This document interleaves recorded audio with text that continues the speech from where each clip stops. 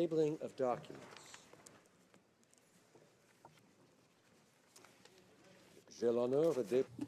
I have the honor to lay upon the table the report of the Privacy Commissioner on the application of the Personal Information Protection and Electronic Documents Act and the Privacy Act. Pursuant to Standing Order 1083H, this document is deemed to have been permanently referred to the Standing Committee on Access to Information, Privacy and Ethics. Tabling of documents, the Honourable Parliamentary Secretary, the Minister of Foreign Affairs. Thank you, Mr. Speaker. On behalf of the Minister of Foreign Affairs and pursuant to Standing Order 32.2, I have the honour to table in both official languages the treaty entitled Nairobi International Convention on the Removal of Wrecks, 2007, done at Nairobi on May 18, 2007. An explanatory memorandum is included with this treaty. Introduction of government bills. Reports from interparliamentary delegations. Statements by ministers, excuse me. Reports from interparliamentary delegations. Presenting reports from committees. Introduction of private members' bills. First reading of Senate public bills. Motion. Motions. Presenting petitions. The Honourable Member for Vancouver Kingsway. Thank you, Mr. Speaker. I rise to introduce a petition signed by concerned citizens across the country concerned about Canadian citizen and academic Hassan Diab, who was extradited to France in 2014 in a case widely viewed as a wrongful conviction in the making. He's been detained since then in France for questioning based on anonymous intelligence allegations, possibly gleaned from torture.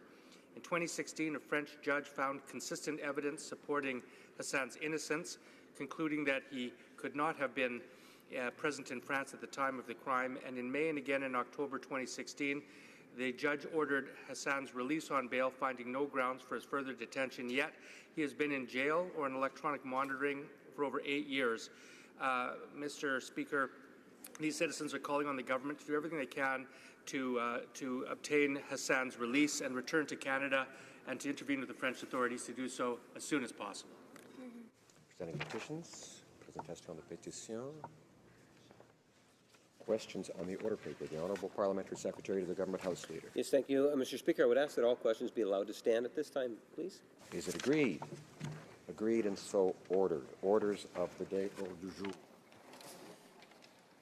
Ordre émanant du gouvernement. Government orders, government bills, commons. Second reading of Bill C-47, an act to amend the Export and Import Permits Act and the Criminal Code. Amendments permitting the accession to the Arms Trade Treaty and other amendments. Madame Joly pour. Ms. Joly. Seconded by Mr. Macaulay. Moves that Bill C-47, an act to amend to the Export and Import Permits Act and the Criminal Code, amendments permitting the accession to the Arms Trade Treaty and other amendments, be now read a second time and referred to the Standing Committee on Foreign Affairs and International Development debate. The Honourable Parliamentary Secretary to the Minister of Foreign Affairs. Thank you, Mr. Speaker. Our government believes that regulating the international arms trade is essential for the protection of people and human rights. This is especially true for control and regulation that aim to prevent the illicit trade of arms. The Arms Trade Treaty is about protecting people. It ensures countries effectively regulate the international trade of arms so that they are not used to support terrorism, international organized crime, gender-based violence, human rights abuses, or violations of international humanitarian law. Our government is committed to advancing export controls as a means of reducing the risks that come from the illicit trade in conventional arms. Joining the ATT, which calls on all its state parties to set up effective export controls, is the next important step in advancing these export controls and in reducing these risks. L'adhésion au TCA. Joining the ATT will once again put Canada on the same footing as its closest partners and allies.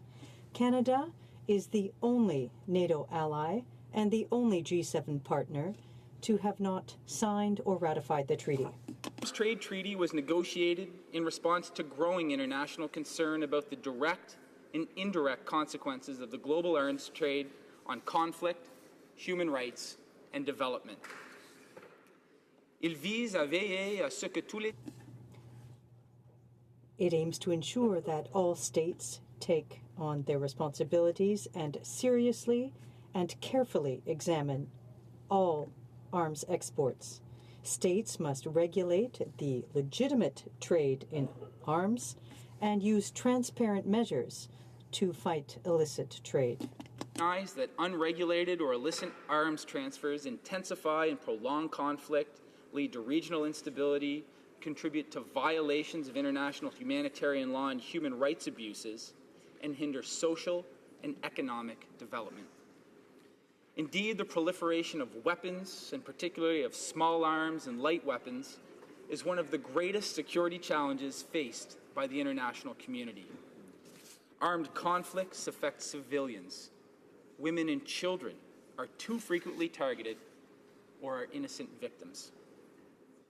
The consequences of illicit or irresponsible flows of conventional arms also go beyond the immediate threat of death, injury, or violence. Proliferation and illicit weapons trade contribute to a climate of persistent fear and insecurity, which undermines socioeconomic growth and stability. The Arms Trade Treaty has an important role to play in addressing these issues. Canada must be a leader in this effort, and we must lead by example. The ATT represents the first time that the international community has agreed to a legally binding and global commitment to control exports of conventional arms.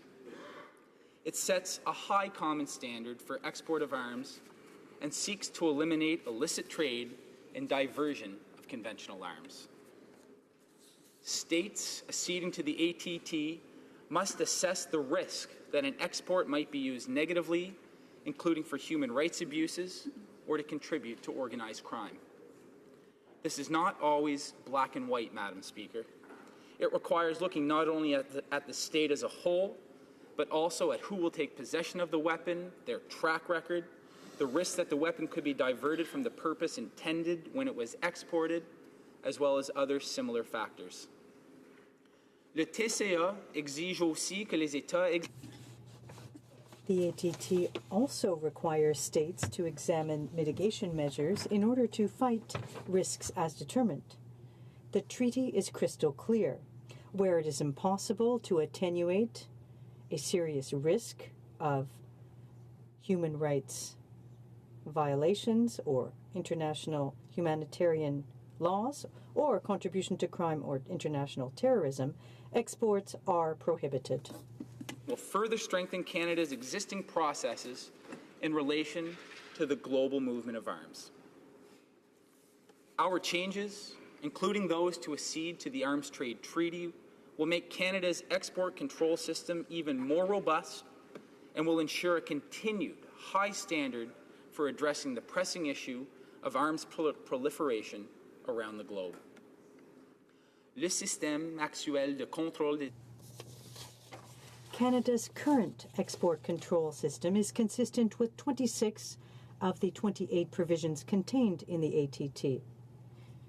Therefore, some changes are required to make Canada fully compliant with the 2 articles of the treaty, which it does not yet comply with. Article 7 on exports and the evaluation of requests for exports, and Article 10, brokering. In part, the bill that we are dealing with today introduces the necessary legislative changes to comply with those obligations under the ATT. Madam Speaker, Article 7 of the ATT establishes a clear and strict standard for factors which must be taken into account by states prior to authorizing the export of articles covered by the ATT. These factors include a risk assessment as to whether or not the exports from Canada may be used to commit serious violations of human rights or international human law, as well as an evaluation as to whether or not these exports may fall into the hands of criminals or terrorists. The ATT is the first arms control treaty that focuses specifically on the issue of gender violence, violence against women and children. These are issues of importance to our government. These criteria will help ensure that Canada assesses the risks linked to exporting technology or a given product by taking into account the ultimate end use of the product abroad. Mr. Speaker, Bill C-47 will also ensure that Canada is in a position to comply with the requirements under Article 10 of the ATT, which requires all states to regulate brokering. Brokering covers the transfer of weapons which are not covered by export permits. The provisions of the Act will ensure that Canadians who organize the transfer of arms between a second and a third country are held to the same standard as those exported from Canada. The regulation of brokering activities will give our government the ability to monitor activities by individuals and organizations that use that are intermediaries between weapon sellers and end users. Will also apply extraterritorially, meaning they will apply to Canadians engaged in brokering activities abroad. This additional capability will allow us to have a better idea of the types of brokering control list transfers involving Canadians that occur globally, and to bring a greater level of visibility on potentially high-risk transactions brokered by Canadians. Our government intends to go beyond the standards set by the ATT and ensure that brokering regulations cover not only the conventional weapons covered by the ATT, but also military articles and dual-use items that are likely destined to a weapon of mass destruction end use. Requiring permits for brokering will ensure that comparable levels of scrutiny would also be applied to brokering activities. As a result, Canadian export permit authorities can better assess the risks of potential arms transfers before they occur to determine their suitability and to deny a permit for such transfers where there is an overriding risk of the negative consequences of one of the export permit criteria, including the risk of serious violation of international human rights law or international humanitarian law. Je tiens à préciser, Madame la... Allow me to clarify, Madam Speaker, that there is a legitimate role that brokers can play by organizing or facilitating sales for reputable arms manufacturers. Unfortunately, there are also those who don't seek to act responsibly and who want to take advantage of the sales of weapons, knowing that they might well fall into the wrong hands. Moreover, there have been far too many cases internationally of unscrupulous brokers who place profits ahead of human lives. Transactions facilitated by these brokers have allowed the transfer of weapons into conflict zones in direct violation of UN embargoes and to terrorist or criminal groups. This legislative measure will provide an opportunity for Canadian brokers who are responsible to hold permits and to undertake legal activities. It will also ensure that those who choose to act immorally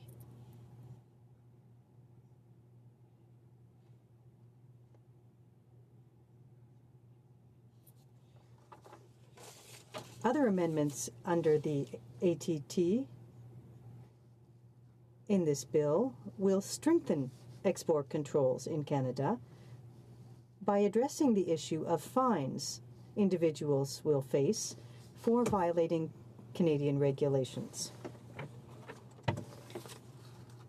This bill will increase the maximum fine for a summary conviction from $25,000 to $250,000 for all offenses under the Export and Import Permits Act. The increase in the maximum penalty highlights the serious nature of these offenses, given that these infractions contribute directly to the accumulation of weapons and technology in conflict zones throughout the world.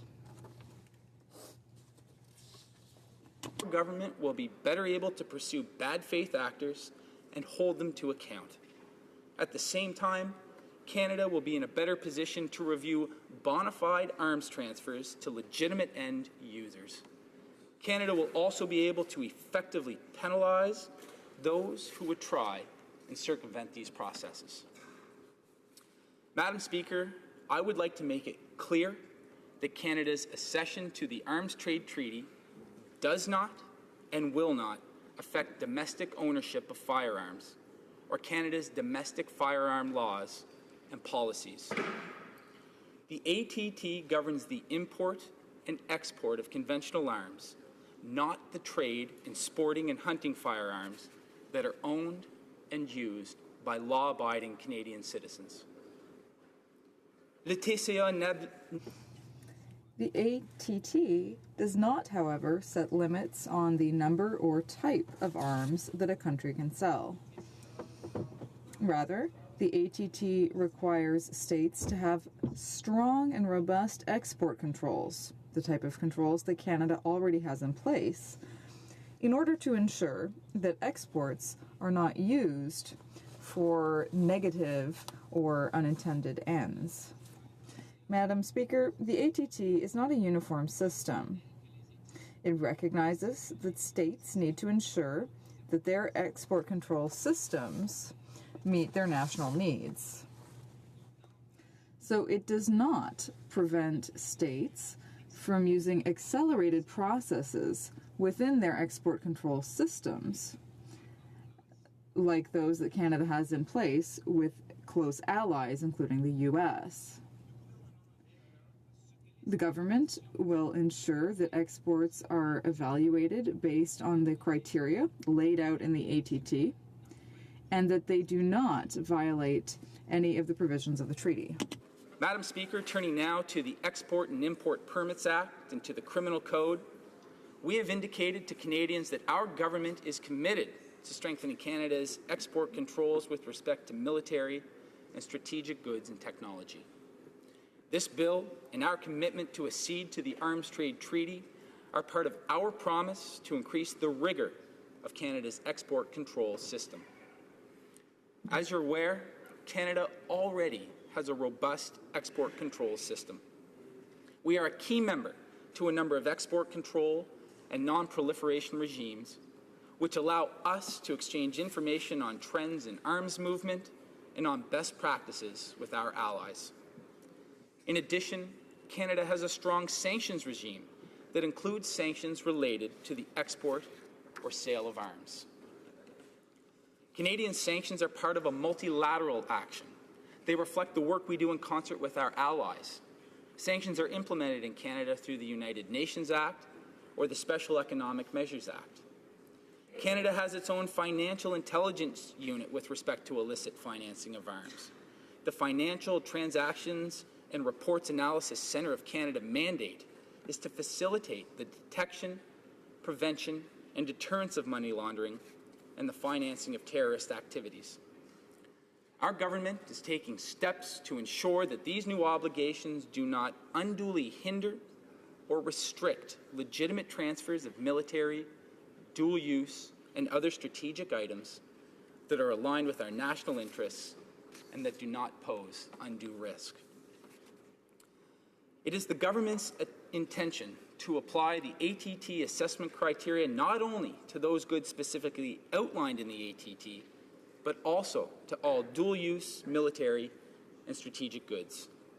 Our government will also apply the ATT assessment criteria to both export and brokering permit applications. We will thus exceed the standards set by the ATT and strengthen our export control system at the same time.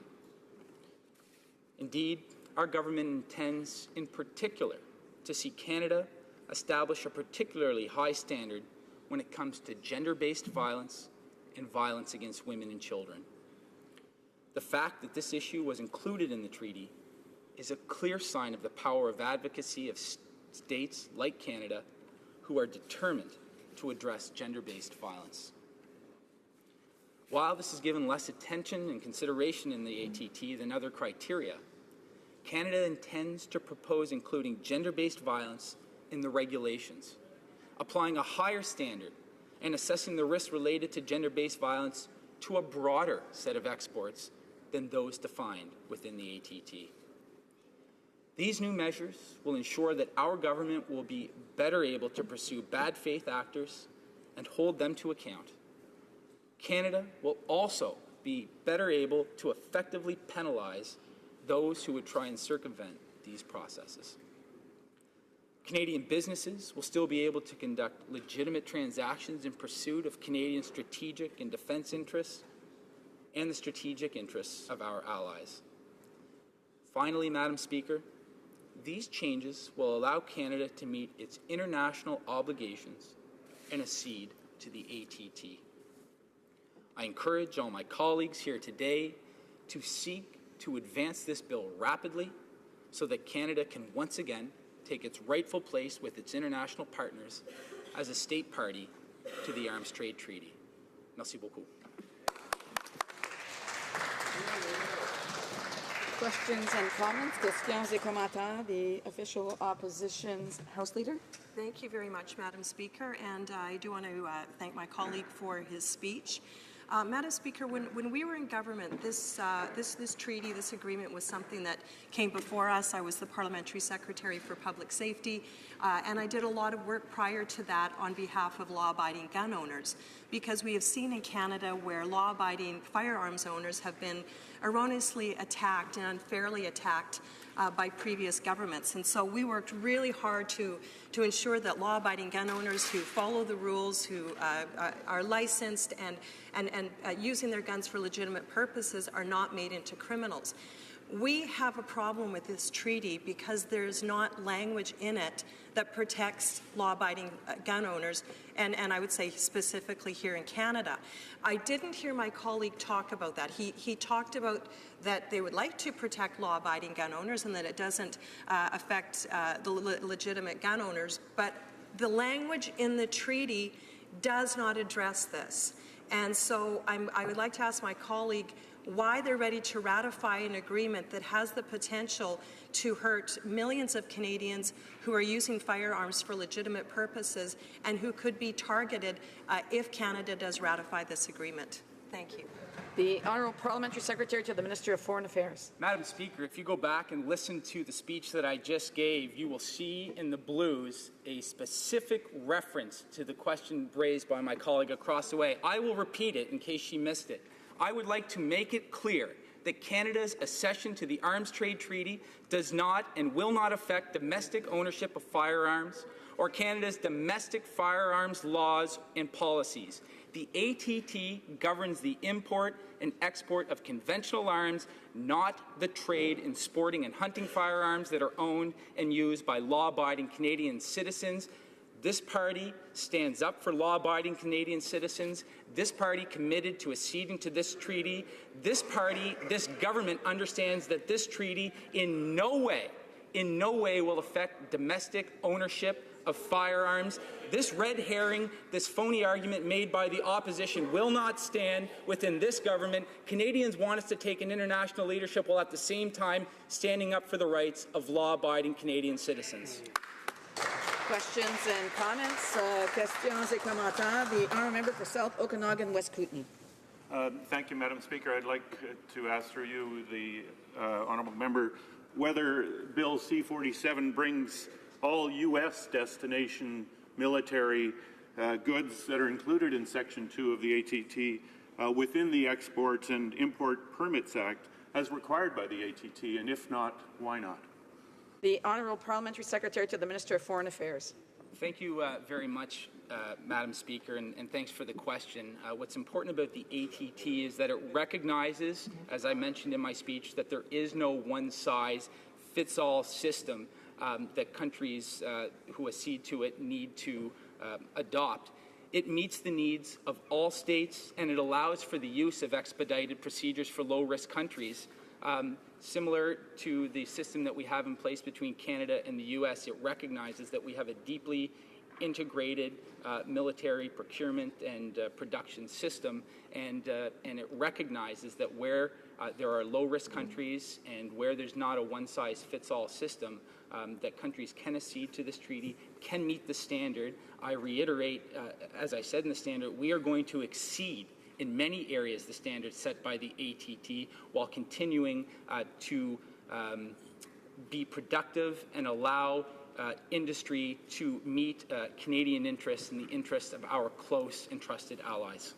Questions and comments? The Honourable Member for Red Deer Lacombe. Well, thank you very much, Madam Speaker.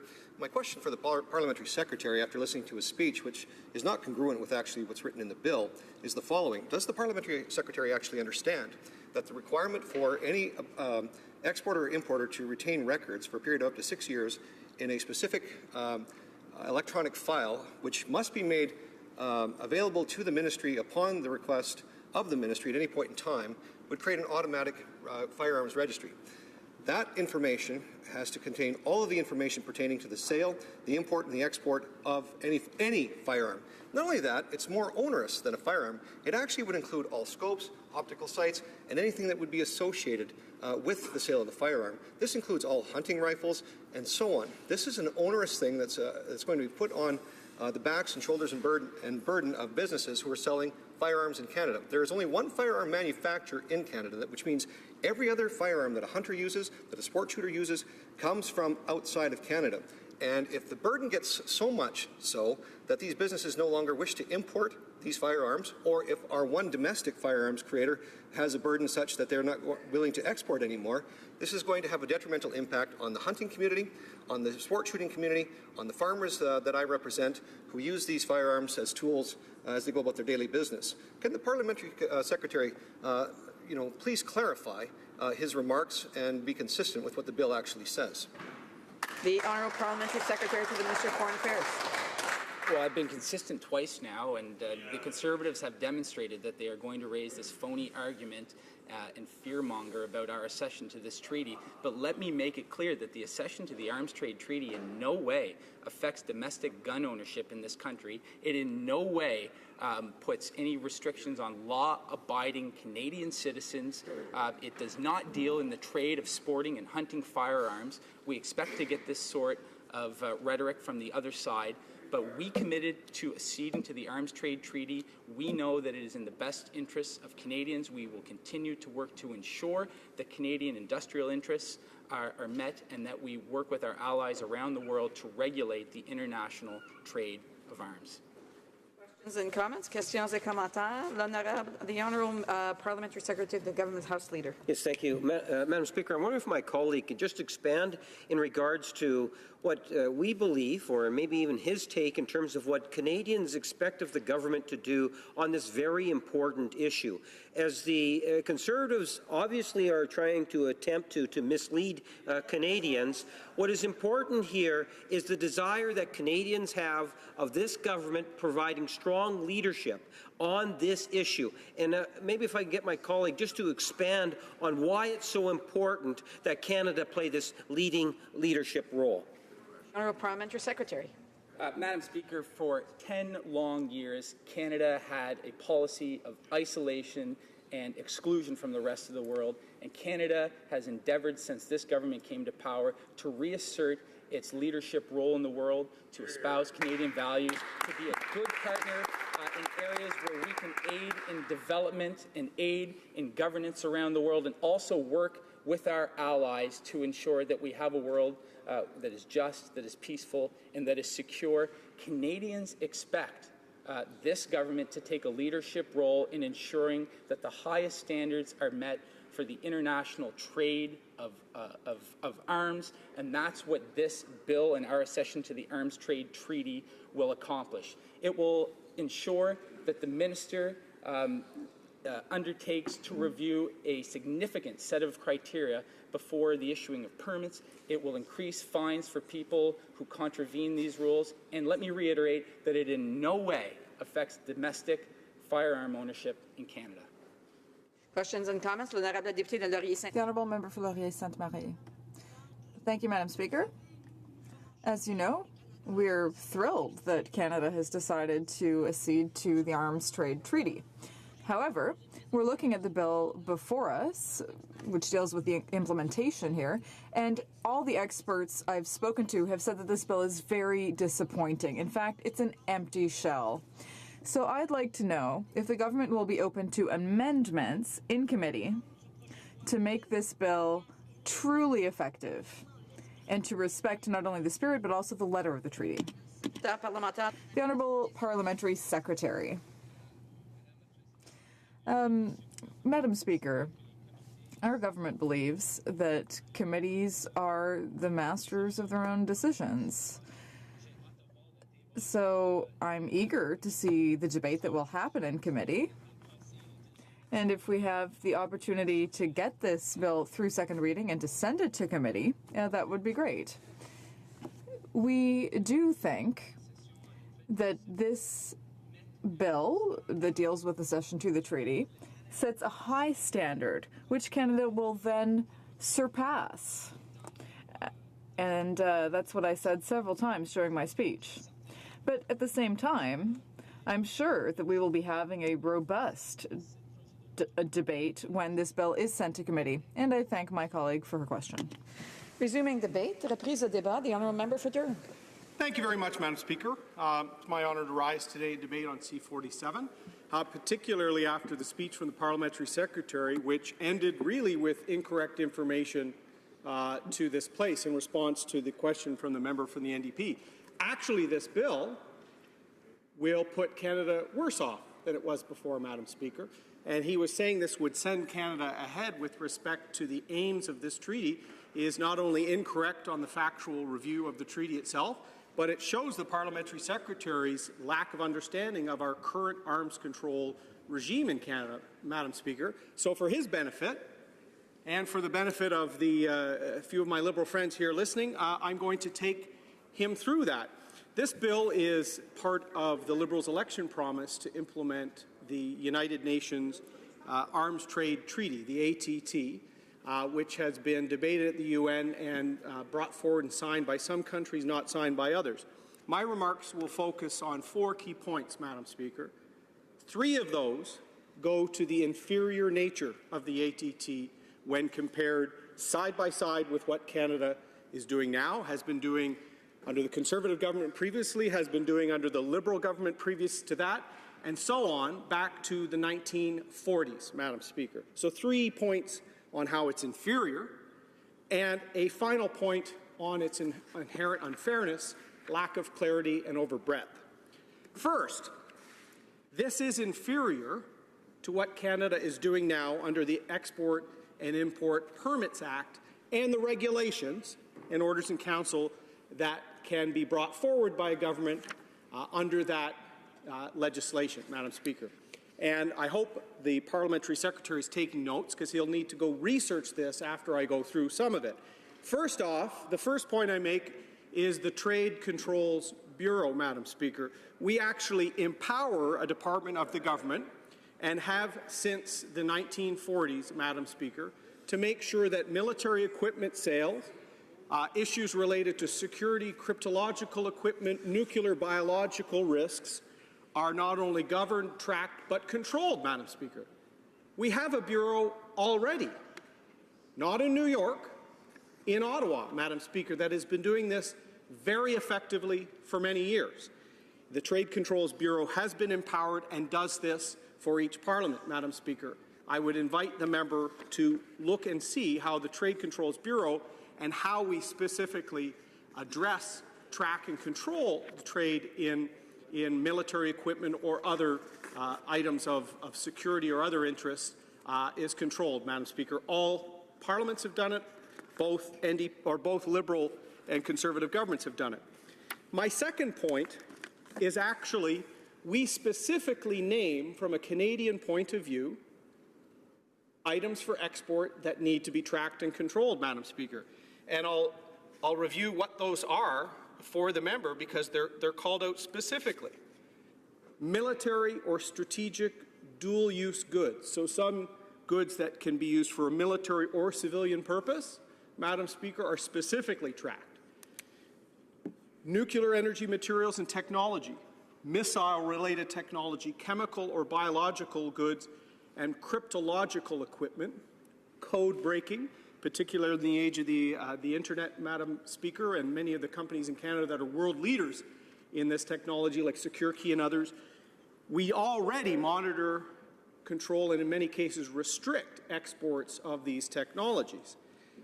The one problem in the past, we do know that a previous government, the government of Pierre Trudeau, had some issues when nuclear technology was traded for peaceful use, Madam Speaker, and was tracked, but unfortunately may have been used to develop capabilities with respect to weaponized use of that technology, Madam Speaker. But I use that as a point of reference to show how over many parliaments Canada has done this. We did not wait for the United Nations, Madam Speaker. Had we done that, it would have been a bit of a lawless West, Madam Speaker. As a responsible parliamentary democracy, Canada has been doing this. So I'd invite the member to review the specific items controlled under the Export and Imports Permit Act that we charge the Trade Controls Bureau to monitor.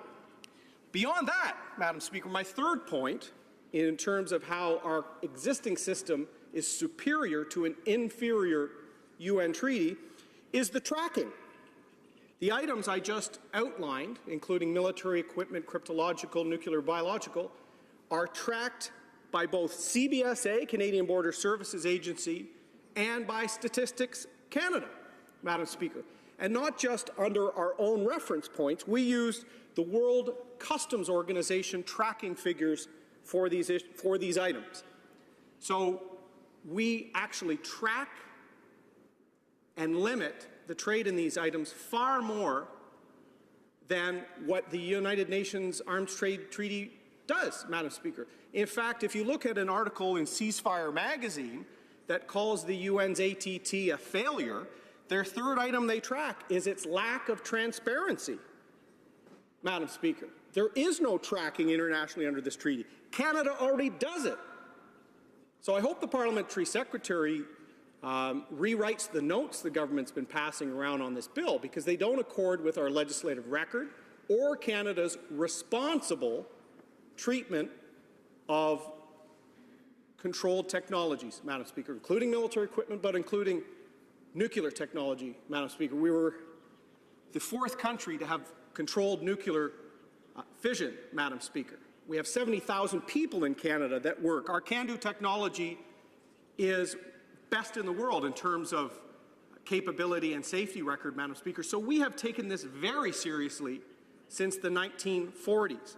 And we track according to the World Customs Organization tracking codes for each of those items. We also, my fourth point that I'd invite the Liberals to look at is we have what's called an area control list, Madam Speaker, under this bill, or under the Export and Import Permits Act, right now. And in fact, that portion, that empowerment from the bill, through an order in council, can specifically limit sales of anything to a country. Now, right now, the only country on the area control list is North Korea, which is probably very good it's on there. I would agree with the government if they want to keep them on there. But in the past, the area control list has included Belarus. It's included Myanmar, Madam Speaker. So not only do we already have a system of controls, tracking, and itemization that is far superior to what's being proposed in this bill. Our legislation as it stands in Canada can ban a country entirely, Madam Speaker. So that's a tool this government can use if it's controlled about trade of anything, not just our controlled items that I said are tracked, Madam Speaker. And so the Cabinet is charged with making decisions on why countries should be removed from that list. So as Myanmar opened up, it was removed from that list. Same with Belarus. But we still have to track. We see problems in Myanmar right now, Madam Speaker, with respect to Rohingya. And perhaps the civilian oversight of the military is not quite as it would seem. So the government has within its power now, not by United Nations treaty, to limit entirely sales to a country. So I'd invite the Parliamentary Secretary to review that. Finally, like many UN treaties, the main players aren't part of the treaty, Madam Speaker. So in global arms trade, there's 6 countries called the Big Six. 3 of them are not part of this treaty, Madam Speaker. But the good thing, I'm not worried, because Canada's regime, as I've been describing to this House, is superior to this treaty. Now, we know the treaty came as an election promise from the Liberals, but I want them to go and see how what Canada's doing now, and has been doing responsibly, is superior. And therefore, we should be pushing, if we want the UN to have the tracking, to have the transparency, have these discussions before bringing a treaty forward, Madam Speaker. And I know many MPs on both sides want to make sure that Canada adheres to its Export and Imports Permits Act, Madam Speaker, so they need to know what a good job it is already doing. Finally, another inferior part and quite frankly short-sighted part of the UNATT, Madam Speaker, is Article 5. That would suddenly include the Department of National Defense into the military equipment provisions of that treaty, preventing or some cases limiting government-to-government transfers, Madam Speaker. We've never had to catch D&D within our own export and import permits regime, Madam Speaker, because D&D is the government. It's a Crown ministry. It's part of the Crown. So if we want to do military-to-military aid, perhaps training materials to the Peshmerga that our special forces are working with and training, this will encumber that process, Madam Speaker. I'm quite sure that most Canadians believe D&D is responsible for their own equipment, Madam Speaker. So why would we catch them in a treaty that most groups are calling a failure anyway, that don't involve the 3 big players of the 3 of the Big Six in terms of the global arms trade?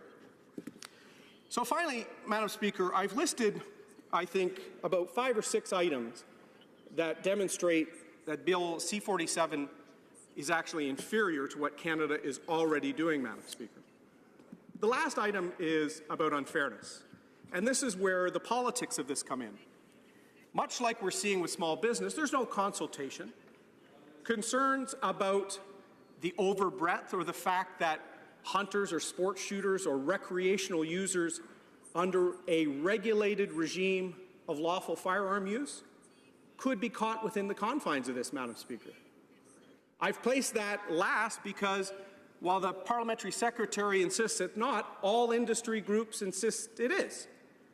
But without consultations, how does that Parliamentary Secretary know, Madam Speaker? It's clear he doesn't understand the export and imports permit regime.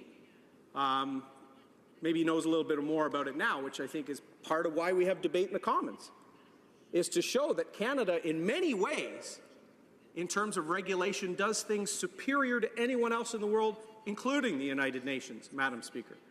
So if we're going to talk about what the UNATT does, before we even do that, we should talk about what Canada is doing already, and is it insufficient to limit and track items that we consider potentially dangerous. Military equipment, as I said, nuclear technology, chemical, biologicals, cryptological, something that could adversely impact our national interests, Madam Speaker. On the last point, the cryptological sales, we've seen this government greenlight sales to China of pretty much any technology out there, Madam Speaker. I would suggest that some of these technology trades, without the proper oversight, without a full review that is normally done, was waived for some reason in the case of one of the most recent sales to China, Madam Speaker. Those reviews are important because technology is actually the threat of the future to the public safety and security of Canada and our allies, Madam Speaker. Bill C-47 does not address that, Madam Speaker. As I've said, particularly on my third point, the transparency, it's inferior. Groups, civil society groups out there have called this treaty a failure, Madam Speaker, particularly because of its lack of transparency. And as I said, our Trade Controls Bureau has been empowered for 2 generations to track the sale and control of goods that Canadians deem important. And on that final note, Madam Speaker, this harkens back, for me, as a suburban member of Parliament that has a rural element, the lack of consultation on the last element, where Canadians have genuine concerns about whether their lawful and regulated use of a firearm for hunting or sport shooting could be impacted. Parliamentary Secretary used the word phony arguments when we suggest that. I'd invite him to go hunting with someone outside Fredericton, Madam Speaker, and see if they're being phony about their concerns.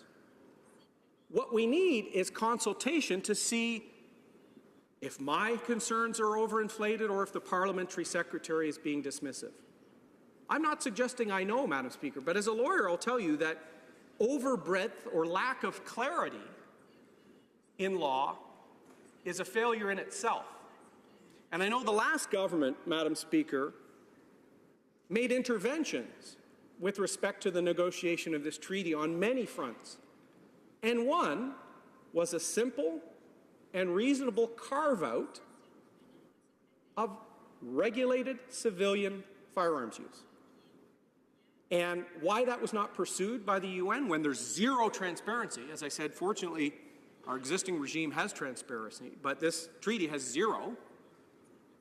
So while things were watered down as this was negotiated by the United Nations, while 3 of the big countries that are actual players in global trade are not part of this regime, Madam Speaker, while those issues were going through the negotiations, for whatever reason, a simple and effective carve-out of the legitimate and historical and cultural use of firearms was not carved out.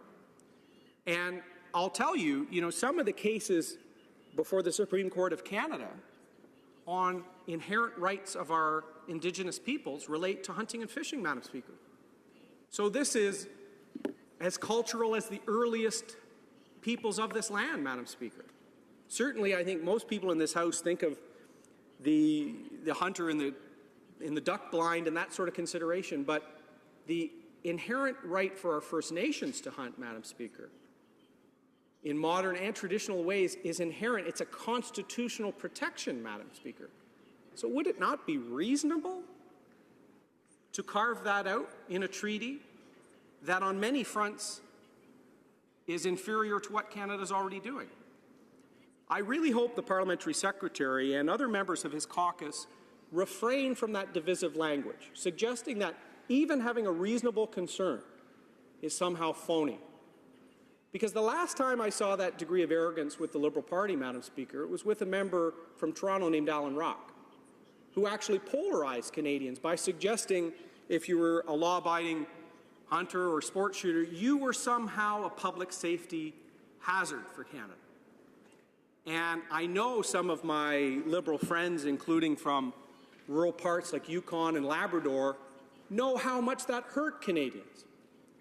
For the government to suggest they were going to have an impact on crime by bringing in a licensing and registry system for people that were already trained and responsible, Madam Speaker. It became a divisive rural-urban issue, and I think this Parliament, as much as we can, should try and have debates that don't quickly revert to that approach. And I've been hard on my friend, the Parliamentary Secretary. I know in Fredericton, especially with the base, and I know he supports our men and women in uniform. He knows how culturally a lot of people find hunting, fishing to be a way of life. So if they have a concern, I think it's valid to consider that concern. It's also a valid question to ask the United Nations why that when in the negotiations over the ATT, transparency provisions were wiped out, but a simple reference providing explicit exclusion for law-abiding and regulated use by hunters and sport shooters, like we do in Canada very effectively, was not provided for. I think that's a failure of this treaty, Madam Speaker. And certainly groups out there that still have this concern want to know that the government is at least hearing them and not suggesting that it's a phony argument. So I'm hoping as we have debate on this bill over the coming days, Madam Speaker, that we can talk about it in those terms. And we can talk about it from a starting point of what is Canada doing now. Because as a parliamentary purist, Madam Speaker, I have so much respect for our parliamentary democracy, both houses, both sides. This is where we debate the laws and regulations on Canadians. When we can work with our allies at NATO and the United Nations to help limit arms sales to North Korea or to places where there's conflict, or we don't exacerbate someone's pursuit of technology that could be harmful, Madam Speaker, of course we would do that. We always have. But we should also make sure we remind Canadians as parliamentarians that the starting point for Canada with respect to regulating, tracking, and limiting the export of military equipment, biological, chemical, dangerous items is already superior to most of the world, Madam Speaker. So if we don't start from that basis, I don't think we're being fair in this debate. And that final point I made, Madam Speaker, before I close, is the fact that it's not elevating debate in this House to suggest that if the Canadian Sports Shooting Association has a concern about overbreadth, that concern is somehow phony, Madam Speaker. I hope we have a debate that's better than that, and we have the context of the Export and Imports Permits Act regime to underline a debate on C-47. Thank you, Madam Speaker. Questions and comments? The Honourable Minister of Transport. Yes, thank you, Madam Speaker. I always enjoy my colleagues' comments, and I really enjoyed hearing his arguments in the first part of his presentation. I was disappointed in the second part, which, of course, once again and for years has brought up the bogus argument concerning legal ownership and lawful ownership of firearms. But I'll pass over that. What I really would like my colleague to tell me after hearing all that, because I thought he was rather defensive in arguing against this bill, is what is the intention of the Conservative government with respect to supporting or not supporting this bill? Canadians would like to know whether the Conservative Party of Canada is going to support ratification of the Arms Trade Treaty. They want to know why, if they are not going to support it, why they are not going to support it. So I would appreciate being enlightened by my honourable colleague on that question. The Honourable Member for Durham. Thank you very much, Madam Speaker. I, too, enjoy when the Minister of Transportation weighs in on things. I enjoyed his interventions much more when he was sitting on that side as opposed to that side. But that's the way Parliament works, Madam Speaker. I have utmost respect for him. And what is interesting, Madam Speaker, is in that list of items, one thing I found absent was actually our world-leading position as a country in space and some of our technology related to space. I know that member knows the issue far better than anyone in this House. I will say that in the last government, the sale of McDonnell Detweiler was limited because of national security concerns. He liked some of the arguments I made, he didn't like others. Why did I sound defensive, Madam Speaker? It's because the Parliamentary Secretary ended his question and comment period in French, saying that this was going to be taking what Canada's doing to the next regime. I was listening without translation and from a distance, but he was leaving the effect that, to me, that the regime Canada had in place was somehow inferior to Bill C-47. And so my speech was intended to show that it's not. In fact, our tracking is far superior, Madam Speaker. And because of uncertainty, with respect, and I do think it's genuine, he may suggest it's not genuine, I think it's genuine, and all groups that have hunter sport shooters, including Indigenous hunters and sport shooters who have a constitutional right for that, think it's unreasonable that one section or one definition couldn't go in this treaty to say we are carving out responsible and legal firearm use, Madam Speaker. I think that's, to coin a term, a modest proposal, Madam Speaker. But because we don't have that, and because I hear the language of the 90s creeping back in, I oppose this bill. But I rest assured at night, Madam Speaker, because our regime in place now is already doing more than this would. Before I go to questions and comments, I just want to remind members that the only person standing up during the discussion should be the person who is actually speaking. And when I ask for questions and comments, and other individuals can stand up at the time. Questions and comments, L'Honorable Député de Laurier. The Honourable Member for Laurier-Sainte-Marie. Thank you very much, Madam Speaker.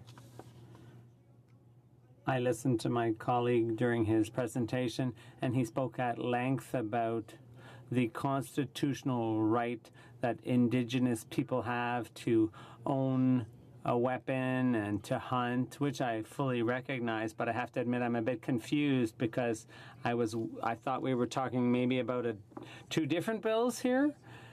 This is a file, this bill is something that I've been following for years, and I've never seen anything in the arms trade treaty or in the arms trade itself that would in any way affect the rights of Indigenous peoples or other Canadians to hunt. I see nothing in this implementation legislation that deals with that. So if my colleague could refer me to the specific provision in the treaty that would affect that right, I would certainly be appreciative. Thank you. Thank you very much, Madam Speaker. I'd like to thank my colleague for her question. I look forward to working with her at the Foreign Affairs Committee as a newer member of that committee. I would suggest to her she's going to hear that exact concern if this bill comes to committee in the next month or two, and we're debating that right now. And what's interesting about the concern being expressed from hunters and sport shooters is they're a cross-section of Canadians, including Indigenous Canadians who have some unique rights, Madam Speaker. Their concerns are founded based on vague language in the treaty.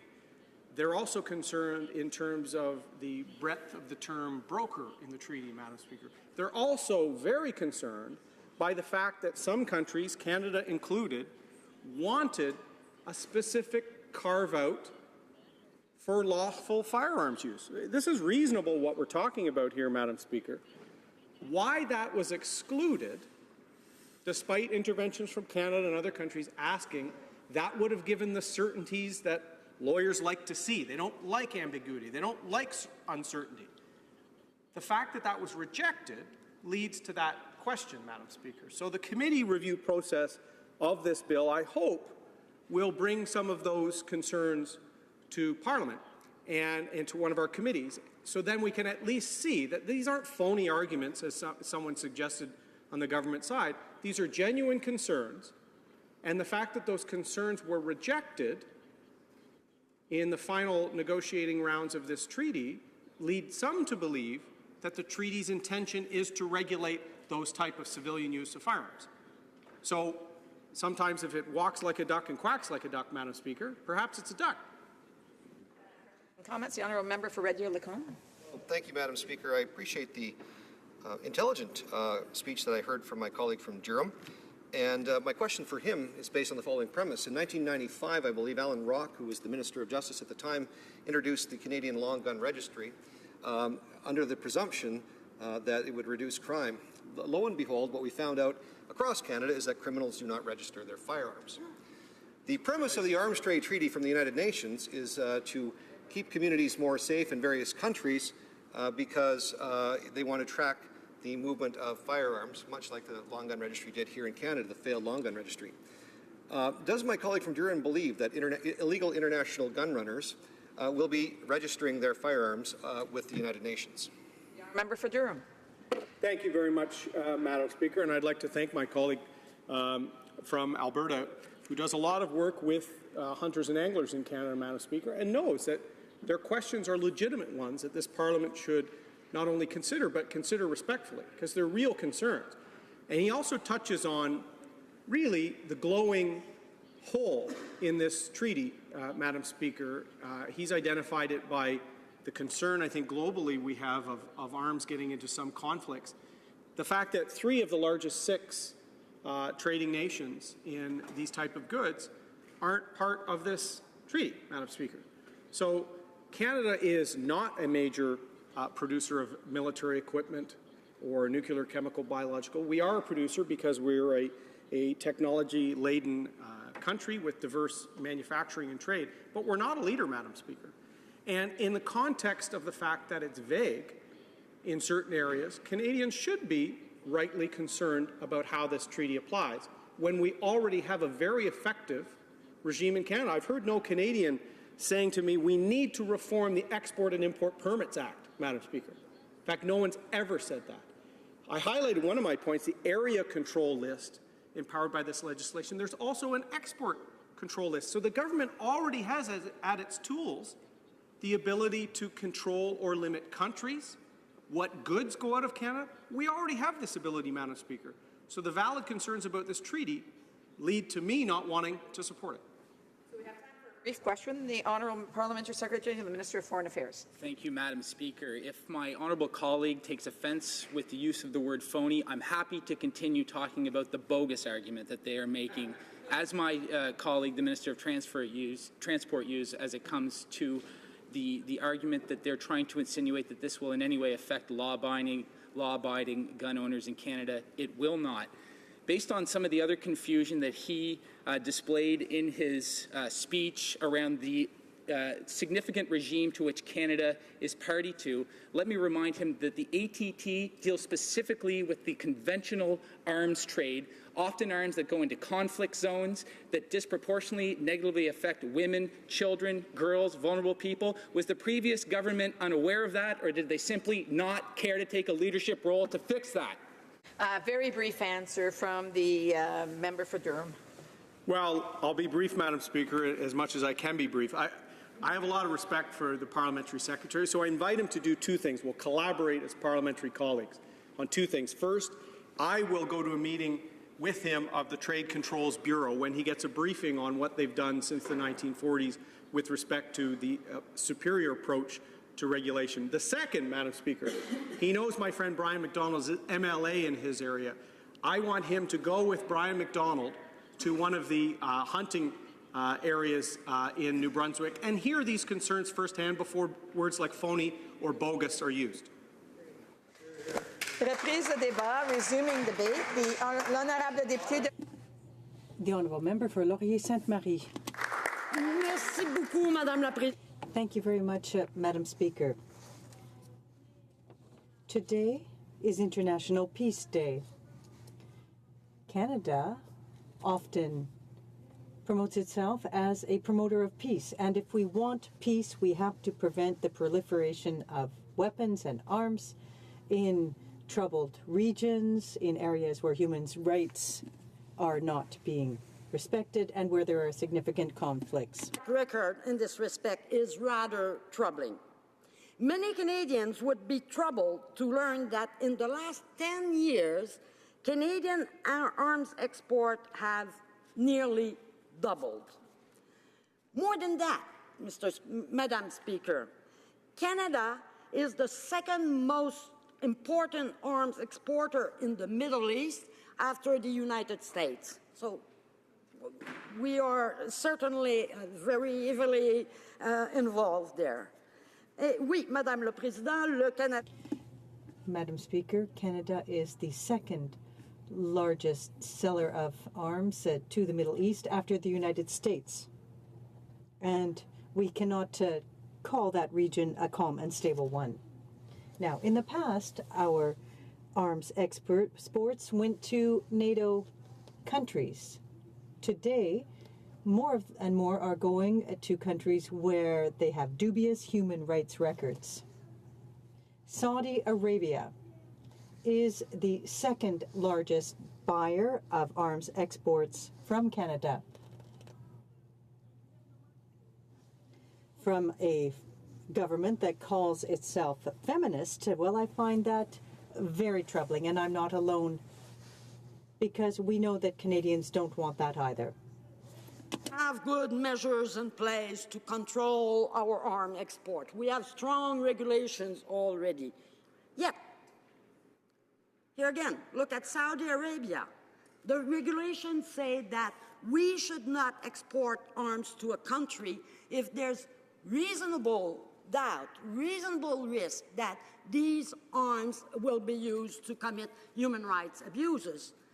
And we have ample evidence that this is currently the case, but the government is simply blind to that. Oh, seemingly there's an investigation, but the Saudis themselves admitted that, yes, they wanted to repress people, and, well, not only blind, but seemingly the government is deaf on top of blind. And in August, we learned that Canada watered down its own criteria for arms exports to countries with human rights, bad human rights records. And the government did this after pledging that, that Canada would accede to the ATT, after saying that as of then, you know, Canada would respect both the spirit and the letter of the treaty, and typically liberal, they say that, and they do quite the opposite by watering down our criteria. Now, the best figure to illustrate what I'm saying is perhaps, well, we know that we're exporting more and more to countries where human rights are violated. Are many of those permits being rejected? Well, Actualité did an investigation, and I will give you some information. Of 7,010 applications for export permits, how many do you think were denied? 10. On more than 7,000 applications. That says a lot. The main destinations include Saudi Arabia. I've already talked about that. Others include Algeria. So it's for these reasons that when the government finally decided to accede to the ATT, there was hope. It's something that we have been calling for years. We know that the Conservatives, for reasons that are incomprehensible, had always refused to sign on to these treaties. But in the NDP, we said to ourselves, finally, the government is going to take action, and we are going to join the ATT. Unfortunately, now, and again, typically, we've got a bill before us for the implementation of the treaty. Now, I know many people were happy to see it come forth, but once again, we can see this very liberal tradition of rhetoric and no action. Because this bill, Madam Speaker, is an empty shell. Does not address at all the issue of our export to the U.S. And that is half of our exports. So all these exports will continue to fall outside the scope of this law, and will fall outside the scope of the treaty. This in itself, to start with, is a breach of Articles 1, 2, and 5 of the Arms Trade Treaty. So one of the first things we're doing is we're breaching 3 of the key articles of the treaty. And it does matter beyond breaching the articles of the treaty. I mean, it's a matter, first there's a matter of transparency. When we get those annual reports on arms exports, and I hope that we will get them sooner and that we will get clearer reports that are transparent and understandable, well, half of our exports remain unreported. Is that transparent? I don't think, I'm listening to my colleagues here, and I don't think they think it's the... And also when we talk about meeting the letter and the spirit of the ATT, well, it means that arms can be exported from Canada, or parts of armaments can be exported from Canada to the US and then exported elsewhere. The President Obama had put a ban on exporting arms from the US to Nigeria because of human rights concerns. Well, President Trump has made a deal, the art of the deal, with Nigerian authorities and has lifted this ban. And now they are exporting planes and armament to Nigeria, made out components coming from which country, you think? Canada. So I think it would be important to cover our exports to Canada. Le gouvernement va peut-être... Now, maybe the government's perhaps going to say, well, we export a great deal to the United States, but they'll probably say, well, because we export so much to the United States, it's over half of our exports, it's too difficult to change things or to do that. But there are other countries, Australia, UK, they do it. The UK is a NATO partner. They have systems in place to report and monitor exports to the US. And they can't tell us that they're going to respect or comply with the letter and spirit of the treaty and then breach specific articles of the treaty and not respect the spirit and letter. We'll say, oh, because that part's too difficult. It's one or the other. They need to comply with it or not. And clearly the government doesn't intend to comply with it. Moreover, and this is another major issue, the Act doesn't address the assessment criteria for export permits. And that is quite strange given the nature of this Act. The actual concrete criteria, in fact, as one expert was telling me, you know, he was looking at the law, and at the bill, sorry, and he was saying, but where's the meat, you know?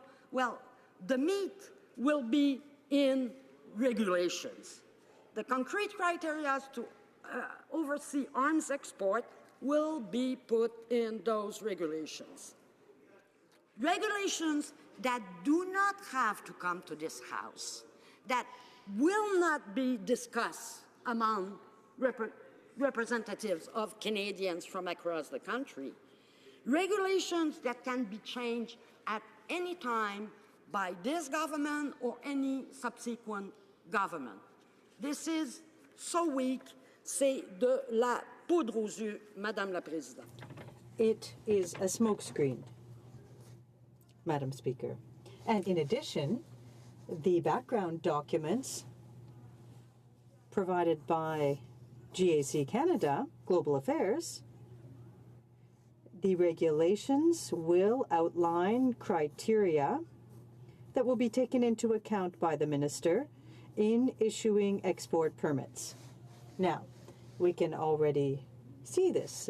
There are already criteria that must be taken into account to assess export permits, and that gives us situations like the sale of arms to Saudi Arabia. The ATT doesn't identify the criteria that must be taken into account. Out of obligation, there must be serious limits. It must say one thing, this is prohibited, this is not, etc. Now, in the departmental documents, it says the minister needs to take these things into account. There aren't prohibitions. And so these regulations will be drafted subsequently behind closed doors, and that's where all the details will be included. Now, there's another problem. I have a very long list of problems. I won't get through them all, but based on the information provided by in the briefing document from Global Affairs, the Minister of Defense will have his own system for the implementation of this act. So that leads to confusion. The left hand will do one thing, the right hand something different. How will this all unfold? Are there any risks, Madam Speaker, that something will fall through the cracks? How will the harmonization occur? To my mind, there is simply no plan to deal with this. Is basically telling Canadians, and not only Canadians, but telling the world, is just trust us. But in matters of disarmament, I'm sorry to say, Madam Speaker, but I don't think this government can be trusted. We've tried, us, the NDP, to have, for example, to enhance transparency and oversight. We tried to have a committee that would, on an ongoing basis, study this issue of arms export, which Canadians care about. And what did the Liberals say? Well, no surprise, they said no. On nuclear disarmament, okay, when we asked the government to show the same kind of courage Canada has shown with regard to landmines and participate in the efforts of over 120 countries in the UN to work on nuclear disarmament, the government says, well, maybe it won't work, it's too difficult, we do this thing, as like if they couldn't walk and chew gum at the same time. And on Saudi Arabia, I've already mentioned it, but let's come back. So we're selling arms to a country that abuse human rights despite our feminist foreign policy. The minister first told us that, we couldn't do anything, which I happen not to agree with, because a minister can suspend an export permit, because it was a done deal. And then we learned that he signed the export permits after he and the Prime Minister had told us that it was a done deal. And as I said, that Canada should not export arms to a country unless there is no reasonable risk that these arms will be used against civilians or to commit war crimes, for example. And so this government is not even respecting that norm. So what can we trust about the regulations they will put in someday once the bill passes? And what can we trust about how they're even going to respect those regulations? Another example, I have to say it still with respect to Saudi Arabia. When I asked the government yesterday about the arm deal to Saudi Arabia, I was basically told that, that the government had asked Saudi Arabia to respect human rights. And, I'm very pleased that the government did that. I'm somewhat skeptical about the efficiency of the maneuver. Alors, j'espère.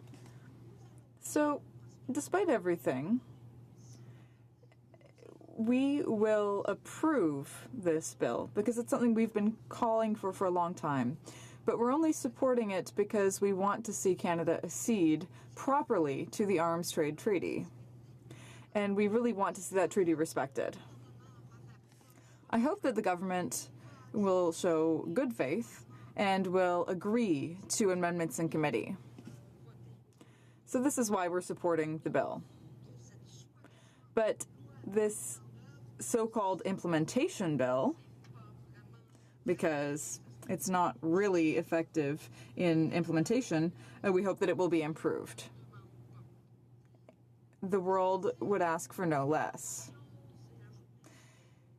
Now, at the beginning of my presentation, I was talking about World Peace Day and talking about the illicit transfer of weapons being an important source of suffering in the world because it leads to violence of all forms. With the Arms Trade Treaty, we will put an end to this.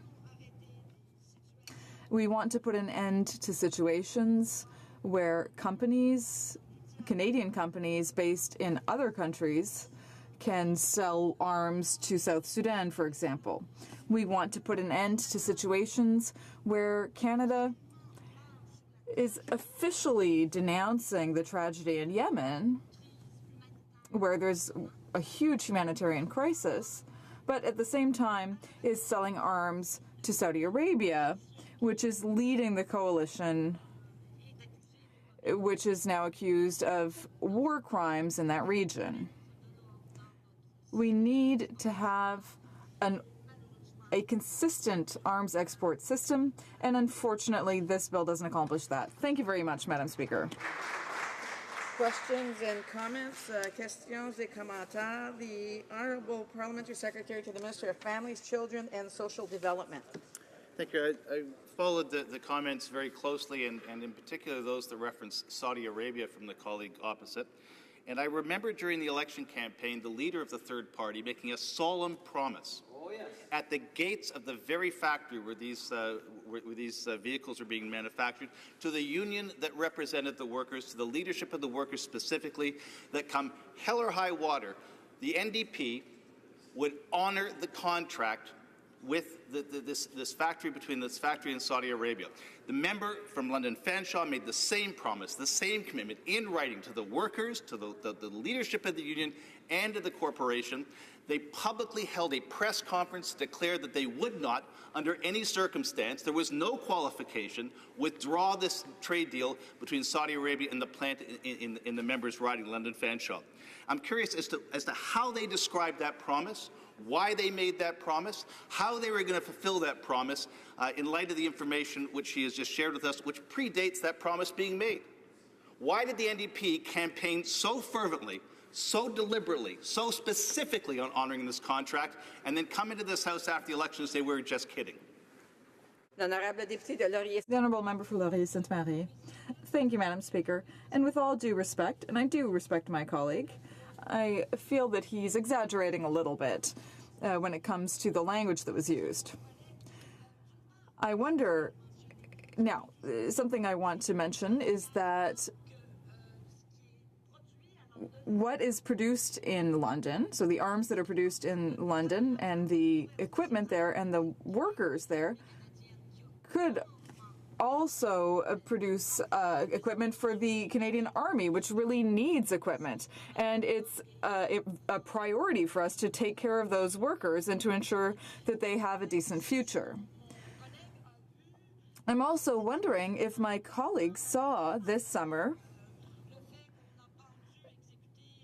that there were all sorts of dissidents executed in Saudi Arabia, and there were serious allegations of war crimes and crimes against humanity there. And there were weapons that were similar to Canadian LAVs used in Yemen and in the entire region. So those are news, that's news from recent months, and I'd be happy to share that with my colleague. Thank you. Comments, questions et commentaires. The Honourable Member for Yorkton-Melville. Thank you, Madam Speaker, and I do appreciate listening to what the member had to say today, as well as the others that have spoken to this issue in the House. As a new member of Parliament, the ATT is something new to me. There's a lot of information to process here, and I'm hearing conflicting perspectives on the Canadian Trades Control Bureau and its effectiveness. And of course, we all want, I believe, similar things. It's a matter of how we come about getting them. And so you have a lot of, sorry, Madam Speaker, she has a great deal of experience, it seems to me, on this file. And I have a question in relation to the UN and the expectations that we have in this House on accountability and transparency and measuring outcomes. I'm just wondering if she's aware, for those that have already ratified this treaty, is she aware of what the current assessment is by the UN of the effectiveness of it to date in controlling and limiting illegal arms sales? Are they able to measure and determine if this is being effective or not? The Honourable Member for Laurier-Sainte-Marie. I thank my colleague for her question. C'est une question très. It's a very important question indeed. We need to follow up here. And I think there are two levels that we need to look at. We need to collectively have follow-up. I believe that the UN has an office that takes care of that type of issue. But that needs to be done collectively under the umbrella of the UN. And it's important that that also be done nationally within each country. Now, I'm very concerned that in Canada's case, half of arms exports will not be covered, and there will be no report done on them. There will be no evaluation, no monitoring, no follow-up. And I think that would be important. And that brings me back to the question of what we can do. The UN has a whole section that deals with disarmament and so on, and they follow up on those files. And I think that in Canada, it would have been a good idea to have our own monitoring and follow-up, our own committee that would meet regularly to follow that very important issue. Thank you. Questions and comments. The Honourable Member for Skeena-Balclay Valley. Madam Speaker, and I'm wondering if on one very particular point, that since taking power here in Canada, we've had a transition in the United States with respect to their administration, and now we have President Trump, that there's one aspect of this ATT that I think should concern all of us, and certainly my Liberal colleagues, and particularly those that have said they stand up for human rights and want to bring Canada's reputation up in the world, that the exclusion of armaments to the United States from Canada, it's almost like a money laundering scheme, but an ethics or conscience laundering scheme in which armaments can be produced in Canada, exported to the U.S., made part of some armaments exports deal to countries that are known human rights abusers. She raised the case, I think, earlier of Nigeria, where Canada raises concerns about Nigeria's human rights record. And Canada could say, we will not directly export arms to Nigeria, but in fact, through the current bill as it's proposed right now, we can manufacture those same armaments in Canada, send it to the United States, where President Trump has said he has no problem with Nigeria's human rights record, make the weapons there, send them on to Nigeria, where they're then used to suppress human rights activists, to suppress minority groups within that country, as one example. I think there are other examples that we could call forward, where we would then condemn the Americans and say, that's not right, that they are sending those weapons to that country and killing people and human rights activists. The Prime Minister is at the United Nations today making a declaration, and in fact, I think in some ways counterposing himself to what President Trump had to say earlier to the world. His bellicose statements about encouraging more war and more conflict and less peace. I encourage the Prime Minister to make those statements, and I'm sure he will. Yet, is it not some level of hypocrisy to then put forward an arms trade treaty here in Parliament that essentially attempts to wash Canada's hands of any involvement, of any weapons sales to countries that we publicly condemn, yet privately allow weapons to be continued to export while our manufacturing is contributing to that very involvement in human rights abuse? I'm not sure how the Liberal government can countenance this level of hypocrisy or just make the change. Say, we will not exclude the United States. I'm sure my colleague from Toronto would raise concerns with this from his constituents. I'm sure my colleague from Winnipeg, who will speak on this later, would also raise concern with his constituents to say that we will not sell weapons to this country. We can't do indirectly what we're not willing to do directly. If we're not willing to sell weapons to Nigeria for human rights concerns, then how, for heaven's sakes, would we sell them to the United States, who are willing to do the exact same thing in a more direct fashion? Thank you. The Honourable Member for Laurier-Sainte-Marie. Thank you very much, Madam Speaker. And I want to thank my colleague for his question.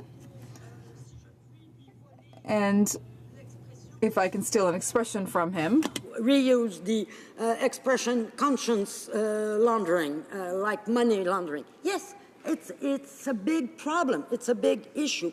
And it raises another point that I've mentioned in my speech, the point about regulations. And the fact that regulations can be changed by any government at any time. Because, yes, indeed, something happened in the United States. We now have the Trump administration. And in Canada, hopefully, we will not get the same level of surprises. But, you know, administration can change. And we may hopefully not, at some point get a government who's even more inclined and not fulfilling our commitments to the Arms Trade Treaty and further weaken the regulation. So these things have to be put into law. And that's one of the things we will be asking when going to committee. Thank you very much, Madam President. Resuming debate, reprise de débat, the Honourable Parliamentary Secretary to the Leader of the Government in the House of Commons. Yes, thank you, Madam Speaker. It's a pleasure to be able to address this very important issue. I would argue an issue in which many Canadians have taken a great deal of interest because they have a certain expectation of the Government of Canada, and that's to demonstrate leadership on the world scene on what are very important issues. I do take some exception, and maybe just to deal with it right at the beginning with some of my comments from my colleagues across the way, especially when they use the word hypocrisy related to this issue. You know, my colleague member from Spadina brought up what I thought was a wonderful example. And let me put it in as clear as a fashion as I can. When you have New Democrats in the House trying to take the high ground or try to be the moral authority on a particular issue, and then they start imposing the word of hypocrisy. Let me remind my friends across the way that it was the leader of the New Democratic Party in the last federal election that said to workers and unions and anyone else that was wanting to listen that they would honor and respect the agreement with Saudi Arabia. Then today you hear members across the way and previously talk about how bad it is and that we as government shouldn't honor it. Yet their very leader made that commitment that he would honor, that NDP would in fact honor it. There is a consistency problem that is there within the New Democratic ranks, and we hope over the coming months that they might be able to deal with that, and we'll have to wait and find out what their actual position is on issues such as this. But anyway, that takes me a little bit off track. What I really want to do is focus my attention on what we're actually debating today and how it came into being. We need to recognize that, the Conservative Party should be very familiar with what it is that we're talking about today, because they need to recognize, and there's a number of the Conservatives that are new, and we've heard that, but they need to recognize that it was the Conservative government, Stephen Harper as Prime Minister, actually had delegates out at the UN discussions. They were a part of the negotiations or the discussions that had taken place that ultimately led to the agreement itself. They participated in it. That's back in 2012, Madam Speaker. Now, after the participation, the agreement is there, and for whatever reason, I don't quite understand, but for whatever reason, they actually didn't sign it.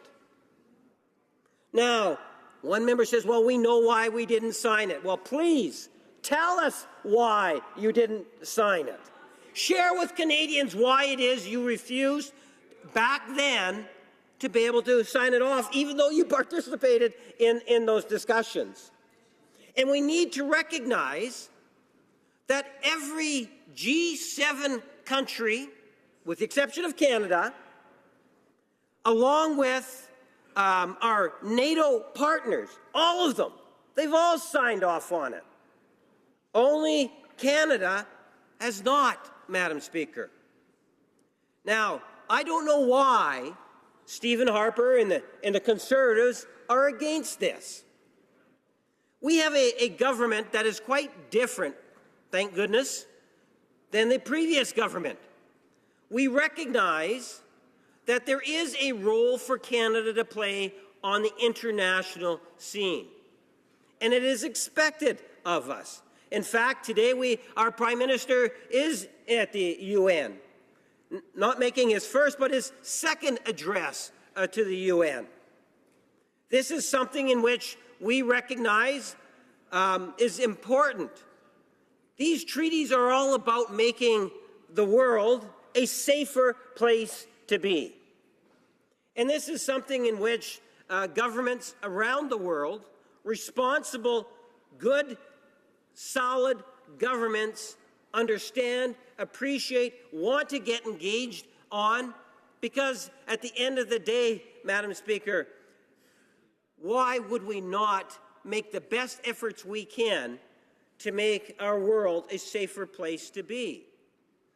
I know Lloyd Axworthy, when he was minister a number of years ago, in the important role that he played in getting the landmine treaty signed off here in Canada. Canada led the way dealing with landmines.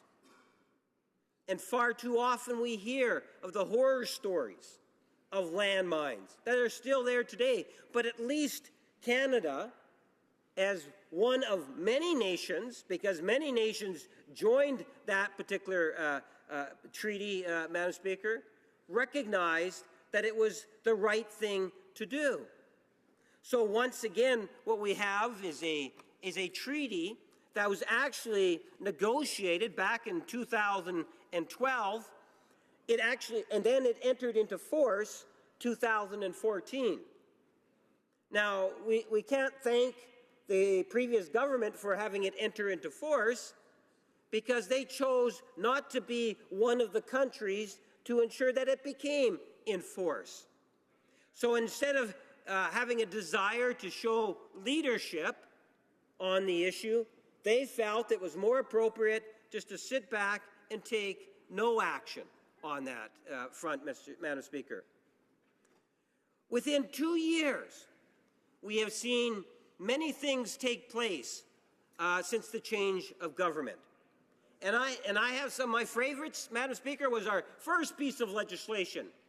Everyone recalls that. That was all about giving that tax break to Canada's middle class and having that 1% of Canada's wealthiest having to pay a little more in order for our middle class to have more money in their pockets, Madam Speaker. Whether it's that initiative, or it's the infrastructure initiatives, or it's the senior benefit programs, the Canada Child Program, assisted dying legislation, so much other business of this House that has been dealt with within 2 years, and this is also one of those priority issues. Within 2 years, we've been able to have the department go through what has taken place, and now we've put into a position for us to have the debate today. And what surprises me is how the Conservative Party, and my gut feeling is they don't necessarily understand what it is that we're actually debating, or at the very least, the principle of what we are actually debating today. Because if you listen to their questions, they're more interested in trying to relive an old argument about gun registry that was brought up in the 90s, something in which the Prime Minister has been very clear on. But they're just trying to regurgitate. They are the conservative/reformers of the past, Madam Speaker. They have completely lost touch with what Canadians expect of an official opposition. And I'm okay with that, I guess, to a certain degree, Madam Speaker. But I can tell you, they need, during the breaks, and we just had a break, you had a wonderful opportunity to go into your constituencies, listen to what Canadians have to say. But obviously, the Conservative Party has, in fact, lost touch with what Canadians truly expect of government. Instead, they change, we're having this debate, and they want to change the scope. They want to go back. Is it Back to the Future? No, or something of that nature. They're going back to the past, Madam Speaker. So let me tell you what it is that we're actually talking about. Not domestic gun registry policy. We respect, gun owners here in Canada. We've been very clear on that. We've had clear answers even to those unrelated questions or concerns that I believe that the Conservative Party is just trying to stir for political purposes of trying possibly to create a wedge issue. So as opposed to trying to demonstrate that there is strong leadership within the Conservative Party on this file, instead they're trying to change the scope or going outside of the scope of the legislation. So what is the scope? It's all about conventional weaponry, Madam Speaker. So let me be more specific. If you read it, this is what we're actually talking about. Listen to some of the members that have already spoken from the Conservative Party, and they're talking about nuclear weapons. They're talking about biochemical weapons. And we all know about the gun registry and issues of this nature. But this is actually what the treaty, the core of the treaty. The treaty shall apply to all conventional arms within the following categories: battle tanks, armored combat vehicles, large caliber artillery systems, combat aircraft, attack helicopters, warships, missiles and missile launchers, and small arms and light weapons. Madam Speaker, that's what the scope, that's what the treaty is all about. Now, we had, the leadership of the Conservative Canada, I think it's Durham, might be the member's riding, I'm not 100% sure, but one of the Conservative MPs, talking about, why are we agreeing to this treaty when we have already things in place to do it? I think the members and the Conservatives are missing the point here. Number one, understand what the treaty is all about. Get a bit of a sense of why it is being debated here today and where it's actually coming from, the United Nations. All other G7s, all other NATO countries have already accepted. In fact, there was one of my New Democratic friends just the other day said, there's different types of legislation. Some legislation is fairly straightforward and should receive quick passage, one would ultimately argue. I would suggest to you that this is one of those pieces of legislation. At least, we can have it go to committee, let committee deal with it. If anything, this government has demonstrated very clearly that where committees do good work and are prepared to come up with ideas that can improve legislation in a very real and tangible way, and they've been able to demonstrate that at the committee level, that we're open to those type of amendments. But this legislation should not be all that controversial. It's actually fairly straightforward. And we could be doing a great service, I would suggest to you, by looking at the scope of the legislation and recognizing, as opposed to just having to oppose for the sake of opposing, and then try to generate ideas as to why it is you're opposing it, just accept it for what it is, and let's move forward with it. And I'm not trying to limit debate in any fashion. If people want to be able to get engaged, such as myself, and talk about the importance of the treaty, well, that's great. Because I would ultimately argue, especially when you get treaties that are coming from the UN, and we have such wide support from all the G7s and the NATO countries, our allies, well, I see that as a very strong positive. I look forward to the legislation ultimately passing, Madam Speaker, because through its passage, we are sending a very, I believe, important message.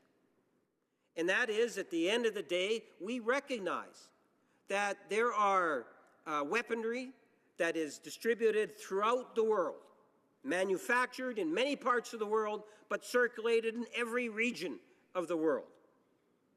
And unfortunately and sadly, there are far too many cases that if you get this weaponry, wherever it originates out, obviously we're most concerned about Canada, but we're not just limited to Canada. If this weaponry falls in the wrong hands of individuals, and ultimately at times it might end up doing so, Madam Speaker, we need to put up safeguards to minimize that risk. And that's really what this treaty to me is all about. It's minimizing the risk. Because if the world, if those responsible countries around the world choose to do nothing, I think that we will have more terrorism, more violations of human rights. And that's why, I believe at the end of the day, when we have treaties of this nature, and this particular treaty dealing with those items that I have listed off, Madam Speaker, that there is a responsibility. It's often been said, Canada has a population of 35, 36 million people. When you take a look at the world population versus the population of Canada, but if you would wonder, well, how much clout do we really have?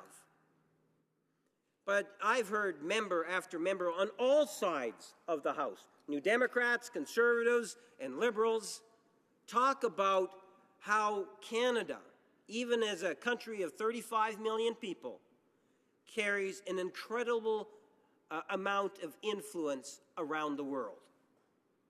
And that is something that is actually earned, I would argue, Madam Speaker. It's earned by the actions that we take. And we have not just parliamentarians, Canadians in every region of our country demonstrate that concern. When a massive flood, earthquake, whatever it might be, anywhere in the world comes to be, you will find Canadians are one of the very first in terms of wanting the desire to see individuals within the communities participate, nonprofit groups, governments, and you name it. Because we're very much concerned not only about Canada, but also the impact of all the things around us. And through the years, we have developed a very strong international reputation, a reputation in which I am exceptionally proud of. Like many members, I've traveled outside of Canada, and how often people will commend our country as being a fantastic place, and in many ways, thank. I had the privilege of serving in the Canadian Forces. Through the training, I understand, the damage, the carnage that can be caused by some of those weapons that I have listed off. I have marched in and participated in Remembrance Day celebrations or recognitions of those achievements of our forces and current and past members of the Canadian Forces, and had those firsthand experiences by having the discussions, I shouldn't say firsthand, secondhand experience by listening to those that had the firsthand experiences, and what little firsthand experience I have, a basic understanding of the type of weaponry that we're actually talking about in this treaty. And that is why, when I look at the treaty, we want to see it pass. We want to see Canada join the rest of the G7 countries and the NATO countries and support this legislation and support, ultimately, the treaty itself. When we think of the treaty, Madam Speaker, let me highlight what I think is some important messages that do need to be emphasized.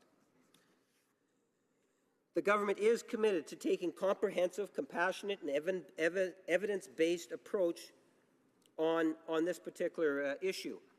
And this is something in which has been brought forward to us. The enactment amends the Export and Imports Permits Act to, one, define the term broker and to establish framework to control brokering that takes place in Canada and that it is undertaken by Canadians outside of Canada.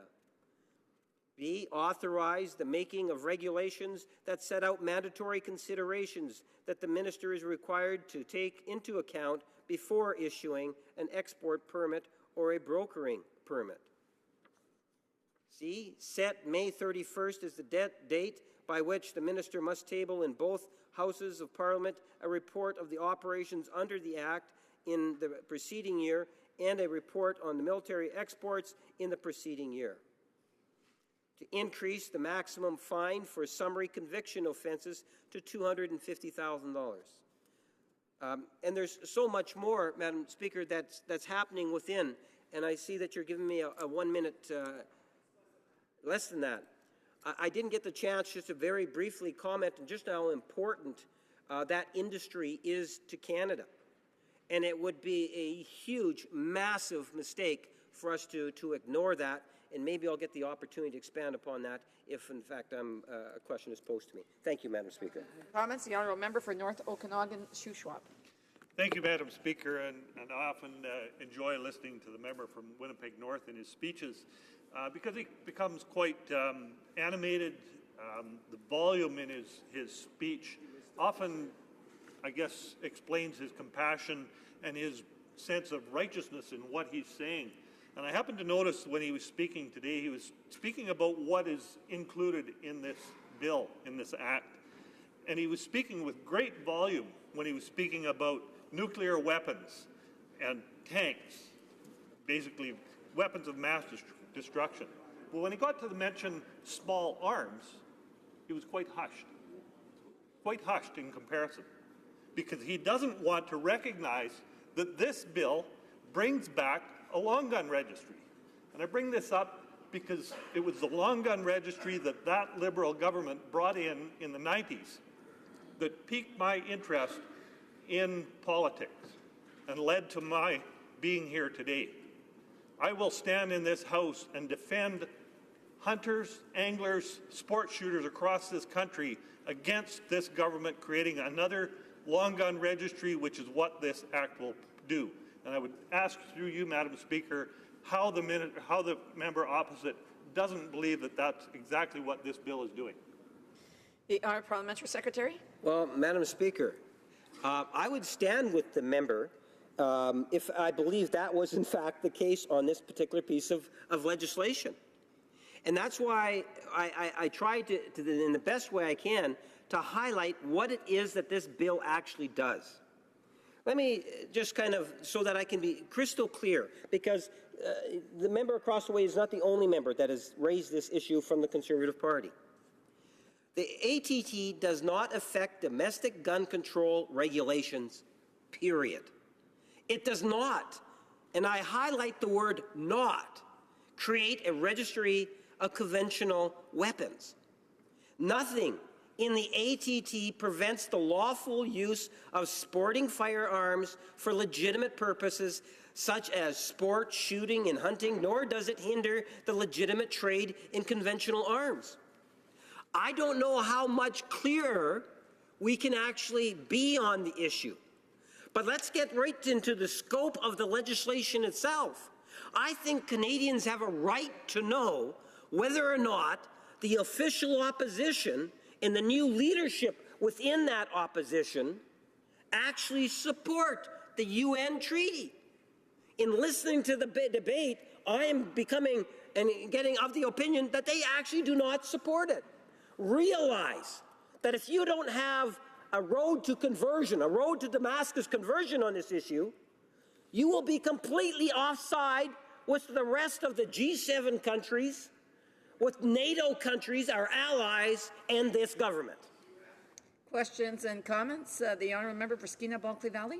Thank you, Madam Speaker, and to my friend, on behalf of the other Liberals that are not allowed to speak, I wonder if at some point he could share a little of the space in here, because I know there's so many new Liberal MPs, he's been here a little bit, who have told me how keen they are to speak in the House of Commons, yet some of our time is taken up from my friend over and over again, and regardless of whatever bill it is. Very specifically on this piece of legislation, the government has said that we shouldn't sell arms to countries that flout human rights abuses. Yet under Bill C-47, there is a provision, a loophole, if you will, that allows Canadian arms to be manufactured here in Canada, but yet then sent through the United States and then on to those very same countries, particularly because Donald Trump feels that they're okay and he's looking to make a deal and wants to sell more weapons. So we could at committee, Madam Speaker, allow a provision that would say if we can't sell directly to a country like Nigeria, which we can't sell indirectly to a country like Nigeria through the United States. That seems like a reasonable position and a consistent position to take Otherwise, I think the Liberals would be open to the accusation of hypocrisy to say, we won't look, but we will continue the practice of abusing human rights using Canadian armaments to do it. I think my friend who says he's very knowledgeable about the ATT and very knowledgeable about this bill would see that as a glaring error in its construction right now, that this loophole through the U.S., with a current administration, which I hope my friend doesn't agree with when it comes to human rights or respect for international law in the vision of Donald Trump, that we should close this loophole, not allow Canadian weapons to be diverted through the United States and then onto regimes that Canada does not support nor respect. Thank you. The Honourable Parliamentary Secretary. Yes, well, Madam Speaker, my understanding is the USA has to abide by the same treaty. And I would suggest and remind the member across the way, and I would remind the members across the way that, records for export of arms have actually been required since 1942. So, we look at the treaty as a global issue in which Canada should be a part of. And there's some within this chamber that I actually believe, as I do, that Canada can play a very strong leadership role on the issue. Now, when the member makes reference to the word of hypocrisy, I addressed that in my opening comments. And before one starts to point a finger across the aisle here into the government benches, the member should be reminded that there are more fingers pointing back in his direction, and he needs to reflect in terms of what it is the leader of the New Democratic Party said in the last election related to Saudi Arabia, and then followed a month later by members were completely opposite of what the leader of the New Democratic Party had to say. So we need not take any lessons on hypocrisy from members of the New Democratic Party, especially on this issue. Mr. Speaker, I didn't get the opportunity to be able to comment in regards to the industries from within Canada. We do produce some incredible machinery, and through that machinery, many middle-class jobs. And all parties on all sides of this House have recognized that fact. And we see that ensuring that we have responsible export of arms policy is something in which Canadians expect of us, and that is what this government is delivering. Thank you, Mr. Speaker. Questions and comments? The honourable member for New Brunswick Southwest. Thank you, Mr. Speaker. And I thank my honourable colleague for always his passionate speech. I'm also pleased to reiterate here for the record that we are not bringing back the long gun registry. I would like to ask Mr. Speaker if my honourable colleague would explain how this bill will make trade more progressive, more transparent, and strengthen oversight on how future governments can trade arms overseas. Thank you. The Honourable Parliamentary Secretary. Yes, and just to reinforce, because we do get a great deal of misinformation that is being already spoken just in the last couple of hours. From those within the chamber that have a political interest in trying to create wedge issues where there is no wedge. And that is dealing with the gun registry. It's just a non-issue, Mr. Speaker. And they can say and do whatever it is that they want, but know that Canadians are not dumb.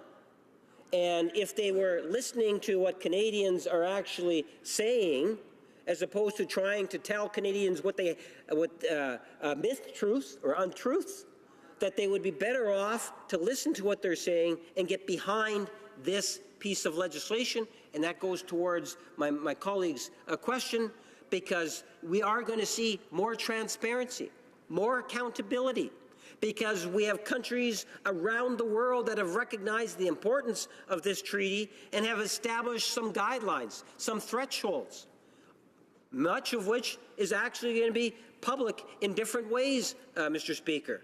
We see that as a good thing, and that's why I would encourage my Conservative friends across the way to support the legislation. Resuming debate, the honourable member for Calgary-Shepherd. Thank you, Mr. Speaker. I rolled several times before and I wasn't able to get recognized.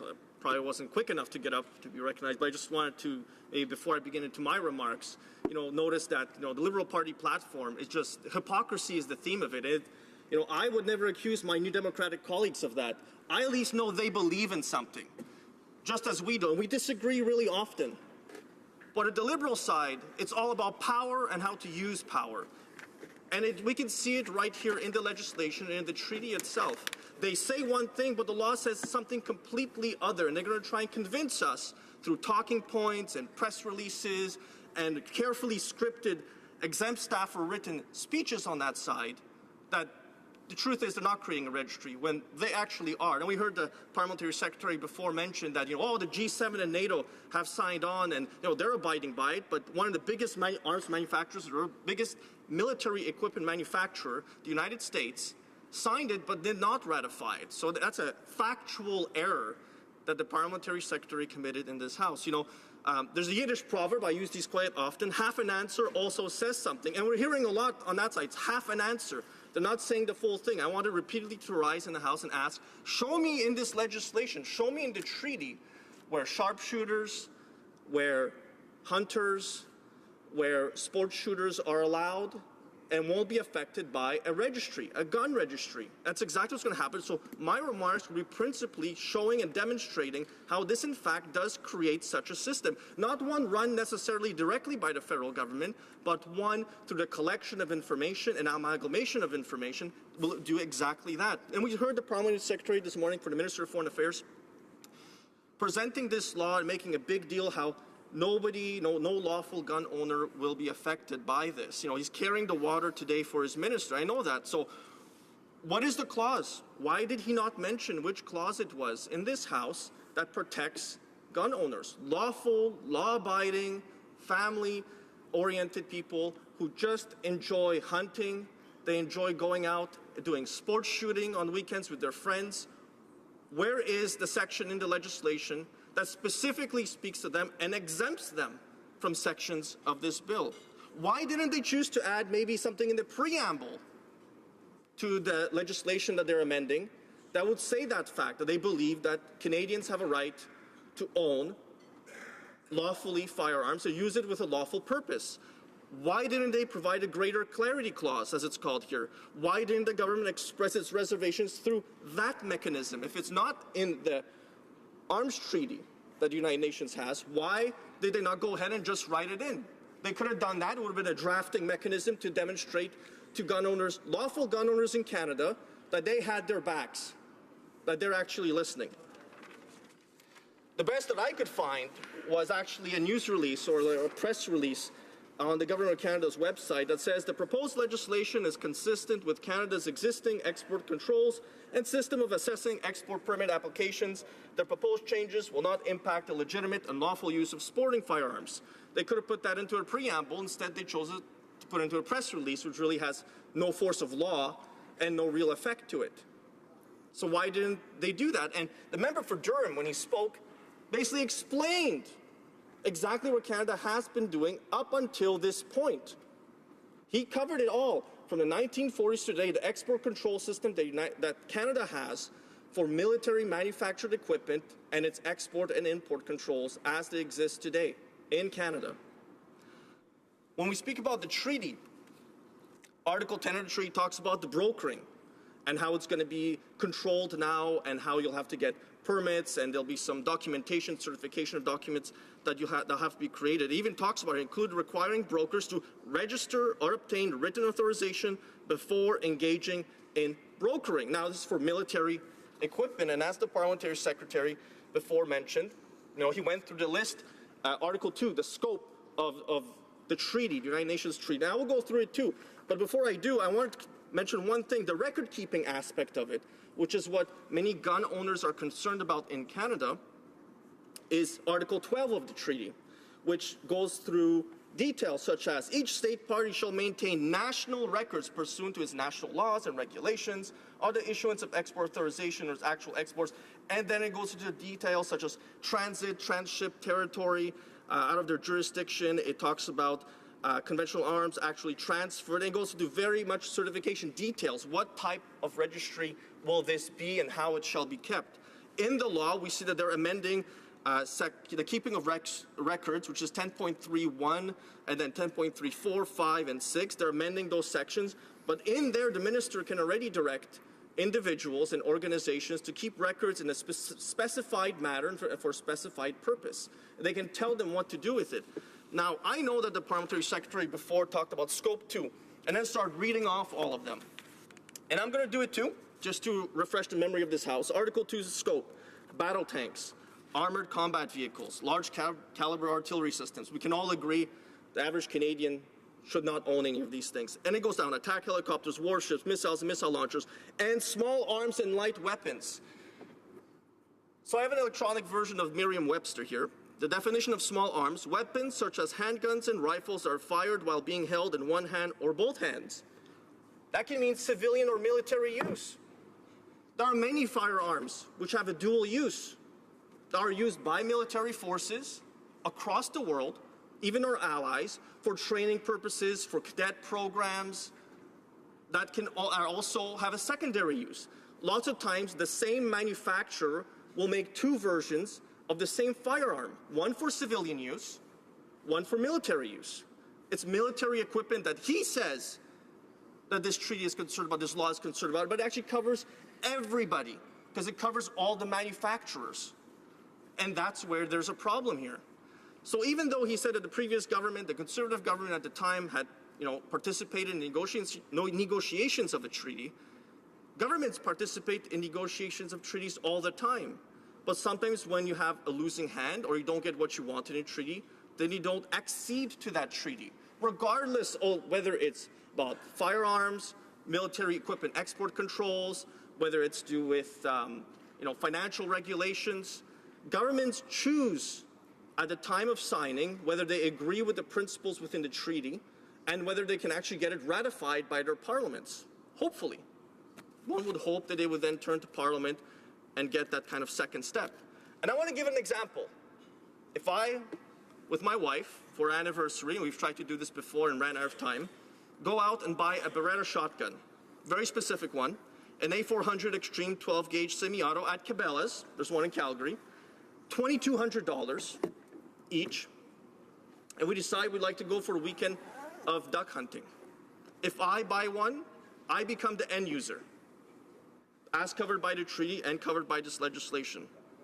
The government would then keep a record of me having purchased this firearm, and then notify the Italian government about my purchase. Now, that's a gun registry. And where's the concern for privacy laws there? Why does the Italian government need to know whether I own that particular Beretta shotgun? I'd like to know that. Where's the concern about the privacy of Canadian gun owners when their information will be transferred in that fashion to another government so they know? And I know that NATO countries are participating in this, and I'll mention that afterwards, because what we're seeing through this arms trade treaty, and specifically this legislation, is a two-tier system. One for the despots and the tyrants of the world, and one for the law-abiding democracies of the world. Now, remember the earlier debate just a few days ago on C-21? When we talked about privacy rights and custom control with the United States, and one party was particularly very, very worried on this side of the House, the New Democrats, were extremely worried about privacy rights of Canadians. What about the privacy rights of lawful gun owners in Canada? What about them? What about when we transfer this information on what specifically they own, how did they purchase it, their MasterCard, Visa information to another government? Why do they need to know? The shop owner needs to know, of course, for warranty purposes.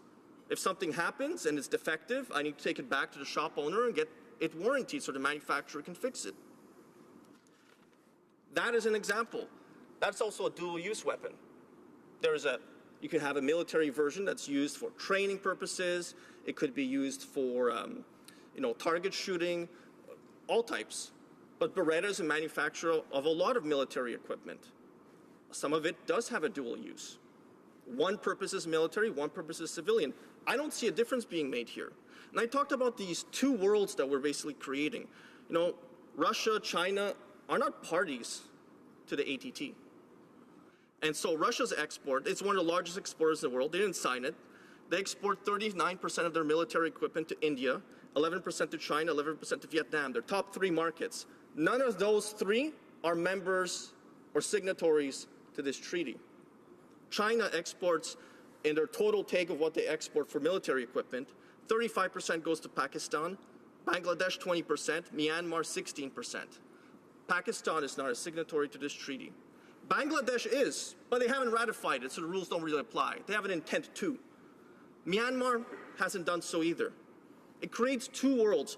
One, like I mentioned, with a Western world, the democracies agree on principle that arms controls of military equipment should exist, and we should know who the end user is. And on principle, I don't disagree on that. Now, the tracking of the sales and understanding where weapons go, military equipment, whatever that may be in this list, it's an important goal, which is why the Canadian government has been doing it. Like the member for Durham said, through the Export-Import Permit Act, which since the 1940s, we know about this. We've been doing it since then.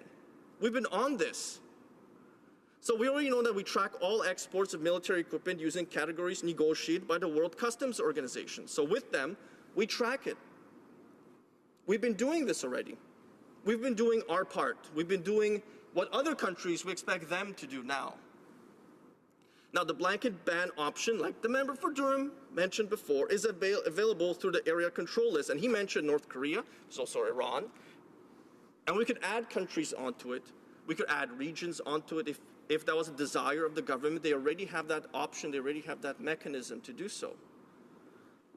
Now, there are also drafting issues with the legislation itself. And this is one from the Rideau Institute, which I know will maybe seem odd that a conservative reads the Rideau Institute, but I like to see both sides. Where do people on the left, where do people on the right see problems with particular legislation? So in this, they mention a drafting issue, which is Section 7 of this particular legislation. So why is the government relegating a central provision of the enabling legislation, kind of the legal obligations that the Minister of Foreign Affairs has to when assessing export permits? So all that criteria is in law right now, but it's being moved into the regulations. And I've mentioned this before on other pieces of legislation. I've mentioned this in committee. I've been on the Foreign Affairs Committee. Now I got moved off to join the Standing Committee on Finance. But I mentioned it before in many committees I've been substituted on. More should be in statute than in regulation. More should be decided by this House and by that other place than by government ministers sitting around a small table. More voices, not less voices, should have a say on what the categories, the criteria should be, especially for something like the export and import of military equipment. And so that is a drafting issue I have. And I mentioned other drafting issues I have. If they wanted to say that they're on the side of lawful gun owners, they could have introduced a greater clarity clause. They could have amended the preamble. They could have written into law, but they chose not to. That was a choice that they made. Now, you can send as many news releases as you want. You can make as many speeches as you want. You can make as many Facebook posts as you want. It doesn't change the fact that in the law, there is no difference made between the manufacturer of equipment for military purposes or civilian purposes. The manufacturer is the same. It's made in the same place. It's not the principle that we disagree with, which is arms control. We've been doing it since the 1940s. Of course, people agree with controlling the movement of military equipment to other countries. That's why we've been doing it since the 1940s. What we fervently disagree with is the fact that there's no protection for lawful gun owners in the legislation or in the treaty itself. And those are serious issues. The summary provided for this legislation talks about greater fines being increased. It talks about the term broker and how brokers will now have to get permission to be the in-between in the sales of military equipment. It talks about a report having to be tabled in this House that will, define the military exports in the previous year. But like the New Democrats have suggested, the United States will be not included in this because they're a trusted ally. I actually kind of agree they are a trusted ally. The second greatest democracy in the world after our own here in Canada. And they replace some of the requirements that only countries which Canada has an intergovernmental arrangement may be added to the automatic firearms country control list. by a requirement that a country may be added to this list only on the recommendation of the minister made after consultation with the Minister of National Defense. Again, more ministers deciding things and Parliament finding out afterwards what's going on. I'd much rather we find out first and we decide in this House first what the rules will be and how things should be. You know, and it was interesting to note when the Parliamentary Secretary was speaking, you know, having returned back from the summer, and honestly, I kind of missed him. I missed this part of my day, having to debate him in this House. Usually brings forward his A game, I think. I really enjoyed campaigning in Winnipeg over the summer. Really enjoyed hearing from different constituents and the different ridings there. But he mentioned that, you know, he's open to debate and continuing this. But just before we returned, the government House leader to, I think, CTV or CBC actually threatened time allocation, that they would move more time allocation this session in order to get across the government's mandate. So I'm hearing one thing from the Parliamentary Secretary. I assume the member does speak with the government House leader on a regular basis, but I wonder whether this is one of those pieces of legislation that the government will move time allocation on if more and more members begin to rise in the House to have a say, to want to represent lawful gun owners, hunters, people who enjoy sports shooting. And I have many in my riding that I met in the last election. I always tell volunteers on my campaigns that if the garage is open and you see a gentleman or a lady and they are fixing or cleaning their firearm, leave them alone. Probably not the best time. I never want to come up behind a firearms owner when they're cleaning their lawfully owned firearms. Probably not the best thing to do. So we always come back to those houses later on. Now, treaties alone do nothing. They're just pieces of paper. And that's one of the problems with the ATT.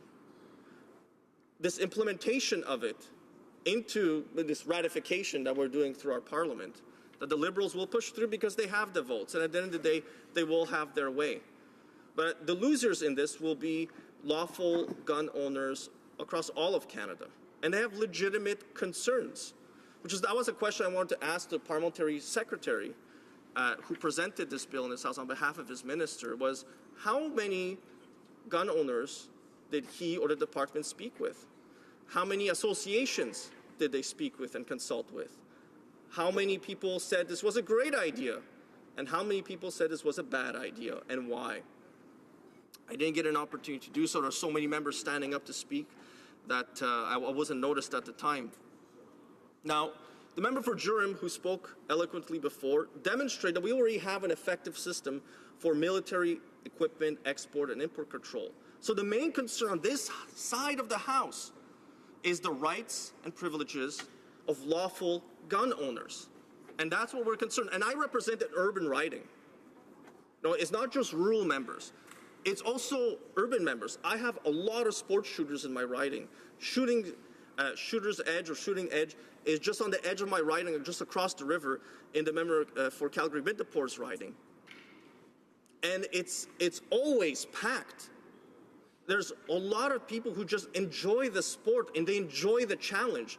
But through this, you will have a registry system. The manufacturer and the government, from where the manufacturer is based, will know that I purchased the Beretta shotgun example I gave from Cabela's at a certain price, what it is, what it does. But also, it's on ammunition as well that it applies. So when the member opposite talked about, the scope, that the scope is in the treaty, it talks about small arms. Well, look at Webster, like I mentioned before. Webster says handguns, rifles are fired while being held in one hand or both hands. That is extremely broad. That's why gun owners who are not dumb, they can read legislation. They figured out long ago that the Liberal Party of Canada is not on the side of lawful gun owners. The gun registry just cemented that idea. So, Mr. Speaker, I just don't see it. I don't see how could they defend this piece of legislation, this implementation of a national treaty, and say that lawful gun-owning Canadians who go home every day to their families will not be impacted by this at all. There is no way to say that, Mr. Speaker. Thank you. Questions and comments. Questions et commentaires. L'honorable député de... The honourable member for Saint-Boniface Saint-Vital. It's a great honor to be in these chambers again after the summer break.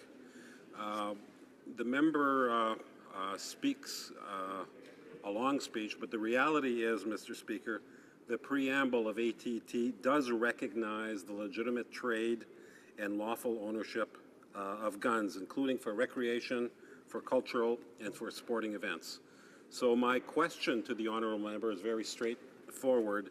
Can the honourable member tell me where is the section in the legislation that does affect domestic hunters and gun users? If he could precisely point out what section of the legislation does not permit that. Member for Calgary-Shepherd. Thank you, Mr. Speaker. I'd like to thank the member for the question. Like I said during my speech, it's right there. The issue is registration. Canadians will continue to own firearms even if this law is passed. But the problem will be that the federal government will be telling other governments who owns what and where. The issue is registration. That's why we're talking about a gun registry through the back door. That is the issue, fundamentally. Gun owners don't want that type of information to be shared with the federal government typically. It is. The police knows. The manufacturer knows for warranty purposes. But it's the centralizing of the information. It's the passing it on to foreign governments. That is the issue for gun owners. Questions et commentaires, questions and comments. L'honorable député de Rose. The Honourable Member for Rosemont-la-Petite-Patrie. Thank you, Mr. Speaker. I thank my colleague for his speech. Now, he said that we don't always agree on many things, and I'd like to bring him back to something where I think we actually might agree. This is a term that's been used for 2 years, and it's called liberal hypocrisy. So the amazing ability to do one thing and say the other. Liberal hypocrisy, we've seen it with reconciliation with First Nations peoples, and we've seen the Liberals saying that they're going to deal with climate change, but then not make any significant change, and even approving new pipelines. The Liberals have said they're going to change the electoral system, and then they break their promise. The Liberals say they're going to lower taxes on small businesses, but then they do nothing and even attack our job creators. And now we have a bill where they say they're going to apply the arms trade treaty, but in the end, we have this empty shell of a bill that's not going to change anything. And for the Liberals, it's never going to be anything but empty rhetoric and business as usual. The Honourable Member for Calgary-Shepherd.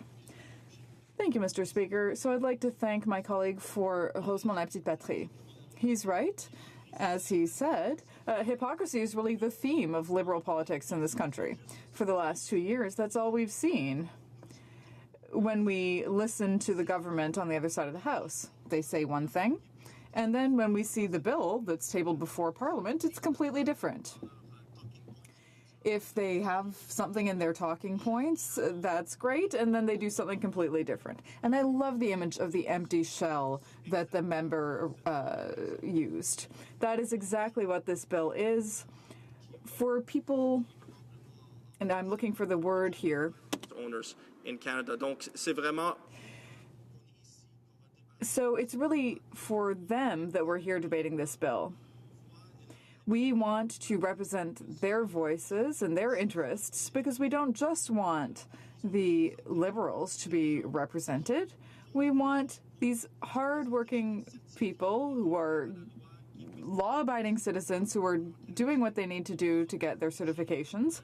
We want to represent them because they shouldn't have to be targeted. And they should know. People outside of Canada shouldn't know which firearms were bought where and for what reason. The Honourable Member for Bow River. I think one of the things that we heard in previous speeches was who was all in and who had ratified or signed this agreement. I think if I remember back to Woodrow Wilson, who was one of the great U.S. presidents, went on to sign an agreement, but yet it was never ratified, the League of Nations. Maybe my member that has just made the speech, could he clarify the difference in the U.S. between signing a document by a president and ratifying it? Thank you, Mr. Speaker. For Calgary-Shepherd. Thank you, Mr. Speaker. Well, that's a very, quite a basic thing in governance. Is governments, the executive is charged by their legislatures, by their parliaments, or in the case of the United States, the Congress, to negotiate a treaty, to work out the best terms in order to bring them back to their legislative bodies so they can be ratified. And in fact, the G7 does contain all of our NATO allies. But in this case, the United States signed on to the treaty, but they have not ratified it. So they're not caught in this system that they're going to have to be abiding by the constraints in the ATT. Now, they have their own export controls and import controls that they have. They're also one of the world's largest exporters of military equipment. Canada and Canadian manufacturers do a great deal of business with the United States, and I know this partially too because my father was a defense contractor for 30 years. He's literally worked on every single naval ship in Canada in the past 30 years. He's also worked on a great deal of American ships on behalf of the U.S. Navy, for which his company was working at the time. You know, providing equipment, providing servicing, providing technical knowledge. So we do a great deal of trade, and there are probably hundreds of thousands of jobs that depend on that type of specific trade and military equipment across our border. That is important to remember because a lot of these manufacturers, like I said before, and there is only one firearms manufacturer in Canada, in Ontario, and we have to remember that a lot of this information that will be collected through this registry system will be sent overseas. Questions and comments? The honourable member for Winnipeg North. You know, Mr. Speaker, back in 2012, it was actually Stephen Harper that was the Prime Minister. It was the Conservatives that were in government. That's when Canada actually participated in the negotiations for the treaty that we're debating today. I would remind the member that the Conservatives voted in favor of it at the UN negotiations. In the UN, the Conservatives voted in favor of it. Can the member explain what has happened that has caused the Conservative Party to today desire to vote against the treaty when, in fact, in 2012, when they were at the table, they voted in favor of it? Member for Calgary-Shepherd. Thank you, Mr. Speaker. So again, that member confuses the difference between a member of the executive and a member of the legislature of this parliament. So you can't say we on that side in the government, because only actually members in the front bench are members of the executive. They are members of the government. That member over there is only a supportive member.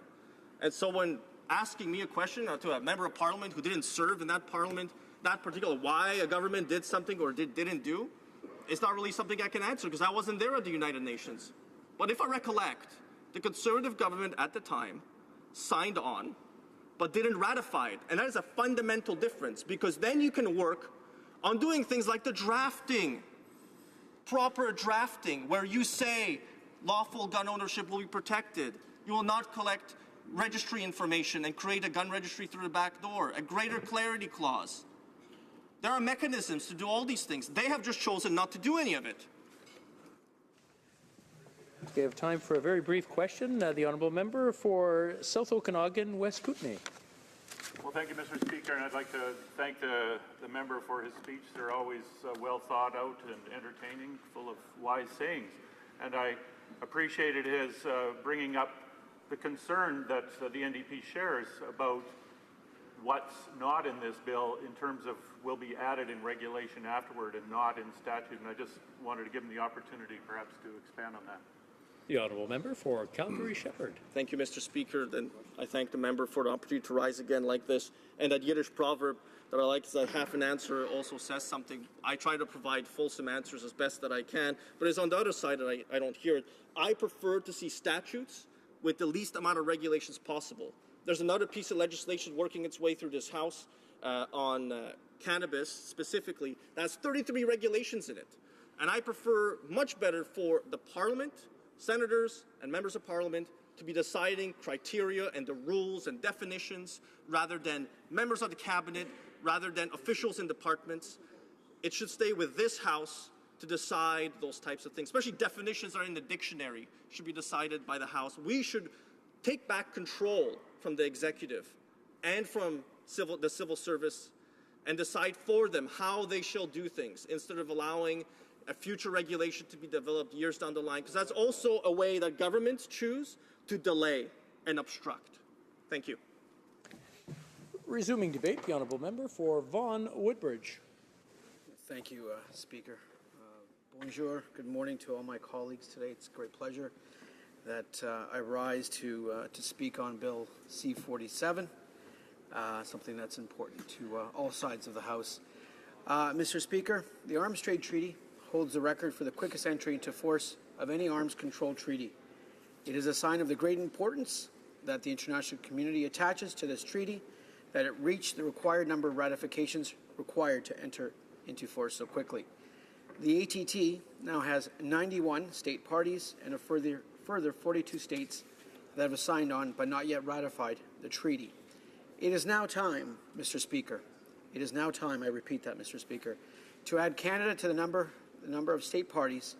Canada has long sought to advance export controls as a means of reducing the risks that can come from illicit trade in conventional arms. Joining the ATT, which calls on all its state parties to set up effective export controls, is a natural step. Canada's accession to the ATT will further demonstrate to Canadians, to all Canadians, from coast to coast to coast, and to the international community, our commitment to tackle the risks associated with irresponsible and illicit trade in conventional weapons. Canada, however, cannot fulfill the global aims of the ATT alone. Universalization of the ATT is essential to its success. The ATT, if broadly adopted internationally, can contribute substantially to global peace and security. Terrorists rely on access to arms largely from illicit or poorly controlled sources. Transnational crime both uses and profits from illicit arms trade. Conflict and instability is fueled by easy access to conventional weapons. All these scenarios can and will be reduced, if not stopped, by preventing these weapons from being illegally traded or diverted. This is what the ATT aims to achieve. Ensuring that the treaty fulfills its promise requires the widest possible adherence and effective implementation around the world. It is important to note that the properly regulated arms trade does not prevent states from meeting their legitimate defense and security needs. The treaty recognizes that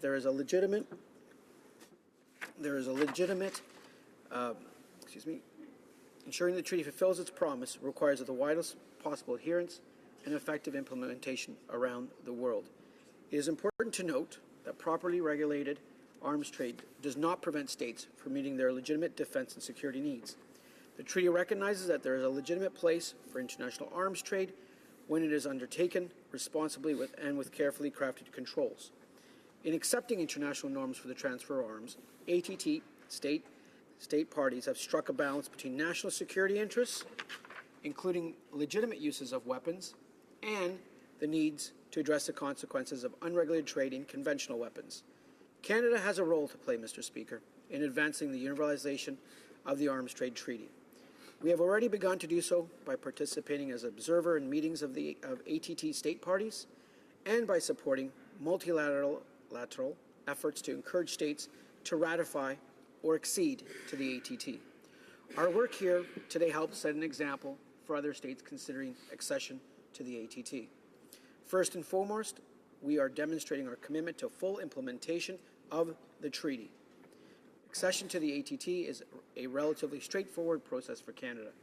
We already conform to the spirit of the treaty and have strong export controls in place. However, our government realizes we need to do more. There are elements of the ATT that Canada does not yet fully meet, notably in regulating brokering, and we have not taken a firm position that we will not accede to the ATT until we are fully compliant with it. Secondly, we are committed to implementing the ATT in a manner that not only meets but exceeds the requirements of the treaty. Bill C-47 would further strengthen the rigor of our export controls to meet and indeed seek to exceed the obligations of the ATT. And, Mr. Speaker, we intend to share this experience with other states in forthcoming meetings of the ATT. However, leading by example is not enough, Mr. Speaker. All ATT states parties must establish a national system for the control of arms. They must strengthen their laws, regulations, and enforcement mechanisms. Our government recognizes that implementing new legislative systems and export controls can be difficult, particularly for states that may not have significant previous experience in this field. We are therefore, Mr. Speaker, we are therefore committed to assisting other states who wish to join the ATT or who have become state parties but are unable to fully implement the treaty. The government has therefore contributed $1 million to the United Nations Trust Facility supporting cooperation on arms regulation. The UNSCAR is a multi-donor flexible funding mechanism to provide focused and effective support for the implementation of the Arms Trade Treaty and the UN Programme of Action on Small Arms and Light Weapons. Through this trust facility, Mr. Speaker, Canada is working with other international partners and with the UN to help states accede to and effectively implement the ATT. Mr. Speaker, it is unfortunate that to date in several regions of the world where flows of conventional weapons contribute to high levels of conflict, there are still a low number of ATT state parties. The UN Trust Facility can also help these states improve their legislation and user controls and management of weapon stockpiles. Its focus on gender and children further supports the goals of the ATT and can make a real contribution to those who are too often the victims of illicit trade in conventional weapons. Of course, Mr. Speaker, accession to the ATT alone cannot stop illicit weapon flows, which is why our government has also partnered with the international NGO Small Arms Survey, contributing $224,000 to survey illicit weapons flow in the key region of the Libya, Chad, Sudan triangle. The survey is a starting point to implement concrete follow-on actions to reduce illicit arms flows along the pathways identified by the Small Arms Survey. In doing so, we will contribute concretely to reducing access to weapons in a region where these conventional arms undermine security and socio-economic development. We will also promote international security by cutting off flows of arms to terrorists and criminal groups in the region. Mr. Speaker, to conclude, Canada can only play an important role in promoting the universalization of the ATT. However, we can only do so if we take a leadership role, which our government is doing on a number of fronts, in countering the proliferation of conventional weapons and promoting strong export controls as a means of ensuring that legitimate trade in conventional arms is conducted responsibly, something that I'm sure all members of this House desire. It is therefore essential that we rejoin our international partners and allies in their collective effort through the Arms Trade Treaty. Canada needs to be at the table. It is time for Canada to promote internationally agreed standards for the arms trades that will reduce human suffering, help prevent arms from being used in serious violations and abuses of human rights and international humanitarian law, and, Mr. Speaker, combat terrorism and organized crime.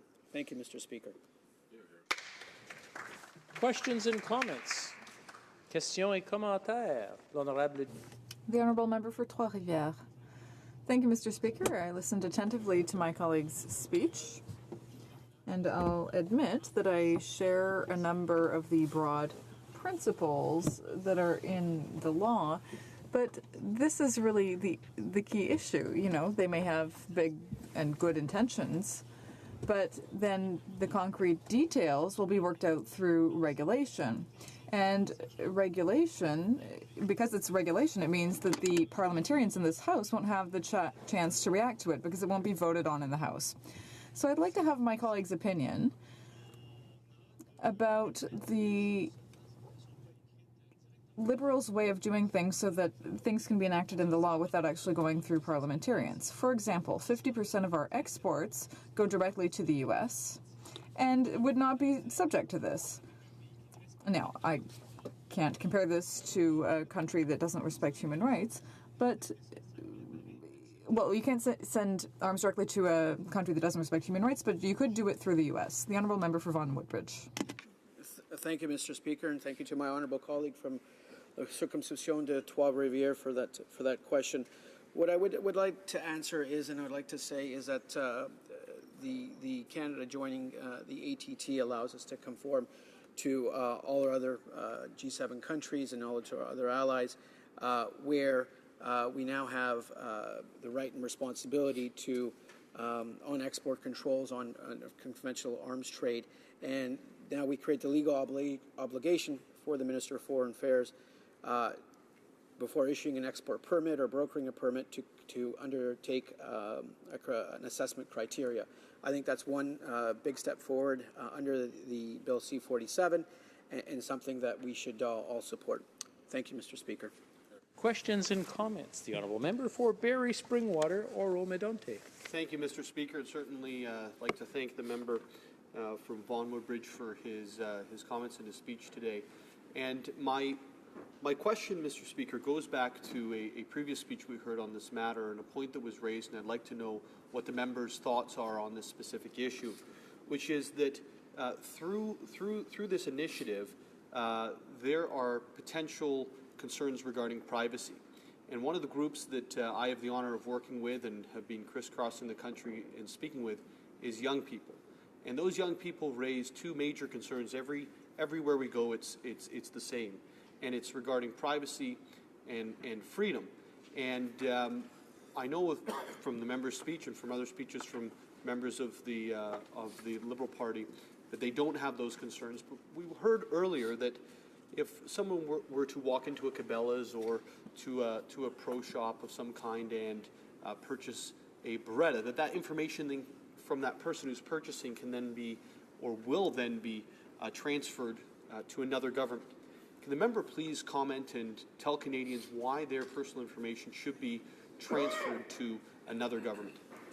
The honourable member for Vaughan Woodbridge. Thank you for that question from my honourable colleague and neighbour just a little north to me from where my riding is. The first thing I'd like to say is that the Arms Trade Treaty does not and will not affect domestic ownership of firearms here in Canada. Let's put that out there. I grew up in northern British Columbia in the riding of Skeena-Balkley Valley, which is represented by another individual in this House.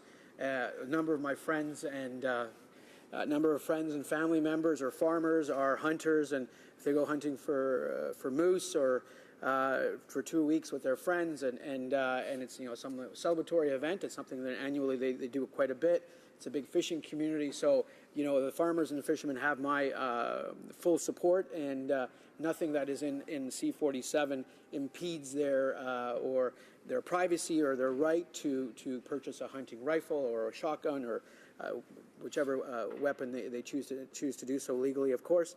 And also would like to clarify something and just make sure everyone is on the same page, that with regards to individuals wishing to bring in a weapon, a Beretta from Italy, for example, Bill C-47, nothing changes.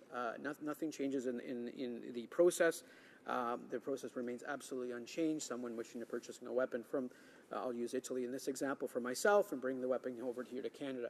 And I think that point needs to be pointed out to the members on the opposite side, because I do keep hearing that, and I just want to make sure we put that on the record that nothing changes. Thank you, Mr. Speaker. Questions and comments. The honourable member for Edmonton Centre.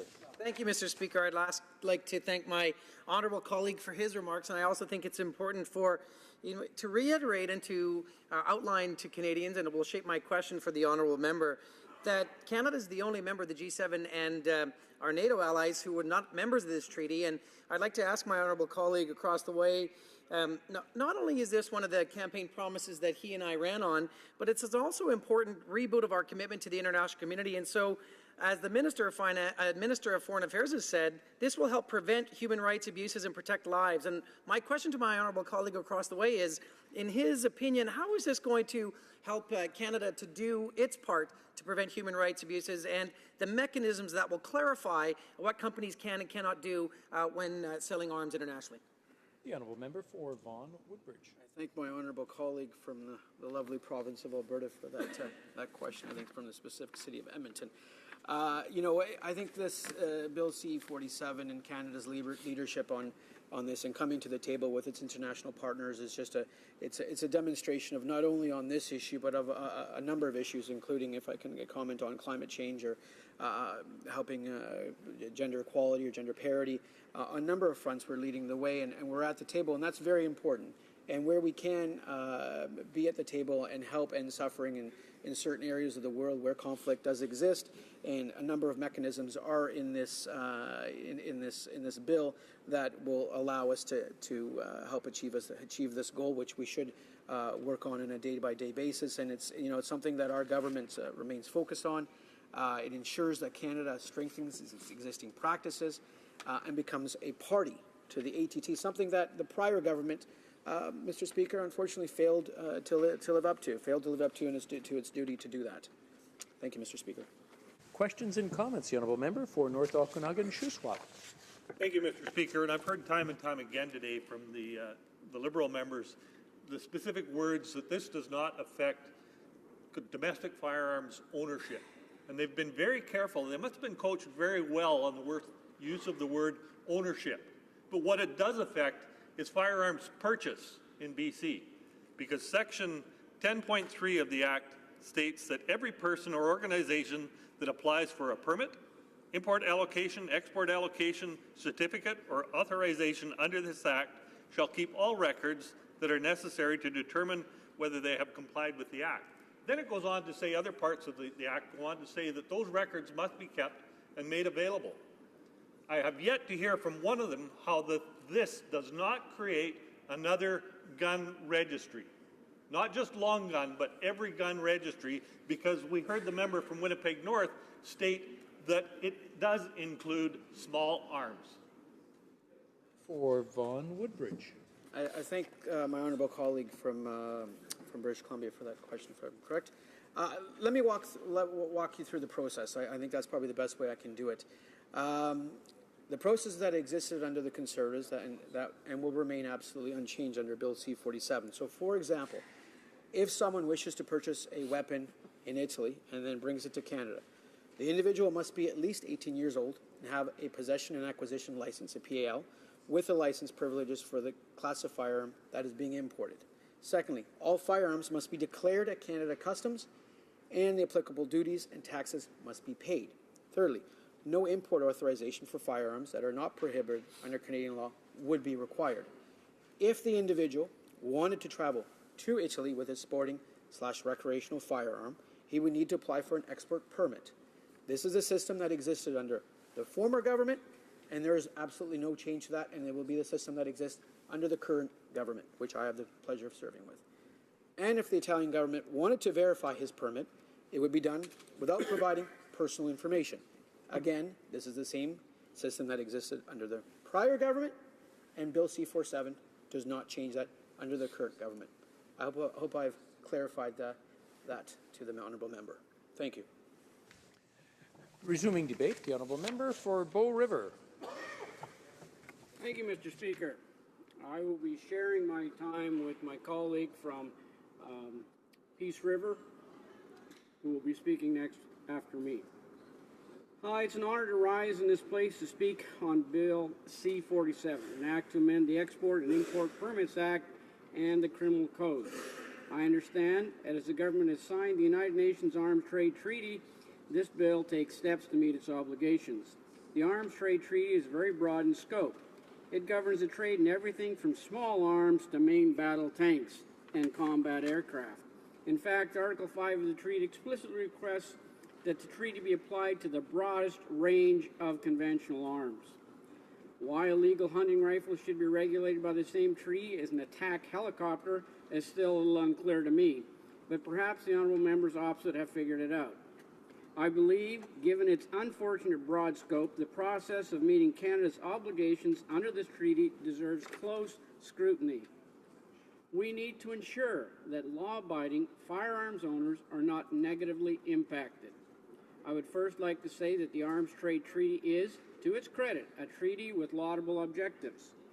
Preventing and eradicating the illicit trade in conventional arms is undoubtedly an admirable goal. Canada must not stand idly by as weapons flow to conflict zones where they may be used to inflict horrific abuses on civilian populations and fuel terrorist organizations. Conservatives have always been supportive of measures to establish international arms control standards. However, the government's own former minister, the honourable member at the time for Saint Laurent, stated in June 2016 that Canada already meets the vast majority of arms trade treaty obligations. And he also said that, in fact, the Arms Trade Treaty was designed to bring other countries up to the type of high standards that Canada already applies through its robust export control regime. These remarks do not make me wonder at the wisdom of subjecting the arms industry to regulatory upheaval by signing the Arms Trade Treaty and introducing this bill. Apparently, Canada was already more than compliant. It is important to remember that major arms exporters such as Pakistan, Russia, China are not party to the treaty, which will limit its effectiveness in actually controlling the global arms trade. And it's notable that contrary to the Liberals' talking points, Canada was not the only holdout on the bill in G7. Our closest trading partner, the ally of the United States, has not ratified it. So we are far from alone in abstaining. It's also troubling that, as I noted, the treaty scope is extremely broad. It does not acknowledge the legitimate, lawful ownership of firearms for personal and recreational use. A preamble isn't in it. What's in the preamble isn't in the treaty. Nevertheless, I respect the government at least has good intentions in contributing to the treaty's stated purposes of international peace, stability, and reducing harm, suffering. With that said, I am the representative of a riding with a large rural population.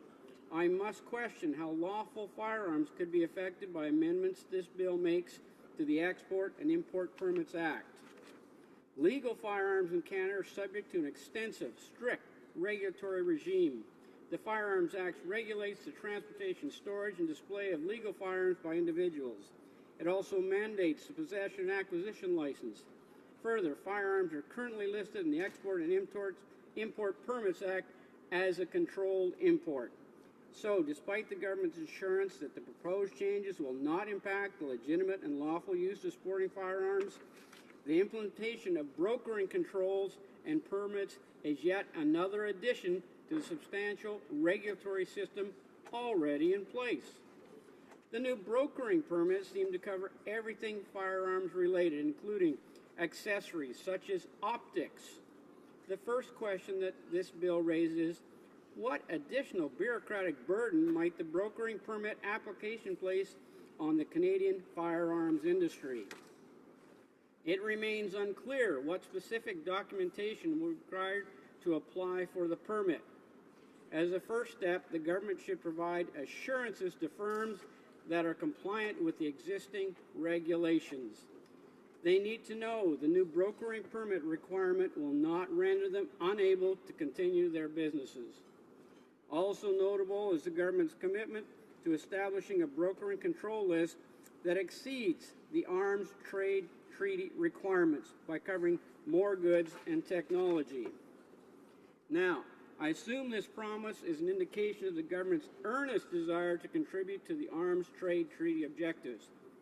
However, the government should be aware that this promise raises yet more questions for lawful Canadian firearms owners and organizations. We're unclear on what the ultimate result of more expansive list might be. C47 also requires that all documentation pertaining to the application for brokering permit be retained for 6 years. Yet again, Mr. Speaker, the bill leaves the question unanswered of what documentation will be required. We only recently got rid of the wasteful debacle that was the long gun registry. I'm sure the government can understand that the lawful firearms community is wary of any provision that mandates data collection without giving any indication of what data will actually be collected. For example, will any consumer data form part of the documentation required to obtain a permit? I think that here, too, there is an opportunity for the government to provide some assurance to the lawful firearms community. This should give us some sense of how the bill meets the Arms Trade Treaty obligations while still respecting legitimate trade and use of legal hunting and sporting firearms. So, as the bill stands, we don't know what the documentation will be required to obtain a brokering permit under the new system. We don't know what goods or technology might be added to the brokering control list at the minister's discretion. And we don't know what documentation will need to be retained for the mandated 6-year period. This makes it difficult to appraise its potential impact on the lawful firearms community. The government's former Minister of Foreign Affairs stated that brokering controls would be a new regulatory area for Canada and a good example of where we are adding rigor to the existing system. I think the rigorous new regulatory area is being added to the existing program. It needs far more explanation. So with all these questions up in the air, it's incredible the Liberals conducted little or no consultation with the lawful Canadians firearms community before introducing this bill. Beyond the unanswered questions I've already asked, does the government know the cost to the firearms industry of adapting to the new broker and control permits? This is serious potential for loss of jobs as manufacturers and importers transition to new regulations. If then consulted with the lawful firearms community stakeholders, they would know that the questions I posed in my remarks are important to that community. They are a large Canadian demographic already subject to strict regulatory environment. Our former Conservative government declined to sign the Arms Trade Treaty specifically because there were concerns about how it might affect the lawful, responsible firearms owners. The United Nations refused to exempt civilian firearms from the treaty. And this government's own assessment found that Canada was already meeting the vast majority of arms trade treaty obligations. But still, the Liberals have opted to sign on. The government likes to say the treaty will have no impact on law-abiding civilian firearms usage. Why then are civilians' firearms even included in the treaty? And why was the United Nations against exempting them? Makes you wonder. So now, because the Arms Trade Treaty does not explicitly protect the rights of law-abiding firearms, just in the preamble, it is the responsibility of this government to provide assurance that they will meet its obligations without overly impinging on the lawful Canadian firearms community. I look forward to the government doing the right thing and demonstrating some openness to working with the lawful firearms community stakeholders. This bill is designed to meet the obligations of the treaty that has lumped in hunting rifles and with large caliber military systems. This government needs to listen to the lawful firearm owners to mitigate the potential damage this bill might do. Thank you, Mr. Speaker. Questions and comments. The honourable member for Coquitlam, Port Coquitlam. Thank you, Mr. Speaker. Notwithstanding the member's concern over domestic implications here, we have been very, very firmly assured that there would be no such implications to domestic users. Canada has, however, in the past 25 years sold $5.8 billion in weapons to countries with questionable human rights records. Acceding to this treaty should have a profound effect over reducing such undesirable trade. Would the member opposite not agree that this is a good and desirable public outcome in acceding to this treaty? The honourable member for Bow River. Thank you, Mr. Speaker, and I thank the colleague for his question. It's always something you want to do is to protect, as I stated in my statement, weapons used by terrorists in areas in the world that destruction is happening. Absolutely opposed to that kind of use of weapons. In this country, we have a tremendous number of people who use them appropriately and use them very lawfully. That's the rights that we're looking to protect, is those people who are lawful, legal gun owners in this country. That's the rights we want to protect. Thank you, Mr. Speaker.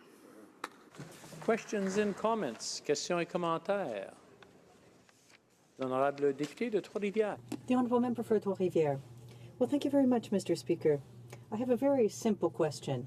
I listened carefully to the speech made by my colleague with the comments he made, and what I must admit is that what I'm most specifically interested in are not only the pros and the cons, but also what's not contained in it. So I'd like to ask him about the evaluation or assessment criteria for the export permits. They aren't indicated there. Should that have been included in the bill as opposed to being put in the regulations? Thank you, Mr. Speaker. I'd like to thank the honourable colleague for his question. It is always troubling in the sense when you pass broad policy documents as laws and the regulations are written later without that unknown.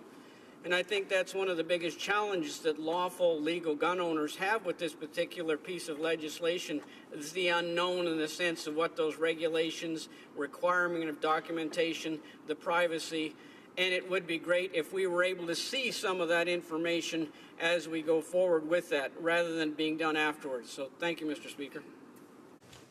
Questions et commentaires, questions and comments. The honourable member for St. John's East. Thank you, Mr. Speaker. I'd like to thank the member for Bow River for his discussion. One issue that the member raised was that the list of controlled goods and some concern about what's on it. And of course, the member should know that the list of controlled goods is available online. It's the same list that was used under the former government. And I was wondering whether or not the member feels that the list of controlled goods used under his government went too far, and whether or not he disagrees with the list of controlled goods and the process for determining that list that his government used when it was in power 2 years ago. The honourable member for Bow River. For the honourable member for his question delivered by his colleague across the hall, that he's been very good at delivering questions to his colleagues. Appreciate that. The list, in a sense, when you include with the large artillery pieces of equipment and tanks, handguns, small weapons, that's a little concerning. And when the United Nations would not exempt legal, lawful gun owners of those small guns in this country, that's the problem. They wouldn't exempt it. That's why we didn't sign it before. It's in the list. That's our problem. Thank you, Mr. Speaker. Resuming debate, the honourable member for Prince George, Peace River, Northern Rockies. Thank you, Mr. Speaker, and I'd like to recognize my colleague from Bow River and his great speech prior to mine. I had a private member's bill in the last Parliament that specifically addressed the ATT and are not signing on to the particular agreement, not being a part of it in its form that it was currently. And it was motion M589, that in the opinion of the House, Canada already exceeds the standards listed in the United Nations Resolution 2255 concerning firearms, the resolution. The regulations envisioned in the resolution do nothing to enhance public safety. It would serve only to burden law-abiding firearms community, and therefore the government has already surpassed its obligations with respect to the resolution and is not required to take any further steps. And I mention that today, Mr. Speaker, because the same problems that existed when I gave my private member's bill or presented it last Parliament still exist to this very day. And I think what needs to be understood on a couple of fronts, from maybe if you're not part of the firearms community out in Canada today and you're watching, is Canada already has an extremely good system in terms of monitoring the sales and permitting sales of military equipment, etc., around the world. The Trade Controls Bureau regulates the Exports and Imports Permits Act, which since 1947 has allowed the minister to prevent the supply of military equipment to countries for a variety of reasons, including that are of a security threat, involved in internal and external conflict, or under sanction by the United Nations. Mr. Speaker, that's already in place. Canada already abides by that and uses it effectively. So the question that we have is, I'll bring it back to the firearms community, is then why not exclude the firearms community from this particular arms trade treaty? And I think you'd have maybe broad agreement throughout the firearms community that it wouldn't be such a bad thing. But since it's not exempted, it becomes a big problem for firearms owners. And I'll bring us all back to pre-election 2015, and the Liberal Party promised that they would not reinstitute a firearms registry in Canada. It was a very hot topic for them. There was a lot of rural Canadians that were upset by a firearms registry, and it was a big problem for this government because the government, Liberal government prior, was the one that brought it in. It wasn't very a popular piece of legislation. So they said, pre-election, they said they weren't going to do this again. Well, I think the minister is, by all his actions, is showing the exact opposite. He's just trying to do it through the back door, and we've mentioned it many times. My colleague from Ed de Lacombe and I actually mentioned this before when this was brought forward back to the House about C-47, was that the real desire was a backdoor registry, without saying so. Because what this bill actually requires, and I'll read out some of the parts of it, this is it right there. This is Bill C-47 for all those in Canada that are watching. Again, you can see the actual act. I'm going to read what it's requiring of business owners that sell just long guns, firearms, what it requires them to do. It requires them to keep records. Every person or organization that applies for a permit, import allocation, export allocation certificate, or other authorization under this Act shall keep all records that are necessary to determine whether they have complied with this Act. Well, if you're a company X that sells firearms, you might export, you might sell to somebody that buys one from the U.S. Well, this then applies to you as a company. So within your database, I might go in and buy a firearm from this particular company. Well, this is a question that some have asked. Well, what limitations are there to the access to the records of that particular company? Are all records accessible? What every firearm was bought and sold, is it accessible? And because it says it doesn't exclude firearms owners or long gun owners or whatever, it really says all the database will be made available to the minister. I'll talk about some more things in the actual Act and why we have problems with electronic records. Every person or organization that is required to keep a record and that does so electronically shall ensure that all equipment and software necessary to make the record intelligible are available during the retention period required for the record. So it's computers, etc., so it needs to be accessible. Inadequate records. If a person or organization fails to keep adequate records for the purposes of this Act, the minister may, in writing, require them to keep any records. That's not some, that's any records that the minister shall specify, and they shall keep records specified by the minister. So the period for retention is another issue, again, with firearms communities, because, is this just for a week? Is it just for a certain period of time? Well, it's actually much longer than a week. Every person or organization that is required to keep records shall retain them until the expiry of 6 years after the end of the year to which they relate, or for any other period may be prescribed by regulation. So that could be up to 7 years, Mr. Speaker, where Firearms Company X, your little local store, firearms store in my community's backcountry, there's Coeur Lanes and Dawson Creek, and those companies now, because they're exporters and importers, will now be required by the Minister of Public Safety in this Parliament to have accessible records of those sales. It sure sounds like a firearms registry to me, Mr. Speaker. And let's get right to the bottom of it, where this is all coming from. Demand by the minister. If the minister is of the opinion that it is necessary for the administration or enforcement of this Act, the minister may, by a demand served personally or sent by mail, require any person or organization that is required to keep records to retain those records for any period that is specified in the demand, and the person or organization shall comply with this demand. So, Mr. Speaker, there it is. There's the backdoor registry. We see that this minister's already talked about in another piece of legislation that's coming before us very soon about handing over the previous firearms registry data to a province in this country. So it seems like, in one hand, he's saying he's told his electorate, especially those in Saskatchewan, the ones that sent him back to Ottawa, that they're going to be reassured that there was not going to be ever a firearms registry ever brought forward again by a Liberal government. But here we have two examples. Today it's C-47.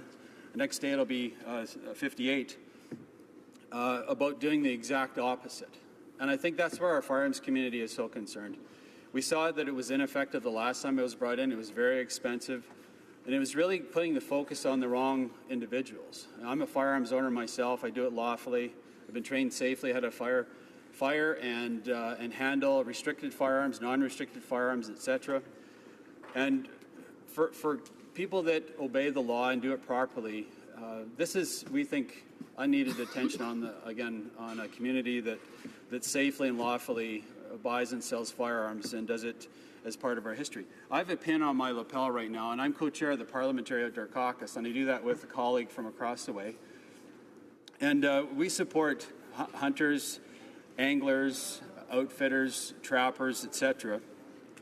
And we support those historic, really, events that we really started this country. It started with the fur trade, and a lot of my constituents still hunt and trap and fish. I like to do that when I have time to get out there. But these kind of laws have a negative effect on those kind of communities, because now we put the focus on them like they're criminals already, and they've done nothing wrong. All they've done is chosen to buy a firearm to go hunt and provide food for their family. And again, I think the crux of my argument today, Mr. Speaker, is here's a Liberal government that said they weren't going to bring in a firearms registry. They said it over and over again because it was a big deal to a lot of their constituents. A lot of rural folks that have elected Liberal members of Parliament with the reassurance that that would not happen. And here we go. Here we have a minister and a government that is trying to do that.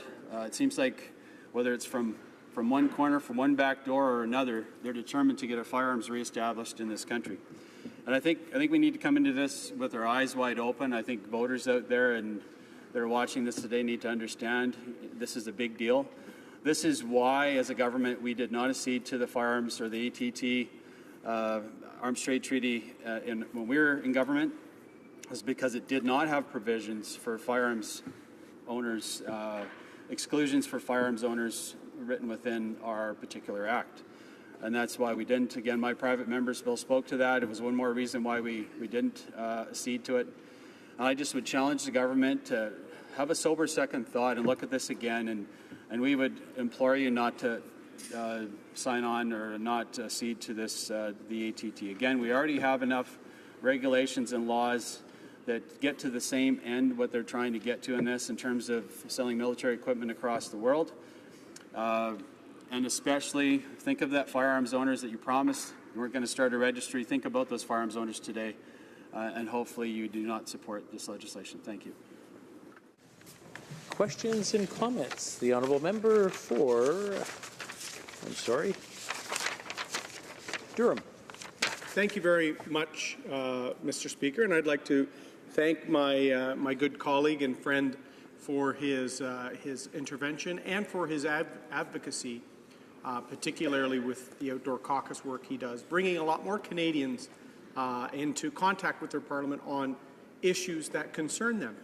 And one thing I want to raise, and I'd like his comments on, the Parliamentary Secretary in his speech on this bill suggested that any concerns, even minor concerns from the hunting community, from sport shooting, even Indigenous Canadians who engage in those things, sometimes on constitutional grounds, their rights to hunt, Mr. Speaker, that their concerns are bogus. This is his language. I'd like him to comment in light of the fact that the previous government suggested to the UN that a carve-out, specifically in the treaty, carving out the lawful use of firearms by hunters and sport shooters, that was rejected, Mr. Speaker. So would the member comment on how unfair it is for the Parliamentary Secretary to suggest that just concerns about the rejection of that carve-out is somehow bogus, Mr. Speaker? I think that's divisive language that often would pit, rural Canada against urban Canada. Could the member, in his experience working with the community, comment on just that style of approach? Member for Prince George, Peace River, Northern Rockies. Yeah, thank the member of Durham for his question. Bogus certainly is language I would not be using to refer to this community. We were talking about doctors, lawyers, professionals, carpenters, mechanics that all are part of this hunting community that are advocates against what this particular piece of legislation is trying to collect. And I would suggest that this government really needs to listen a lot closer to that particular community. Again, you made promises as a government to this particular community that you weren't going to bring in a registry. And by letting Bill C-47 come in through the back door, that's exactly what you're doing. And I guess it does talk about, if this is the attitude, and that shows up in language like saying bogus with this particular community, then I think this community's already spoken loudly that they do not want a registry, and I think they're prepared to speak loudly again. I just hope the member is prepared for that. Questions and comments? The honourable member for St. John's East. Thank you, Mr. Speaker.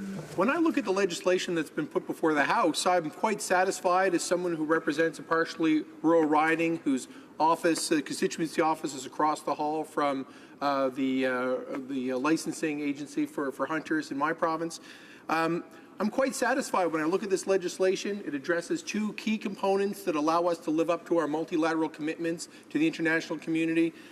First, controlling the brokerage, and second, looking at our export controls, just to make sure that we meet our international commitments to help control the international distribution of illegal arms.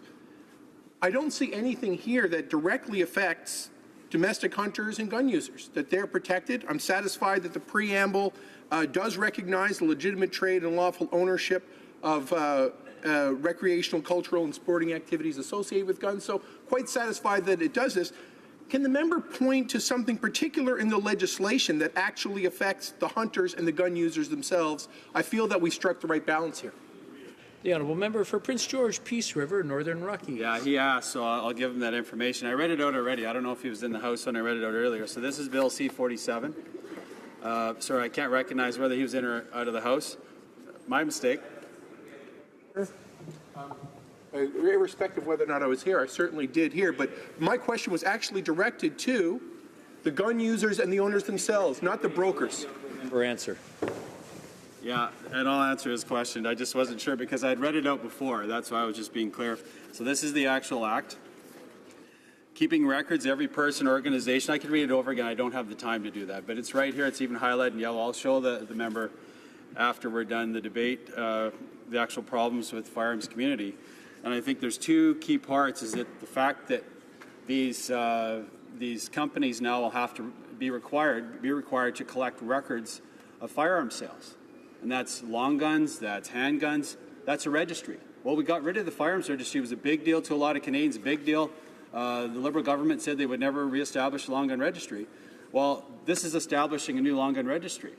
So if that's a question, I think you need to go back and talk to some of your firearms owners and maybe some of your firearms community and ask them, is that a big deal whether they collect records again? Because I'm pretty sure it is. And the period sorry, I'm out of time, but next question. Before we go on to debate, I just want to remind the honourable members to speak in the third person or not directly to the speaker. I appreciate them taking the time to speak to me, but I don't believe that the question is directed or the comments are directed at me. Resuming debate, the honourable member for Provencher.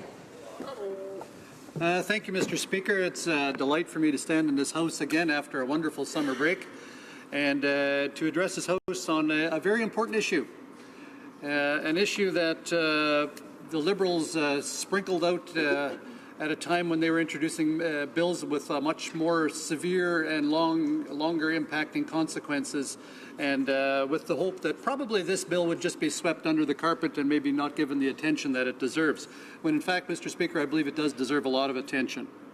Just by way of background a little bit, in 2016, the Liberals announced that Canada would accede to the Arms Trade Treaty. And so, subsequently, this bill, Bill C-47, was introduced to that end. This bill is going to impact changes in several different ways. Firstly, what it'll do is it'll establish controls over brokering in military goods between two countries outside of Canada. Second, it creates a legal obligation for the Minister of Foreign Affairs to consider certain assessment criteria before authorizing permits. And finally, it increases the maximum fine under the Export and Import Permits Act from $25,000 to $250,000 for summary conviction offences. Well, Mr. Speaker, we already have, since the 1940s, under the Trade Controls Bureau, provisions for Canada to do exactly what this bill is addressing here. And, you know, before I go any further, Mr. Speaker, I would like to just indicate that I will be sharing my time. I would like to do that with a member from St. Albert, Edmonton. And so if you could take a note of that and consider that, please. Thank you. And as honourable members will recall, our previous Conservative government refused to sign that arms trade treaty because we were concerned about how the treaty would effectively be responsible to law-abiding gun owners. These concerns are just as real today as they were at that time. That said, Conservatives have always supported efforts to establish international standards for the trades of arms that help prevent illicit transfers that fuel conflict, that encourage terrorism or organized crime. And unfortunately, without providing protection for law-abiding gun owners included in the text of the ATT, I can't support this bill. And in fact, the things that this bill attempts to do, we already have in place, and our government is already abiding by that through exactly what I had mentioned earlier, the Trade Controls Bureau. We take very seriously the trades of arms between other countries to make sure that they're not going into regimes that support terrorism or that fuel conflict by way of countries that shouldn't be receiving these types of arms. As parliamentarians, our first responsibility is to protect the rights of Canadians. The Government of Canada has a duty to ensure that the rights of Canadians are not outsourced to foreign countries. Unfortunately, the Liberals are refusing to acknowledge the potential infringements on law-abiding gun owners that could come as a result of participation in the ATT. Bill C-47 requires records to be kept on Canadian firearms owners who have imported or exported their guns, or else face stiff fines of up to $250,000 or even imprisonment. This provision will have a direct impact on those who participate in lawful, recreational, and hunting activities that involve firearms. What is most disconcerting about Bill C-47 is that it represents an attempt by the Liberal government to revive the wasteful and ineffective long gun registry, which was eliminated by our previous Conservative government. Bill C-47 would allow for the government to create regulations that demand firearm importers and exporters to record and keep all of their import registry data for at least. Just want to remind the honourable members in the House, it's nice to see everybody getting along, but there's a lot of side discussions going on. And I'm having a hard time hearing this very interesting discourse that's going on for the honourable member. So I'll just, now that I've reminded everyone, I'm sure everything will be quiet and we'll let the honourable member continue. Well, thank you, Mr. Speaker. I too thought it was very interesting what I had to say, and I appreciate the fact that you've drawn attention to that. So what Bill C-47 would also allow for governments to create regulations that demand firearm importers record and keep all their import registry data for at least 6 years and have it available to government. What this is, in its simplest form, is the start of a backdoor firearms registry. It will force individuals' information to be registered with importers and sellers and be available to government. Sounds pretty much like a registry to me. Moreover, these proposals will add costs onto the manufacturers and distributors of legal firearms, which will ultimately be passed on down to the consumer, to the purchasers of these firearms. Somebody has to pay for this extra cost that's going to be incurred with Bill C-47. When our previous and unprecious Conservative government was in office, we listened to Canadians and eliminated the wasteful and ineffective long gun registry. Instead of treating law-abiding firearms owners like criminals, we repealed the requirement to register non-restricted firearms, long guns, rifles, shotguns, and provided for the destruction of all records pertaining to that registry, which was for long guns held by the Canadian Firearms Registry under the control of the Chief Firearms Officer. While we removed the need to hold a registration certificate for non-restricted firearms, this did not change the requirement for individuals to hold a valid firearms license in order to acquire or possess a firearm. They also had to pass the required Canadian firearms safety course and undergo a screening process and obtain a registration certificate for restricted and prohibited firearms, such as handguns. Through these changes, we recognize that recreational firearms users are not criminals.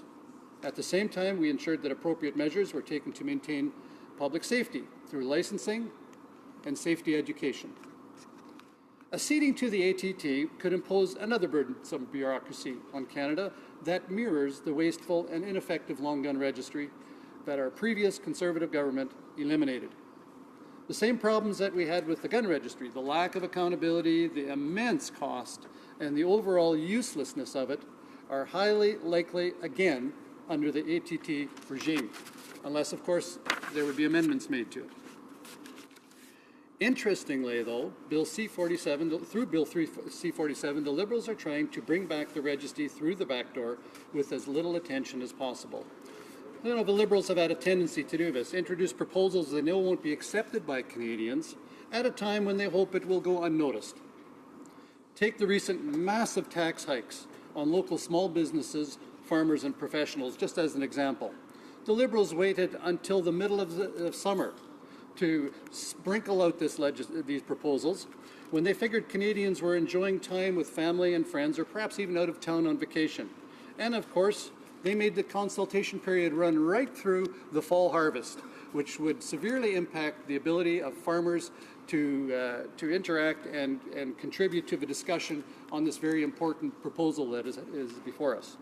In a similar fashion, when this backdoor gun registry bill was introduced, the Liberals hoped that no one would hear about it.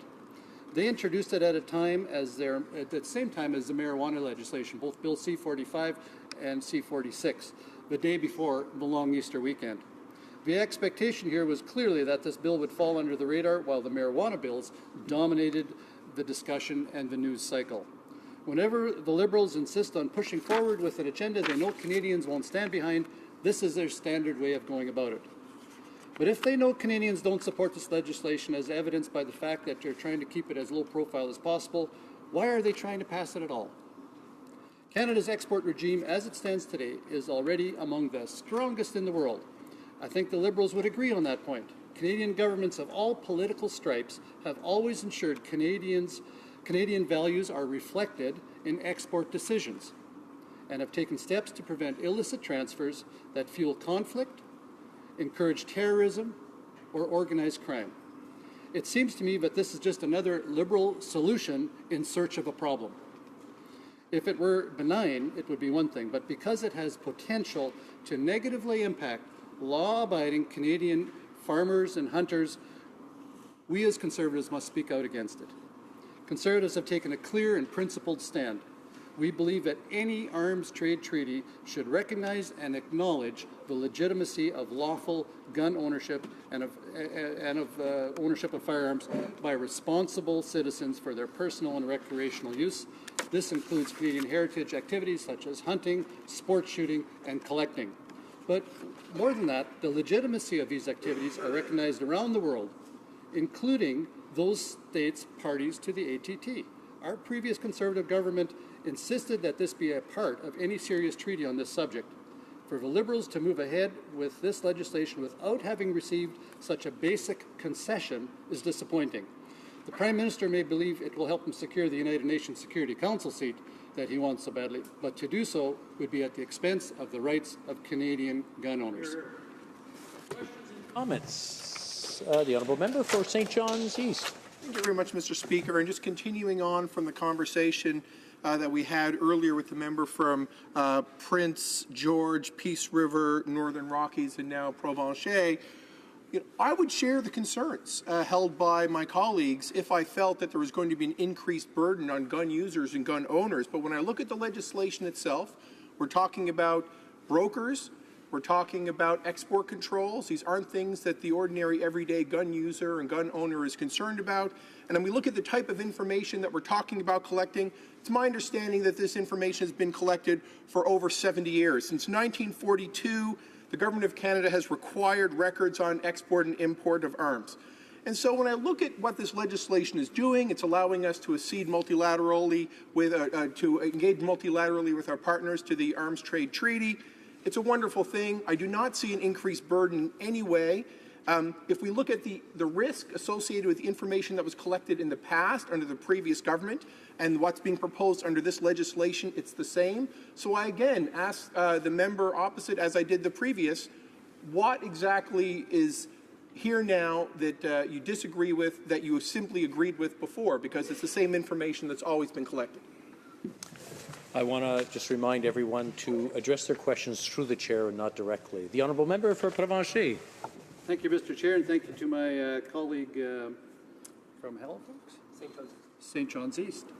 It's a good question. What impact will this have on Canadians? Well, certainly the extra burden of keeping those additional records, storing them, maintaining them for 6 years, is an additional burden. If it weren't an additional burden, it wouldn't be something that would be extra, would it? And there's going to be a cost to that. There's also going to be a cost to manufacturers to make sure that they're compliant as well.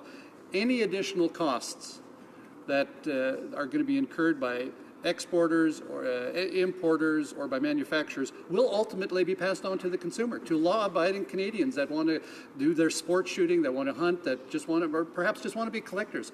That is a cost and a burden that's going to be incurred. And it's also a registry that is currently not being kept. We do have under the bureau that I talked about before, under the Trade Controls Bureau, we have processes in place for the sale and purchase of arms to other countries. We have procedures in place under that bureau that protects the integrity of the sale of arms to other nations. Questions and comments, the honourable member for Saanich Gulf Islands. Mr. Speaker, and thank you to the member for Provencher. I've had the opportunity to have side conversations with other members of the Conservative caucus. It is, to me, quite clear that Bill C-47 is entirely about arms trade.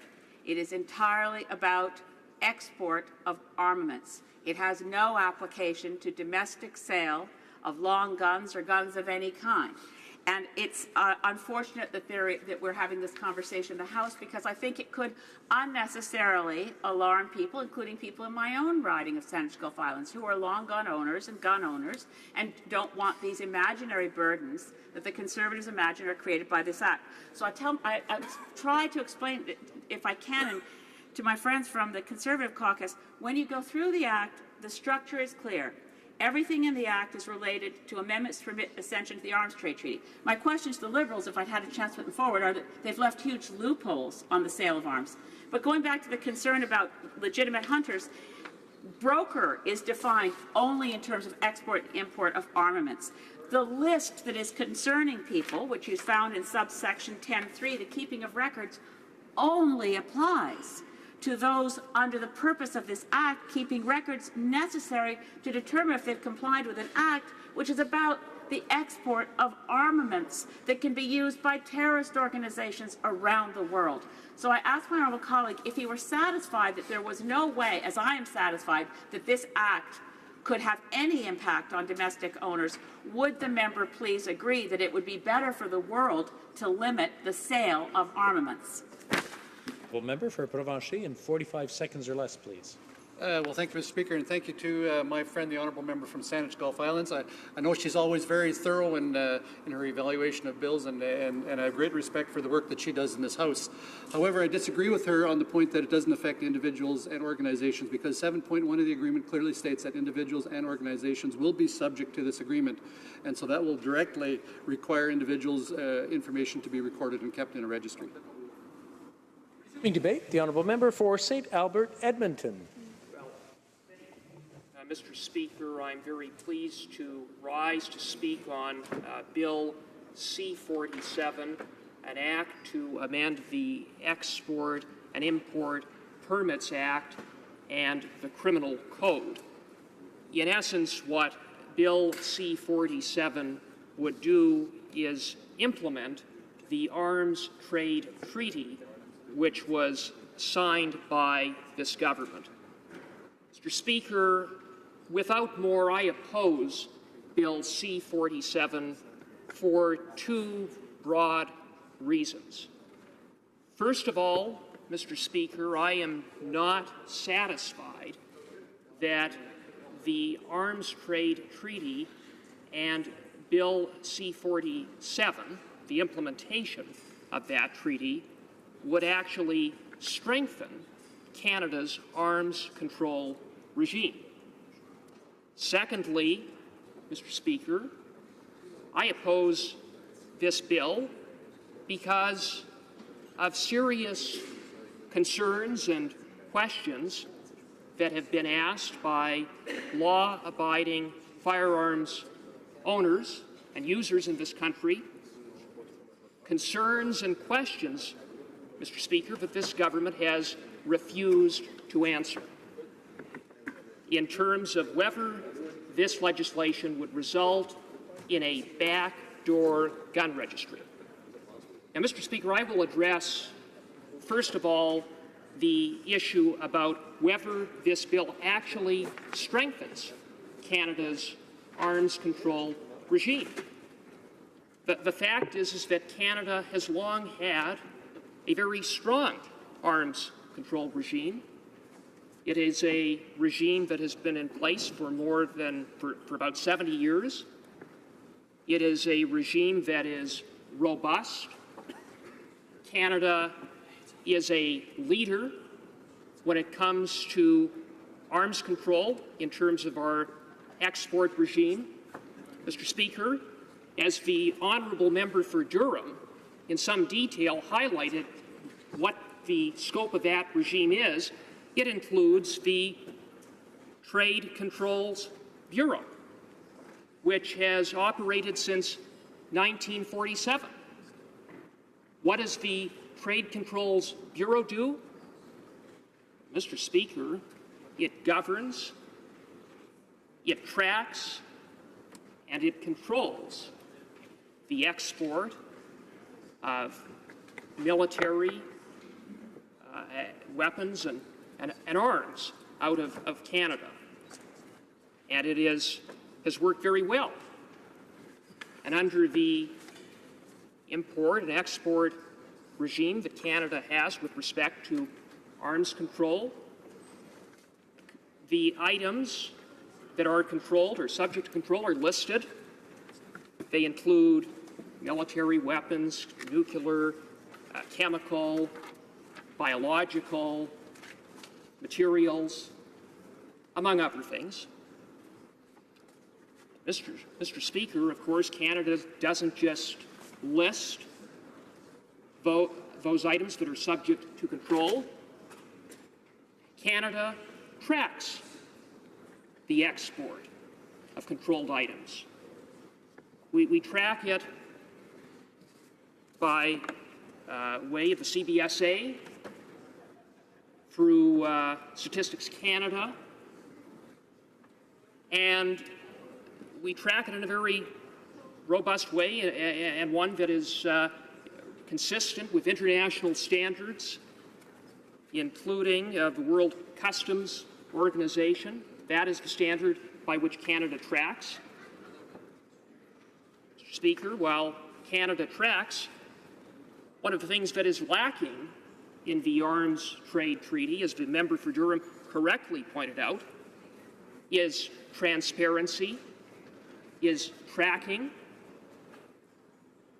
and then we not only have the Trade Controls Bureau, we also have what is called an area control list that, by way of order in council, can block the export not only of weapons, but of anything from Canada to another country.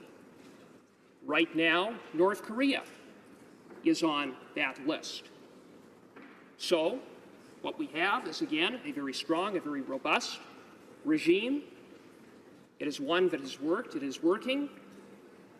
Mr. Speaker, there are questions about whether this would, in fact, improve upon what Canada has, whether in some respects it would water it down. And so I cannot support a piece of legislation that arguably would weaken the very good regime that Canada already has. Now, as has been raised by a number of honourable members in this House, there are serious questions about whether this bill would, through the back door, reestablish a gun registry. We know, of course, what a disaster the long gun registry was, introduced by the previous Liberal government. It was a registry that targeted law-abiding firearms owners, that cost the taxpayers of Canada some $2 billion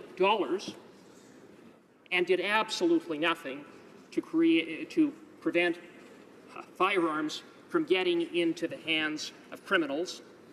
On the contrary, it in fact actually made the situation worse by creating a black market for various firearms. So, Mr. Speaker, when the firearms community unanimously, every firearms organization in Canada unanimously raises questions about whether this would impede upon law-abiding firearms owners by way of a backdoor firearms registry, I think those concerns have to be taken seriously. But instead of listening to the firearms community, instead of consulting with law-abiding firearms owners, this government would prefer just to dismiss them out of hand. You know, I heard my friend, the parliamentary secretary to the Minister of Foreign Affairs, the member for Fredericton, when he stood up in this House, and I respect that honourable member, but he made the assertion that the claim that it would create a backdoor gun registry was phony and bogus. Well, I say, Mr. Speaker, let's look at the language of the Arms Treaty, the Arms Trade Treaty, and Bill C-47. Let's start, Mr. Speaker, with Article 2. Article 2 states that this treaty shall apply to all conventional arms within the following categories, and then lists a whole series of categories. And when you get to the end, when you get to Article 2, sub 1, sub H, it refers to small arms. Small arms include any firearm or that could be operated and used by an individual. So it would include a rifle or any number of firearms that are lawfully used by Canadians for recreational purposes, for civilian recreational purposes, every single day. Now, we then go to Article 12, which says that each state party shall maintain national records pursuant to its national laws and regulations in terms of conventional arms covered under Article 2. As I mentioned, Article 2 includes small arms. And then, of course, we get to Bill C-47 and look at the substance of it, and we see that, among other things, other sections of this bill, Section 10.3 sub 6, which says that every person or organization under the Act, which would include a broker, is required to retain records for a period of some 6 years. For a period of some 6 years. And Bill C-47 goes a lot further than that because it provides the specific manner in which those electronic records must be kept by way of an electronic database. And I see I'm out of time, but Mr. Speaker, it raises again very serious questions about this issue, and I'd be happy to pick up from where I left off in questions and answers. Thank you, Mr. Speaker. And comments. The honourable member for Canada Carleton. Thank you, Mr. Speaker, and I thank the honourable member for his speech. But I really want to make sure that he understands that this treaty really deals with illicit conventional arms trade, and that illicit arms trade actually puts vulnerable people at risk around the world. And the ATT is the only treaty that really tries to tackle the issue of illicit arms trading. And my question to him is, how can Canada contribute to fighting illicit arms trade if we're not party to the only treaty that addresses this issue? Member for St. Albert, Edmonton. Well, thank you, Mr. Speaker. And I would say it's simply put, it's not this bill. It's not a bill that targets potentially law-abiding firearms owners. You know, Mr. Speaker, as I alluded to, Canada has already a very robust regime in place, one that is working. And secondly, on the issue of whether it would establish a backdoor firearms registry, I guess one of the questions that I would have of this government is, where is the language in the treaty that would exclude firearms for civilian purposes? It's nowhere to be found. What we have are clauses that are vague, that are overly broad, that are ambiguous and raise more questions than answers. And I say that the hunters, anglers, and fishermen of this country who use firearms for recreational purposes every single day deserve a lot more from this government. Questions and comments. The honourable member for South Okanagan, West Kootenay. Well, thank you, Mr. Speaker. I'd like to thank the honourable member for his speech, and I just wanted to ask him through you if he might want to expand on some of the concerns we've heard here today around the fact that a lot of the important guts of this bill are going to be brought in as regulations after the bill receives royal assent, so that we won't hear them there. Regulations around some of the important criteria the minister will be obligated to use to assess these export applications. Honourable member for St. Albert, Edmonton.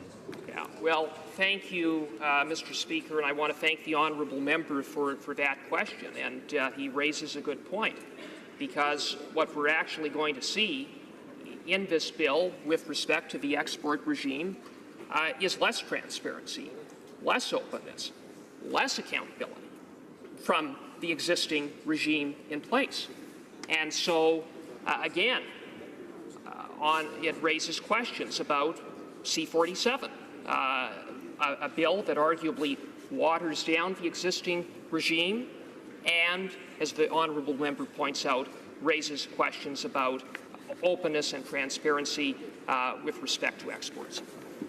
We have time for a very brief question. The honourable member for Durham. Thank you very much, Mr. Speaker. I'd like to thank my colleague for his speech. You hear a lot of the Liberal members, including the parliamentary secretary, who suggest that even a simple question on application to hunters and to sport shooters is somehow, to quote his words, bogus or phony. This member and a number of other members have raised some valid questions that hunters, sport shooters have, because a carve-out for civilian users was rejected in the negotiation of this treaty. So I'd like my friend to comment on how suggesting a simple question about application is a bogus argument creates division between rural Canadians, urban Canadians, and really belittles debate in this House. Could the member comment on that?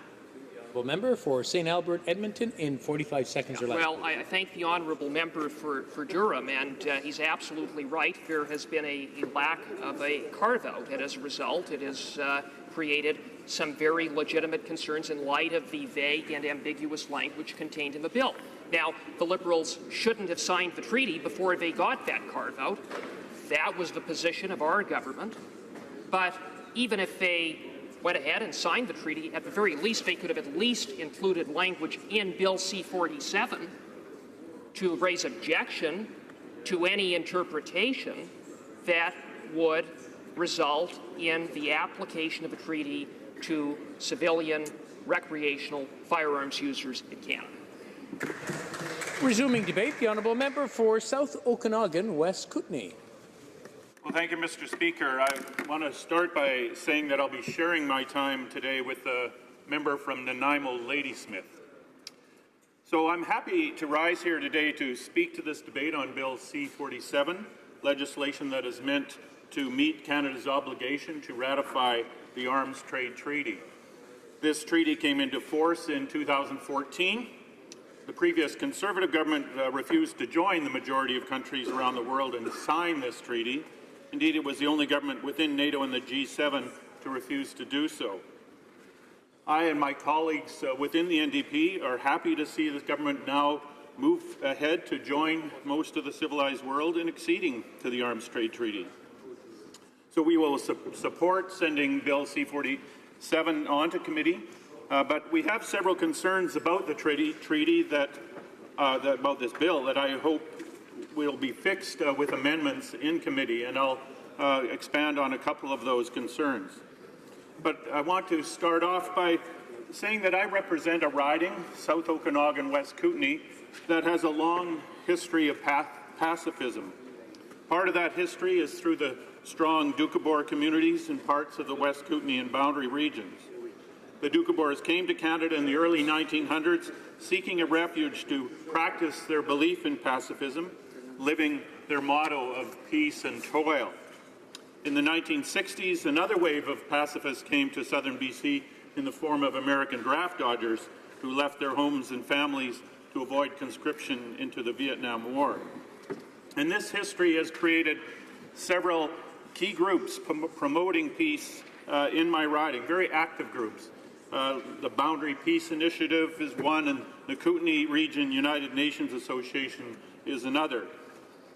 These groups and others like them are celebrating the International Peace Day today across Canada, and while I wish I could be with them in person in the riding, I'm happy to celebrate the day with this debate. Another peace initiative in my riding is the Mir Centre for Peace at Selkirk College in Castlegar, which provides a diploma program in peace and justice studies, as well as an international program in unarmed civilian peacekeeping. And I'm proud to represent a riding with such strong interests in peaceful solutions to world conflicts, and I'm proud to speak here today about efforts to regulate the trade in military material. And I can say that the residents of my riding are not alone in their concerns about arms trade. Polls show that the majority of Canadians don't want our country to export military equipment to countries with a history of human rights abuses. And many Canadians would be surprised to learn that our country has almost doubled its military exports in the last 10 years. That we are the second largest arms dealer to the Middle East in the world. This kind of involvement in such an explosive region makes it difficult to increase our role as a trusted peacemaker anywhere in the world. So where does Bill C-47 fall short? Well, first of all, exports from Canada to the United States will be exempt from the Export and Import Permits Act as amended by this bill. And that's contrary to the letter and the spirit of the Arms Trade Treaty, which calls for a complete and transparent coverage of all military exports.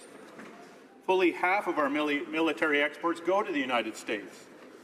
And now the government has already argued that the USA is a trusted ally and we shouldn't need to regulate arms trades to our neighbor. But I see two problems with that stance. First, the USA has not ratified this arms trade treaty, so has no obligation to track trade in military products. And secondly, the present administration in the U.S., I think it's fair to say, has a very different stance on trade with a number of countries that Canada has expressed concerns with. So material and parts for military systems sold by Canadian companies to the U.S. could be incorporated into equipment there and sold anywhere in the world without tracking through the Arms Trade Treaty. And another concern we have is that important parts of our legal obligations under the Arms Trade Treaty will only be enacted through regulation. These include the legal obligation of the Minister of Foreign Affairs to assess permits using certain criteria.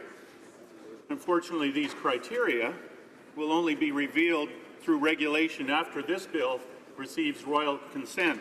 In other words, we here in this place will not have any role in debating those criteria.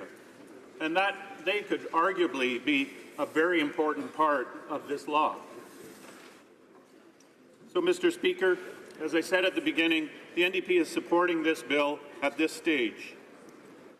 We think that any efforts to control, regulate, and monitor the export of military equipment can only be a step forward to a more peaceful world. The NDP has a strong history of supporting and promoting initiatives for peace around the world, and we were very disappointed when the Liberal government refused to take part in the recent UN negotiations toward a nuclear weapons ban treaty. The Prime Minister said in question period earlier this week that the NDP is always ready with well-meaning platitudes, or at least that's how it was translated in Hansard. I think in the verbal translation we heard here, it came out as we were ready with lovely words.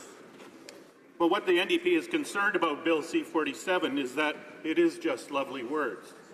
It doesn't fully meet the Arms Trade Treaty obligations. We hope that the government will seriously consider amendments at the committee stage to fix these problems so that Canada can fully live up to its agreements on the world stage and truly make the world a more peaceful place. Thank you. Questions and comments. Questions et commentaires. The honourable member for Durham. Thank you very much, Mr. Speaker, and I'd like to thank the member for his thoughtful remarks in this place on debate. He mentioned why his party is supporting the bill to date, but clearly he's also been paying attention to the debate in the House, and I appreciate that. My question to him would be, does he feel the language that the parliamentary secretary used in introducing this bill, suggesting that basic concerns that some Canadians might have are either, quote, phony or bogus? Does he feel that that's a good way to advance questions that Canadians have, hunters, sports shooters, Indigenous Canadians who have a constitutional right to hunt? Answering those questions is a debate we should have as part of this bill, Mr. Speaker. Does he think the tone used by the Liberals with respect to the introduction of this bill actually seeks to divide rural parts of Canada that he represents and I represent with urban parts? The honourable member for South Okanagan, West Kootenay. Well, Mr. Speaker, I'd like to thank the member from Durham for those comments and that question. I can say that I have spoken over the last couple of years with a number of hunters groups in my riding. I've spoken to shooting sports groups about concerns that they have, not just with this bill, but with other bills that they feel are perhaps, coming at their rights as gun owners through the back door. I'm not really convinced that this bill, I don't think, is certainly set out to do that in a meaningful way. It might open that up. We've heard concerns about vague wording. We've heard comments from the Conservatives that they would like to see wording within the bill, perhaps in the preamble, that sets this out. I've heard from the Liberals that there is wording in the preamble. I couldn't find that myself, but I think these are parts of the comments that we should hear at committee, and I hope that we can resolve this to allay those fears. Thank you. The honourable member for South Okanagan, West Kootenay will have 3 minutes after when the House resumes after question period. Statements by members. Déclaration des députés. Honorable député de Saanich Gulf Islands. Thank you, Mr. Speaker. In his last letter to Canadians, read into this record by the honourable member for Ajax, Arnold Chan left us with these words: "Climate change is undeniably the focus of attention today, as it should be. The recent flooding in Texas, hurricanes in the Caribbean and Florida, violent monsoon rains in Bangladesh and northern India, and closer to home, the BC wildfires, all point to an increasingly unpredictable and potentially destructive pattern of changes." He went on, "Climate change is not just about storms, flooding, and heat. It is also about crop failure, food shortage, water scarcity, mass displacement of people. It is imperative that we stop treating climate change as solely an environmental issue, but recognize it as an all-encompassing priority. Mr. Speaker, we are in a time of climate emergency." Thank you. The honourable member for King Vaughan. Mr. Speaker, I rise today to recognize Canada's vibrant multicultural mosaic. My riding of King Vaughan is a shining example of Canada's diversity, where people from all around the world live together in harmony and prosperity, celebrating our different cultures and traditions. Recently, I had the opportunity to attend an Eid al-Adha celebration of the sacrifice, which provides Muslims an opportunity to reaffirm their faith and gather together as a community. Other celebrations held in my riding are Navratri, a festival thanking the Durga goddess, who is the personification of female strength and the dispenser of justice, and Rosh Hashanah, the Jewish New Year. J'invite maintenant à tous les membres. I'd now like to invite all members of this House to join me in wishing Eid Mubarak, Happy Navratri. All Canadians, thank you and merci. Honourable member, honourable député Portneuf. The honourable member for Portneuf-Jacques-Cartier. Thank you, Mr. Speaker. This is the first week of our fall session. You were all in your respective ridings, and I'm sure that you're now ready to get back to work here in the House of Commons. Our role as members is, among other things, to showcase our ridings, its residents, its attractions, and products. Did you know that the city of Neuville was recognized as a granary of Nouvelle-France? Producers carried on the tradition of growing a unique, distinct product, Neuville's famous corn. The Neuville Association of Corn Producers obtained a protected geographical indication issued by the Quebec Department of Agriculture, which shows and confirms the uniqueness of this corn. Colleagues, come and pick up some Neuville corn after question period. It's freshly picked and comes directly from Neuville, and it's with great pride that I share with you this delicious product, which is exclusive to Portneuf-Jacques-Cartier.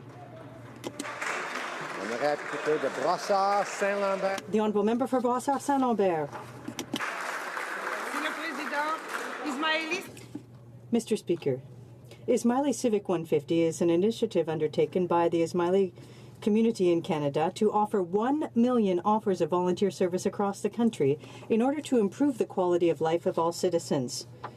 Ismaili Civic 150 commemorates Canada's 150th anniversary, the 375th anniversary of Montreal, and the Diamond Jubilee of their spiritual leader, His Highness the Aga Khan.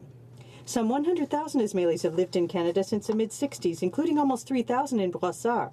Ismailis are well known for their belief in the principles of volunteer work and in support for humanitarian causes. This initiative reiterates the ethics behind volunteer service and its commitment to improving quality of life in countries where this community resides.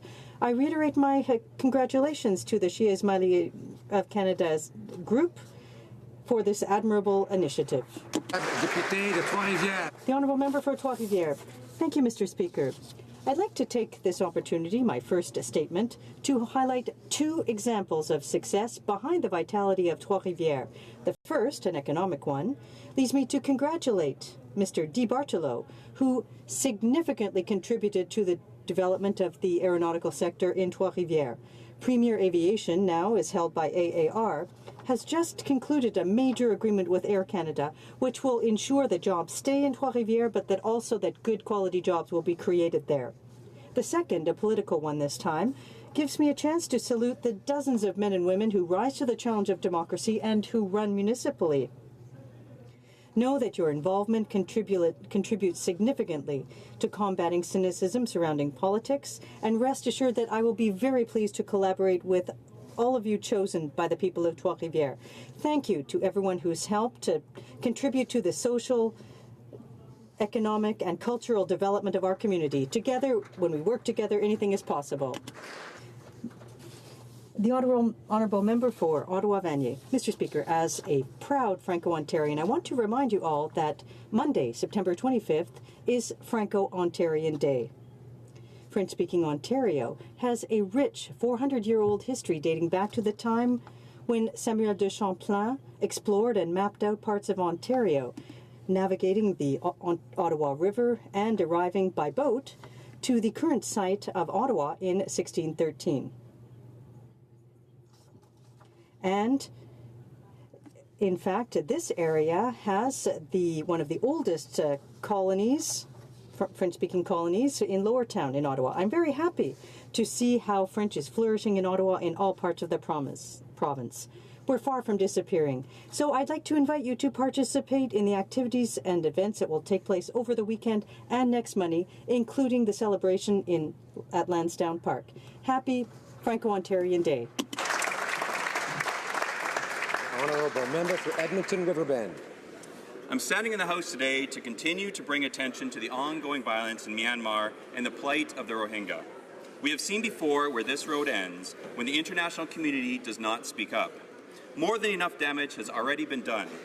Within our own communities, we have a responsibility to push out discrimination and speak up for our neighbours without a voice. But that responsibility extends to our role as citizens around the world as well. There is good reason why this criticism on the silence of the bystander has become such a broadly shared adage, and action on the part of Myanmar's government has allowed this situation to deteriorate. As such, it is the international community's responsibility to maintain pressure until they step in and stop the violence. I, along with many of my colleagues and many of my friends back home in Edmonton, will continue to do the same for the Rohingya as we condemn the killing of innocent people. The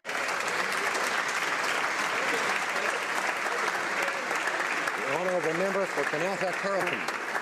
Mr. Speaker, I'm delighted to invite you, all my colleagues, and indeed all Canadians to the best little fair in Canada, which takes place this weekend in the beautiful town of Carp, Ontario. The Carp Fair, now in its 154th year, celebrates agricultural excellence and is a great source of local pride in our community. There will be livestock exhibits, carnival rides and games, terrific live music, and a fantastic opportunity to sample the delicious food produced right here by local farms and vendors. I recommend the Huntley Burger. I'd like to thank the whole Carp Fair and their hard-working team of volunteers who make the Carp Fair such a huge success. I hope you all accept my invitation. I'd love to see you in Carp. And remember, Mr. Speaker, if you like to eat, thank a farmer. And you can do it this weekend in Carp. Thank you. The member for Kitchener South Hespeler. Sunday is Police and Peace Officers National Memorial Day. Signing at the 11 a.m. memorial service on Parliament Hill, as they have for many years, will be the 57 men of the Waterloo Regional Police Male Choir. The Waterloo Regional Police Male Choir has been entertaining people in Canada, U.S., and Europe for 44 years. They are truly ambassadors of the Waterloo Regional Police. They have helped to raise over $1 million for those in need.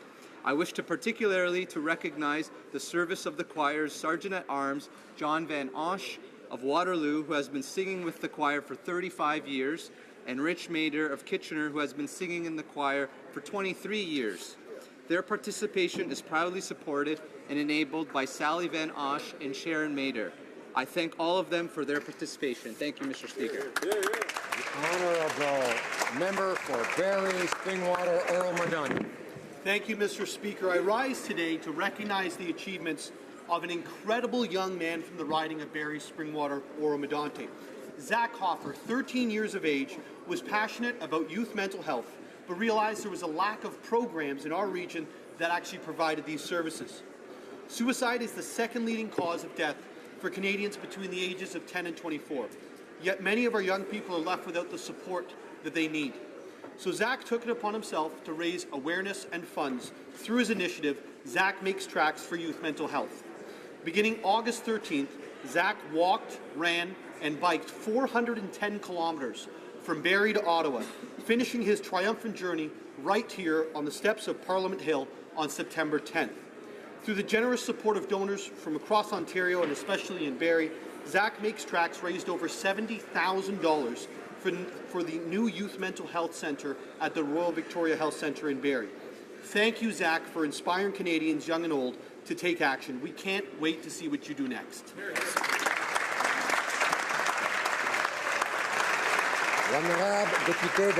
The Honourable Member for Saint Laurent. Today to wish Armenians around the world and in my riding of Saint Laurent a happy Armenian Independence Day. While there are only about 20,000 Armenians on the island of Montreal, they form a very active, tight-knit, helpful, and cooperative community. The Armenian General Benevolent Union, the Centre Communautaire Sur-Pagop, and the Notre-Dame de Narey community have all welcomed and assisted many Syrian refugee families. De plus, la communauté. In addition, the Montreal Armenian community not only insisted on recognition for the Armenian genocide, but also supported prevention of other crimes against humanity. For the third year in a row, our Armenian community has organized a March for Humanity and Prevention of Genocide, in which thousands of people participated.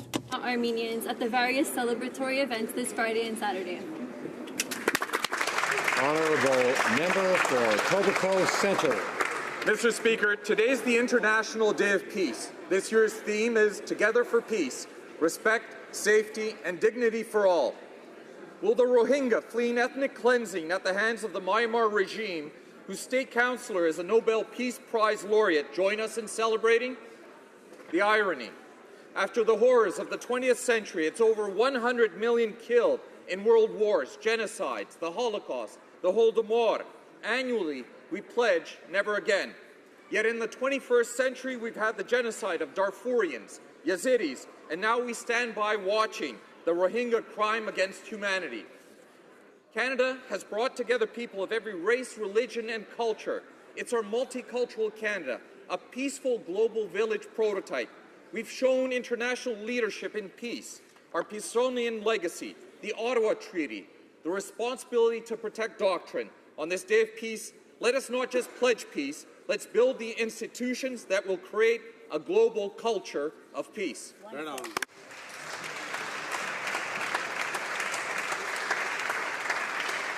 Honourable Member for Portage Lisgar.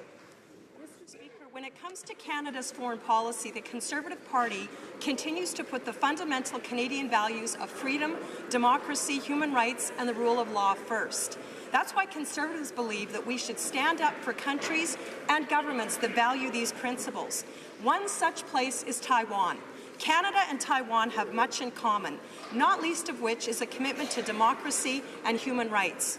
Something the Liberal government could do to show support for Taiwan is to make an effort to sign a foreign investment and protection agreement with them, as well as to promote Taiwan's participation in international forums like the WHO and the UN General Assembly.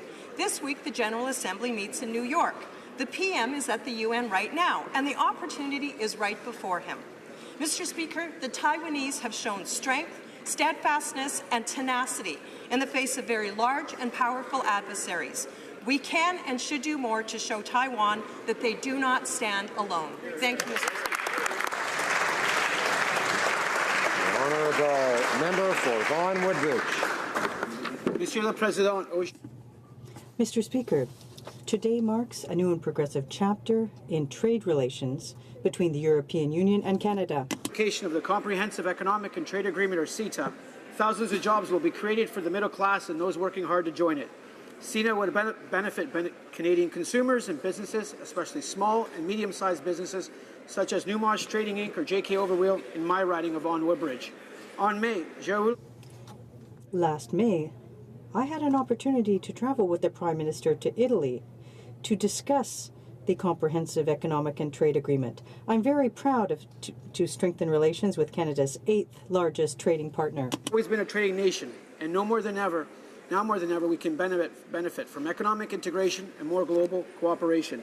CETA is the most progressive and inclusive trade deal that Canada has ever concluded, and Mr. Speaker, that is something we can celebrate. Bravo. Honourable Member for North Island Powell River. Today is World Alzheimer's Day. With 747,000 Canadians currently living with dementia and an expected 1.4 million Canadians to be living with the disease in 15 years, it is so important that we support the family members who support their loved ones. Recently, in a town hall I held, a man in his late 80s came to speak to me about the challenges he faces in caring for his wife with Alzheimer's. He simply cannot afford to put her into a care facility. There is not enough money. Rachel, he told me, I'm doing my best, but I'm getting tired. What will happen if I get sick too? Too many caregivers do get sick. These people are often working one job to pay the bills and another to care for their loved ones, or can no longer work due to caring for their loved one and face devastating poverty. The NDP has always called for better support for Canadians living with Alzheimer's or dementia, and we will continue to call for a bold public health care strategy for all Canadians. The Honourable Member for Kitchener-Conestoga. Mr. Speaker, over the past 11 years, I've spent much of my time focusing on the issue of mental health and suicide prevention. Motion M388, targeting online predators, passed unanimously in November of 2009. The Bill C-300, calling for a federal framework for suicide prevention, received royal assent on December 14, 2012. These are just two of the initiatives which I am proud to have championed. So I was encouraged in February of this year to receive a letter from Noah Irvin, an exceptional young man from Guelph who unfortunately knows this issue all too well. In his letter to all members of Parliament, he challenged us to champion the cause of mental health and to stand up for Canadians suffering with mental illness. His story of personal loss and his ongoing courage in overcoming these trials are an example to every one of us. Noah is visiting Ottawa today, and it's been my privilege to meet him and sense his ongoing commitment to this important cause. Thanks, Noah, for your message of hope, and please keep up the good work.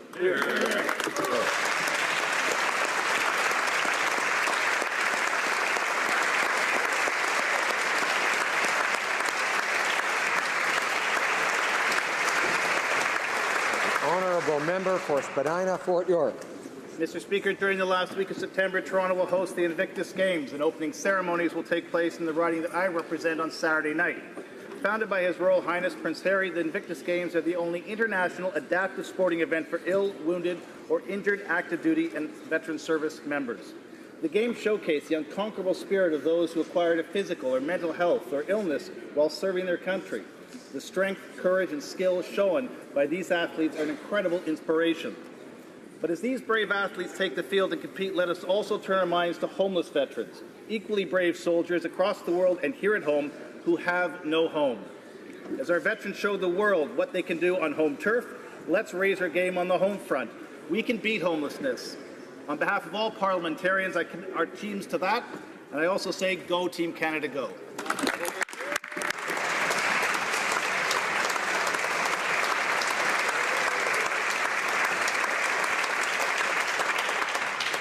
Questions orales, oral questions. L'honorable député. The Honourable Member for Richmond-Athabasca. Mr. Speaker, the government's unfair and poorly thought-out tax reform will have a considerable impact on our economy. It will destroy middle-class jobs, and small businesses will be forced to lower their contributions to the community. What does that mean? That means fewer donations to community organizations, fewer donations to health organizations and people in need. Mr. Speaker, this Liberal government doesn't realize that they're directly attacking honest middle-class workers who are creating jobs all across Canada. The Honourable Minister of Finance. Mr. Speaker, we currently have a system that encourages the wealthiest Canadians to have corporations so that they can have a tax rate that is lower than that of the middle class. We want to have a fairer system. So we will find a way to ensure that small and medium-sized businesses can invest in their business, but at the same time, we want to have a system that's fair. The Honourable Member for Richmond-Athabasca. Mr. Speaker, here's the reality. 86% of business owners are against the Liberals' tax reform. Yesterday, I told you about Joseph. Following that, Pierre, Virginie, Gabrielle, Natalie, and many others contacted me because they are concerned and they were never consulted. This is just another Liberal shell game so that they can take more money from ordinary people's pockets and pay down their astronomical deficits. Mr. Speaker, it's not by taxing more that you create jobs. When will this Liberal government finally get it and drop this unfair reform? The Honourable Minister of Finance. Mr. Speaker, as I've said, our system currently encourages the wealthiest Canadians to have private corporations so that they have a lower tax rate than the middle class. We currently have a system where small and medium-sized businesses have the lowest tax rate out of G7 countries. That is very important. Now, we want to continue having a low tax rate, and at the same time, we want to have a system that's fair with a low tax rate. For Carleton. A Canadian Federation of Independent Business survey found this week that 88% of local businesses say this new Liberal tax increase will make it harder to create jobs and grow. That means thousands of young people and new Canadians won't get that first job, and many more might be laid off. Instead of taxing away the jobs of hardworking Canadians, why doesn't this finance minister get his own spending under control?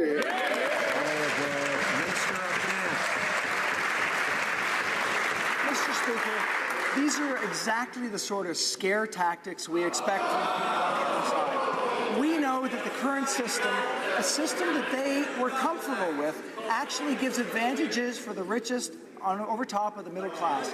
So what we're going to do is we are going to encourage people to make investments, because we know that what we've done so far has led to a very successful economy, one that's helping businesses across this country, and one that's creating new jobs across our country for all Canadians. Order. The honourable member for Carleton.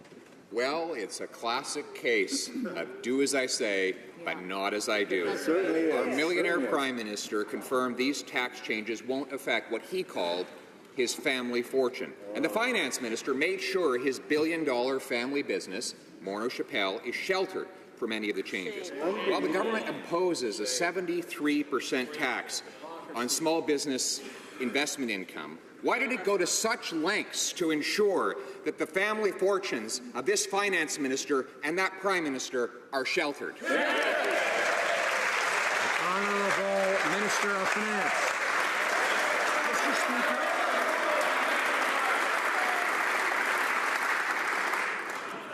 Mr. Speaker, the member opposite is deliberately misleading Canadians. What he's saying is simply not true. Canada. Order. I have to ask the Honourable Minister of Finance to withdraw the suggestion that someone was deliberately misleading Canadians. That's not appropriate in the House of Commons. I would ask him now to withdraw the comment. Mr. Speaker, I withdraw my comment. What I want to say is the member opposite is wrong, and he knows he's wrong. What he's doing is paying attention to the wrong numbers. We have the lowest tax rate among G7 countries for small and medium-sized enterprises. We know that our economy is growing very well, and it's because of the kinds of things that we're doing to help the middle class. We're going to continue with our successful program to ensure that our economy grows and our system is fair. The honourable member for Carleton. The minister says that I'm wrong to suggest that his billion-dollar family business, Morneau Chappelle, will be sheltered from these changes. Can he please list the changes that will apply to Morneau Chappelle? Honourable Minister of Finance. Mr. Speaker, I'm very happy to talk about what we're trying to achieve. We're trying to make sure that we don't have a system that encourages the richest. Order. There are some members, it seems, who seem to feel that the time to speak is not when the microphone's on in front of them and the public can hear, but when someone else is speaking. That's not how it works, folks. So please, if you ask a question, it's important to listen to the answer, whether we like the answer or not. I know we don't always like the answers. Some people don't like the answers. They may or may not, but we have to hear them, and I need to hear them so I can tell whether someone's out of order. The Honourable Minister of Finance. Thank you, Mr. Speaker. We've been pretty clear. We know that our system right now encourages the wealthiest Canadians to set up a private corporation so they can pay a lower tax rate than middle-class Canadians. We know that the party opposite is perfectly comfortable with wealthier Canadians paying a lower tax rate than middle-class Canadians. What we're working towards is to make sure that we look at those advantages, listen to Canadians to make sure that we're taking measures that will ensure that our system is fair. L'honorable député. The honourable member for Laurier-Sainte-Marie. Mr. Speaker, the Prime Minister had some lovely words for the UN today about foreign policy. But let's look at the government's track record after 2 years in power. They've boycotted the nuclear arms ban treaty. There's been no peacekeeping mission, no increase in international aid, and they've been selling arms to Saudi Arabia. So, where exactly is Canada's leadership on the international stage? Did I perhaps miss the announcement of some actual concrete action? The Honourable Minister of Transport. Thank you, Mr. Speaker. We're extremely proud of the role that Canada plays on the international stage. It's a role that many countries have recognized. We are there to keep the peace. We are there when it comes to international aid. We have denounced the persecution in Myanmar. We're there when it counts.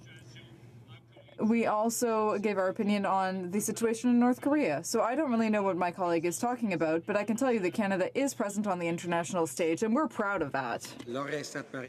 The honourable member for Laurier-Sainte-Marie. Well, no peacekeeping mission, no international development aid, real discussions are not happening. Is paying lip service to his commitment to peace at the UN today. Because according to media reports, the conference on peacekeeping that we will host in November, at that conference, Canada will call on other countries to commit more troops to peacekeeping without making any specific commitment ourselves. The hypocrisy is astounding. When will Canada commit to a peacekeeping mission?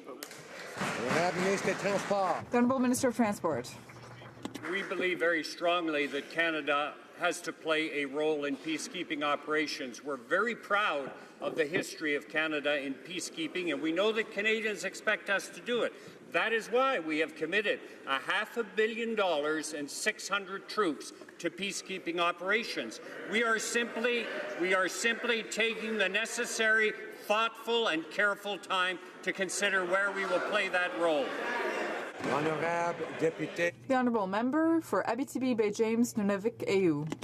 Mr. Speaker, I listened to the Prime Minister's speech to the United Nations this afternoon, with great interest. As usual, he spoke on how the nation-to-nation relationship was the most important to him. Yet I said those words, First Nations are still under 172 drinking water advisories. This is up from 159 advisories from before he was elected. Whoa. So how can the Prime Minister keep claiming to the world that this is the most important relationship when in reality he's letting them down? The Minister of Indigenous Services.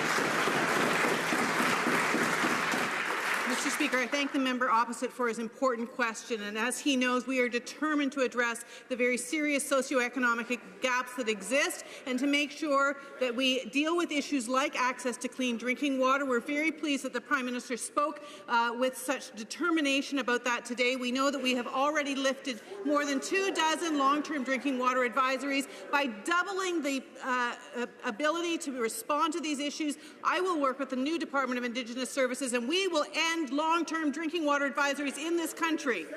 The Honourable Member for Abitibi-Bay James Nunavik-Ayu. Mr. Speaker, the problem has been identified, but there isn't a strong plan, and so their 5-year objective won't be met. Let's not forget that the same Prime Minister who gave that speech this morning is still fighting residential school survivors and First Nations children, even after 3 court orders from the Human Rights Tribunal. Now, after 2 years of empty rhetoric, we need to actually take action. Perhaps the government could confirm that they will support Bill C-262 about the UN Declaration on the Rights of Indigenous Peoples. The Honourable Minister of Indigenous Services. Mr. Speaker, in the 4 weeks since I have taken on the role as Minister of Indigenous Services, one of the things that I have heard from so loudly and clearly is the absolute need to address the welfare of Indigenous children in this country. I will continue the work that Minister Bennett has done and that I started in my role as Minister of Health, and we are going to make sure that... Order. I remind the Honourable Minister of Order.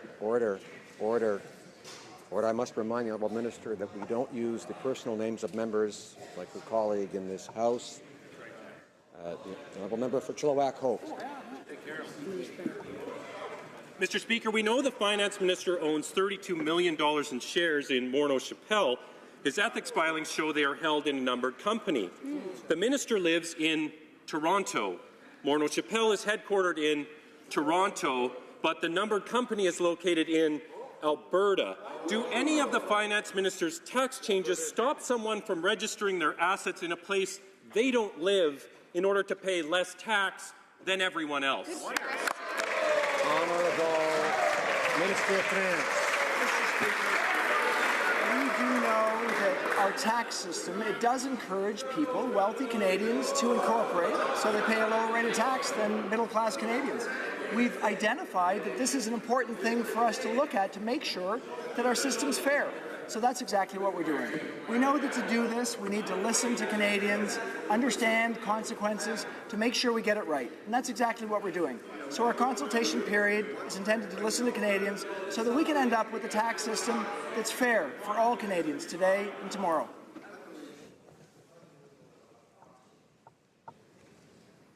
The Honourable Member for Chilliwack Hope.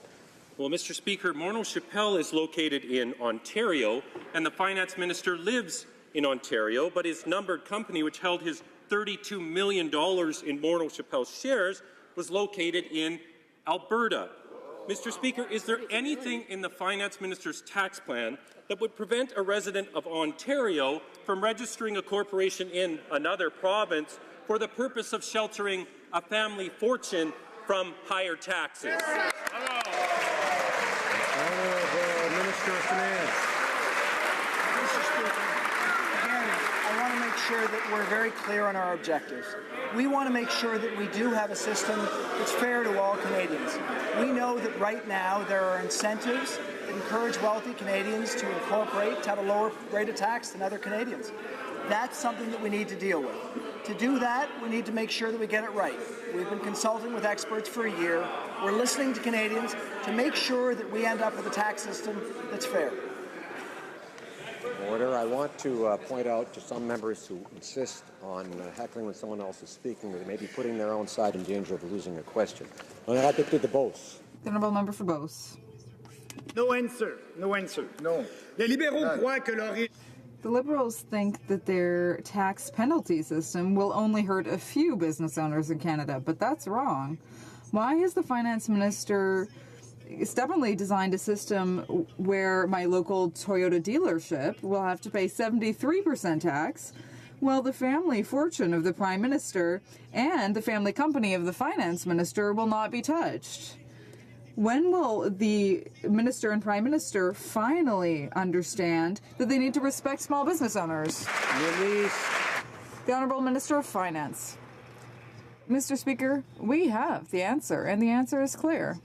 We currently have a system that encourages wealthy Canadians to have corporations so that they can have a lower tax rate than the middle class. What we want to do is to fix that. But the facts are clear. We have a situation where small businesses currently have some of the lowest tax rates among G7 countries. That's very important for investments and for the future. This is a system that also needs to be fair. The Honourable Member for Beauce. Mr. Speaker, what's clear is that there's one rule for the Minister of Finance and another rule for other people. A rule for small businesses and a rule for big businesses. The government is overtaxing local businesses, mechanics, convenience stores. Why? So that they can have more revenue to deal with their deficits that they themselves created. The solution is clear. Cut spending and ensure that they have a fair system for all business owners in the country.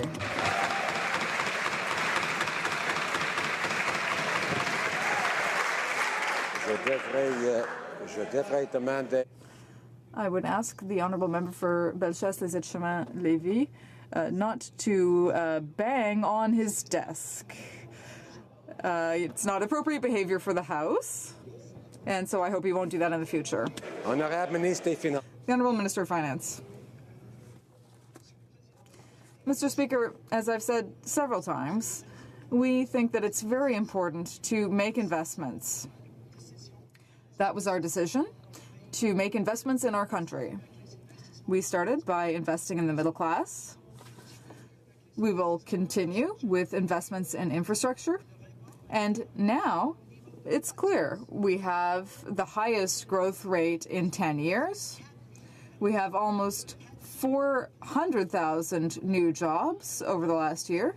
So our plan is working, and that's very important for Canadians. For Abbotsford. Well, Mr. Speaker, I've heard loud and clear from the people of Abbotsford, including those in the Liberal riding of Mission-Matsqui-Fraser Canyon. They're angry as hornets over these terrible tax proposals.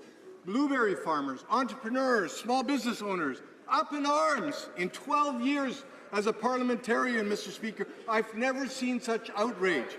And that outrage grew when they found out that the Prime Ministers and the Finance Ministers' own family fortunes won't be touched by this tax. Now you tell me, how is that fair?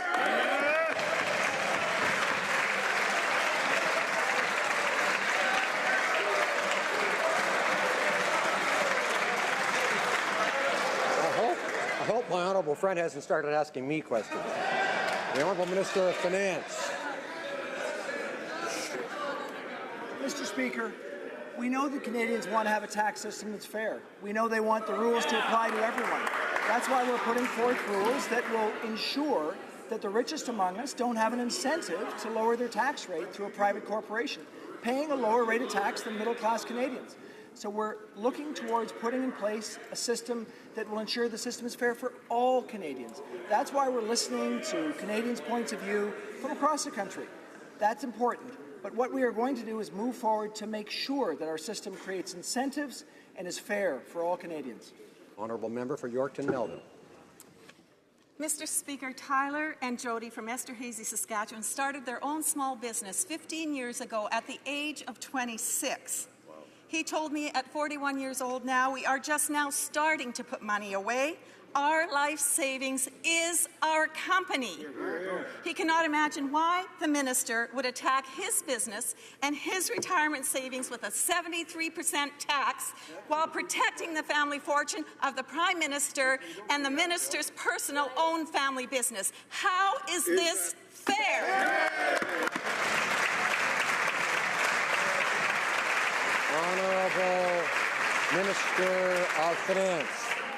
Mr. Speaker, we're looking towards making sure our system's fair. We're looking towards making sure that we don't encourage wealthy Canadians to set up a private corporation so they can pay a lower rate of tax than middle-class Canadians.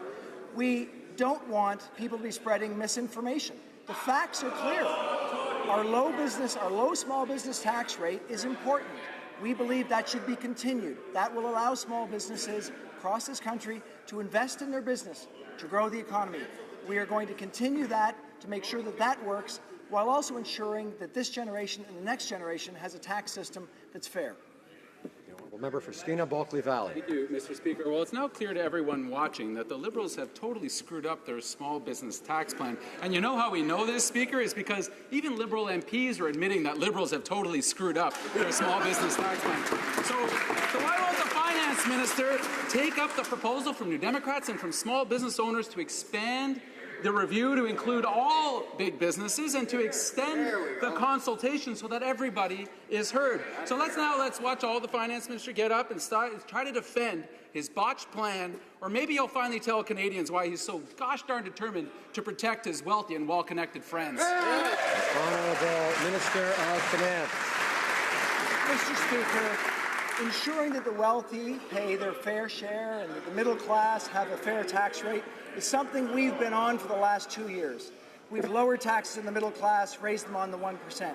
We've introduced the Canada Child Benefit. We put $1 billion in the Canada Revenue Agency. Now we're looking towards closing tax advantages for wealthy Canadians. So my question to the member opposite is, why has his party not supported any of these measures that are helping the middle class?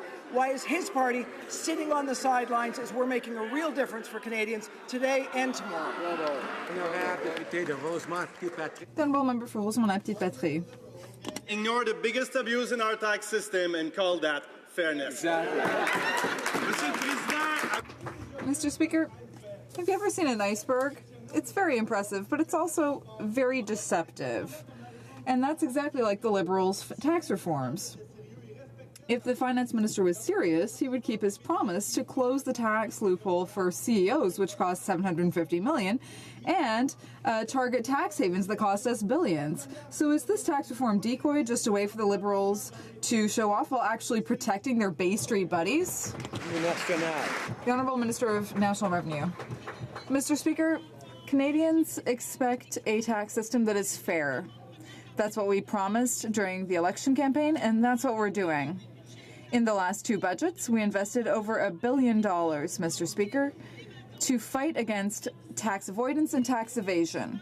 These investments are bearing fruit, Mr. Speaker. $13 billion was recuperated last year. 335 cases were transferred to the Criminal Investigations Department, and there were 332 searches carried out, and 37 convictions, and $10 million in fines, and $44 million in penalties. The Honourable Member for Mégantic-L'Érable. $10 billion of deficits, and now that's almost doubled, Mr. Speaker. Let's think about that, too. Now, the Compton family has a family farm on PEI, and they have for the last 100 years. 3 generations have invested everything they had in that farm. Now the finance minister wants to reach into their pockets to pay for his enormous deficits. He's threatening their ability to pass on the farm to the next generation. Why has the finance minister designed this system where the Compton family will pay 73% tax, while the family fortune of the prime minister and the finance minister are not touched? How is that fair? The Honourable Minister of Finance. Mr. Speaker, it's very important to have a fair system. We want to continue with our plan where there is no incentive for wealthy Canadians to have a corporation so that they can have a lower tax rate. At the same time, small and medium-sized businesses have a very low tax rate, which is very important. But our investments in the economy are very important. They work for farmers and all Canadians, because now we have the highest growth rate that we've had in a decade, and that's very important for small businesses and farmers and all Canadians. Member for Foothills. Mr. Speaker, Roy and Ross Newman are farmers in Alberta. They are hoping to pass on their family farm to their sons, who would be the 5th generation of Newmans working their land near High River. But they are very concerned about these Liberal tax changes. In fact, tax experts across the country agree these changes could wipe out the family farm. So why has the finance minister designed a system that protects his own family fortune, the family fortune of the prime minister, but could mean this generation of Newmans is the last on their family farm? Honourable Minister of Finance. Mr. Speaker, I know that farmers, I know that small business people, I know that Canadians across the country want to make sure that our tax system is fair, not only for them, but for their families. They want to make sure that it's not a system that encourages people to do tax planning so they'll have a lower tax rate than middle-class Canadians. That's what we're working towards. Now, in the case of farmers, we know that we want to listen to make sure that our tax proposals, which are important to make the system fair, do not have unintended consequences. And that's why we're listening to farmers across this country. We know how important they are. We're going to listen to them, and we're going to get this right. Honourable Member for Foothills. Mr. Speaker, I have not had one farmer or rancher call me in support of these tax changes. That's thousands. The Holstein family in my riding are farmers. They've been working the land for 4 generations. They budget tightly to ensure that their operation can stay afloat. But they are very concerned that the Liberals cannot manage their out-of-control spending, and they are coming for their farm to pay for it. So why would the finance minister design a system where the Holstein family has to pay 73% tax, whereas the family fortune of the Prime Minister and the Finance Minister are untouched? How is that fair?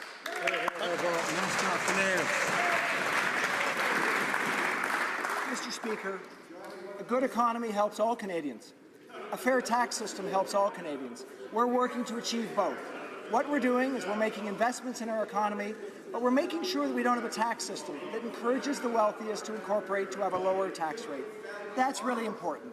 And what we'll see through the changes that we're putting forward is that over the long term, farms, small businesses will be better off with a fair tax system and a strong economy. And that'll help them, that'll help the next generation. We're going to make sure that happens.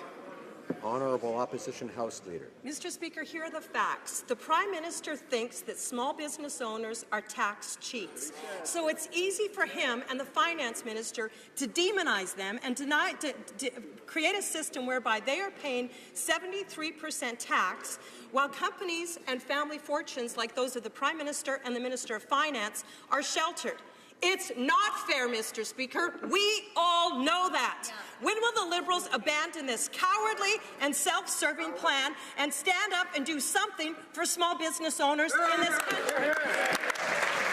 Honourable Minister of Finance. Actually, Mr. Speaker, here are the facts. We now have a situation where people that are wealthy are encouraged to go with a corporation in order to lower their tax rate.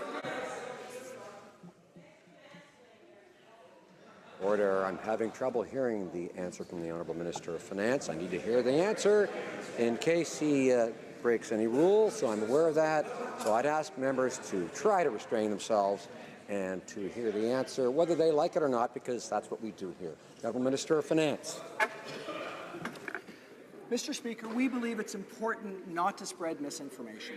We believe that what's really important is to make sure we observe what's going on right now, a system that encourages the wealthiest to incorporate to pay a low rate of tax.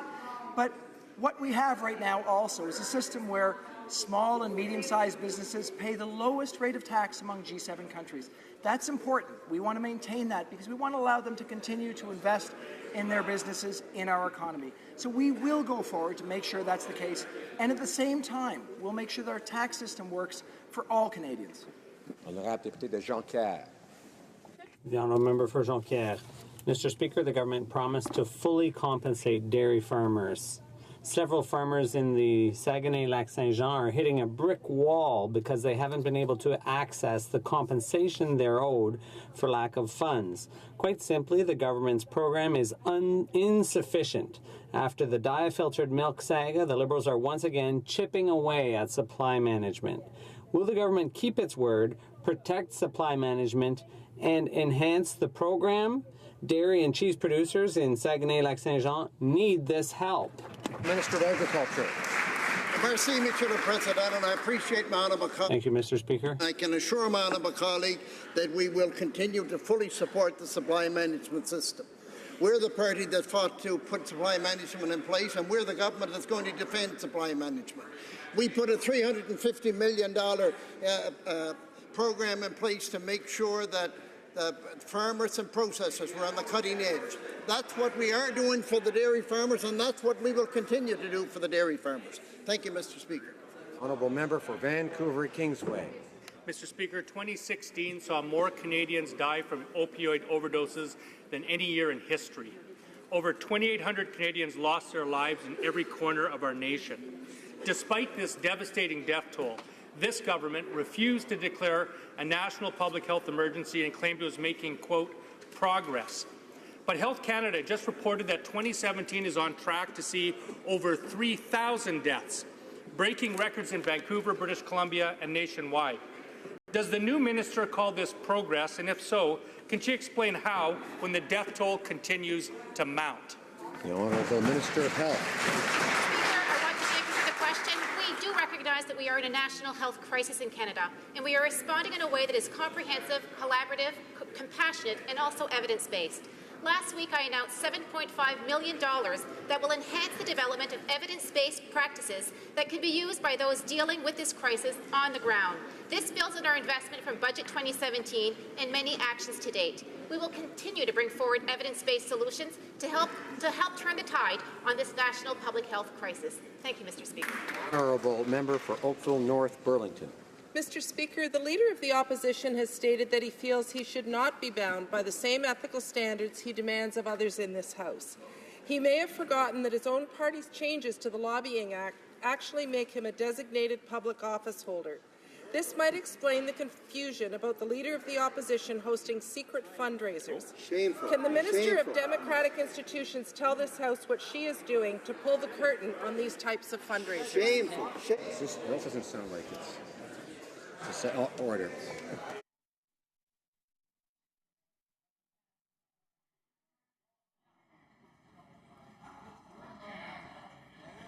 Minister of Democratic Institutions. Thank you, Mr. Speaker, and thank you to my colleague from Oakville North Burlington for the question. Mr. Speaker, Canadians have a right to know about fundraising events attended by party leaders and leadership candidates, as well as the Prime Minister and Cabinet Ministers. Our legislation will make information related to who is going to fundraisers, where and when they are happening, and the amount required to attend public. We hope the opposition will support this bill in committee so that no opposition party can ever again have their leader hold secret fundraisers. Together, let's all raise the bar. Member for Kamloops, Thompson, Caribou. Mr. Speaker, Marina owns a family farm and ranch in 100 Mile House area. They just went through the worst BC wildfires in history.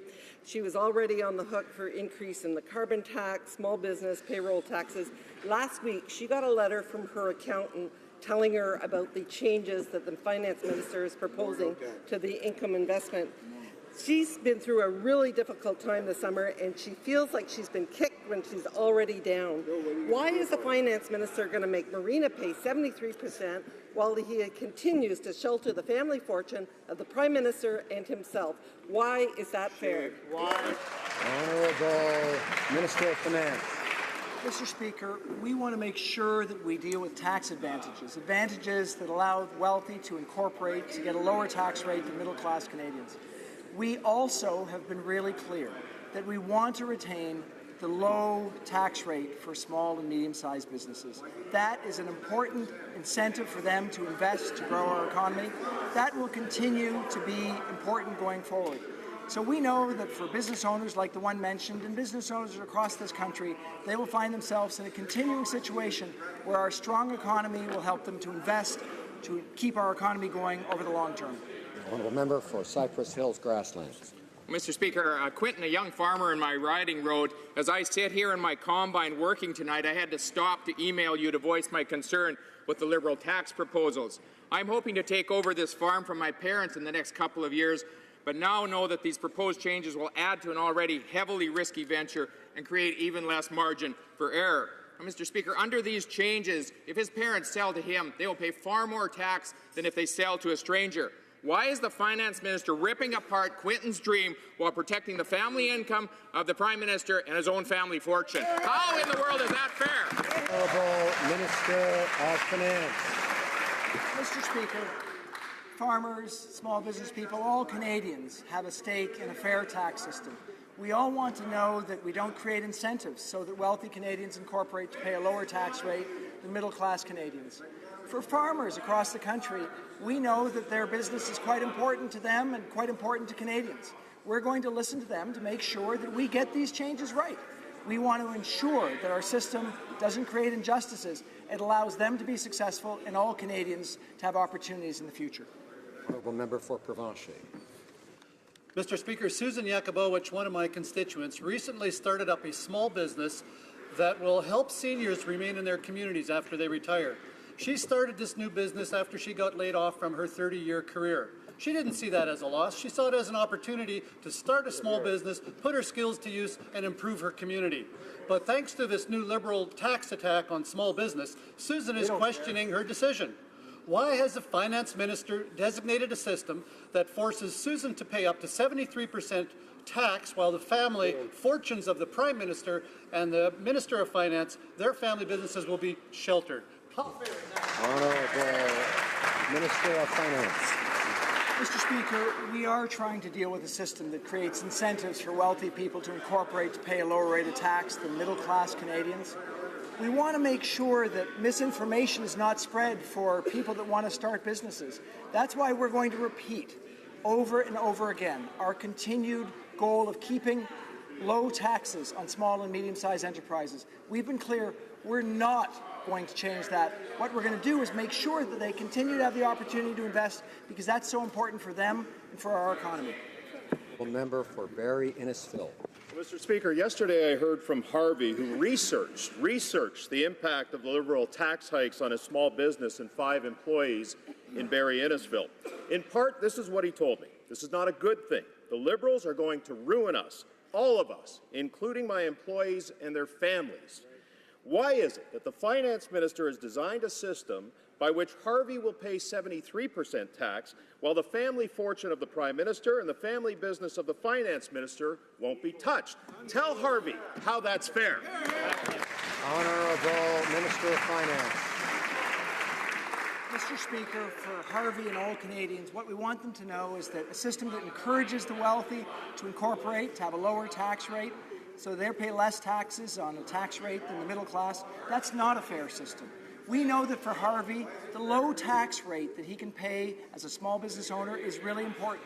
We know that we're not proposing to change that. We know that when Harvey takes money out of his business, we're not proposing to change that. So these are really important things for him to understand. It's very important for our economy, important for Harvey, and important for all Canadians. Member for Kootenay, Columbia. Mr. Speaker, when the Liberals changed the OAS and GIS programs for seniors last January, they promised, and I quote, "These provisions are not intended to place couples in a worse financial situation." However, in my riding of Kootenay-Columbia, the spirit of the policy is not being respected. In one case, a couple is being forced to file for voluntary separation after 60 years of marriage in order to receive the monthly benefit they need for assisted living care homes. This is clearly wrong. Will the minister ensure that the policy changes are not hurting seniors and that they get the respect and benefits they deserve? Honourable Minister of National Revenue. Monsieur le Président, je m'engage à ce que... Mr. Speaker, the agency offers quality services to Canadians. That's my commitment. We try to provide benefits as quickly as possible. We know they're important to recipients, and we will redouble our efforts to make sure that all Canadians receive the benefits they're entitled to. CRA will continue to cooperate with Services Canada in order to deal with any potential interruptions to payments of the GIS. Thank you, Mr. Speaker. Mr. Speaker, the minister's response is unacceptable. The Liberals promised that seniors separated through no fault of their own would not be punished and would not have their retirement benefits clawed back. But that's not what's happening. The minister says her department updated their policies, included a clarification that ended years of compassion and common sense. What this clarification I call pushing seniors into poverty. When will the minister reverse this shameful situation? The Honourable Minister. Mr. Speaker, our government has increased investments in education and outreach and volunteer community programs so that low-income seniors get the support they need in filling out their tax returns. Most of the benefits, including the GIS, are based on income. Services Canada uses that information in order to calculate people's benefit entitlements, Mr. Speaker. Mr. Speaker, Canada's energy is a world leader. Hundreds of thousands of jobs depend on it. It's the biggest private sector investor in the Canadian economy, but it's had the biggest two-year decline in 70 years. Energy East will bring Western oil to Eastern refineries. It will add export markets to secure Canada's energy future, but it's at risk. The Liberals froze it, killed the panel, struck another with new rules. It's been 3 years. It's Liberal chaos and Liberal delays. Workers and their families need answers. Canada needs Energy East. When will the Liberals finally champion this crucial nation-building project? The Honourable Parliamentary Secretary to the Minister of Environment. Thank you, Mr. Speaker. We very much believe in a competitive and sustainable energy sector, and the good projects must go ahead with the full confidence of Canadians. That is why we have approved pipelines and energy infrastructure projects that create tens of thousands of jobs, while at the same time protecting our oceans, pricing carbon pollution, addressing greenhouse gas emissions, and working in partnership with Indigenous peoples. TransCanada's request is a business decision. The proponent develops its project application in a business environment where factors like the price of oil do change. We are committed to ensuring that economic prosperity and environmental protection go hand in hand. Honourable Member for Calgary Signal Hill. Mr. Speaker, I know that you and your 30 colleagues from Atlantic Canada know that our country imports over 1 million barrels of oil a day. Why? Because there's no pipeline to the East Coast. But there is a solution to this problem, as my colleague just mentioned, and I'll ask the Parliamentary Secretary to clarify the fact that the rules haven't changed. It's the Liberals. It wasn't the price of oil. It's the Liberals that changed the rules on this application. Now, when is the Prime Minister or the Minister of Environment or Energy going to come to their senses and preserve the Alberta advantage that the Finance Minister's Trust Fund now enjoys by being registered in Alberta?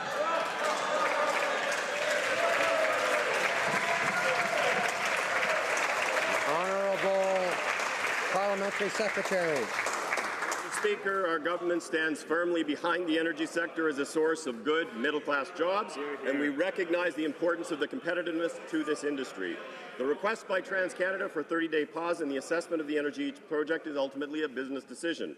Canadians know that building a strong economy and protecting the environment are not competing interests, they are shared priorities. We are restoring public trust in our regulatory processes and environmental assessments, recognizing that this confidence is key to ensuring that good projects go ahead with the confidence of Canadians. The honourable member for Beauport, Côte-de-Beaupré, Île-d'Orléans, Charlevoix.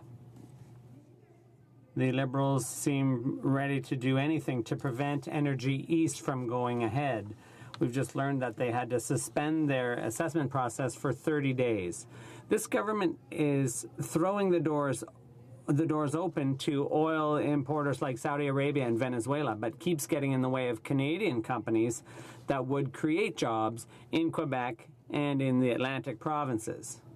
Why is the Prime Minister so determined to make decisions that cost good jobs all across the country and hinder the distribution of wealth from west to east? Parliamentary Secretary.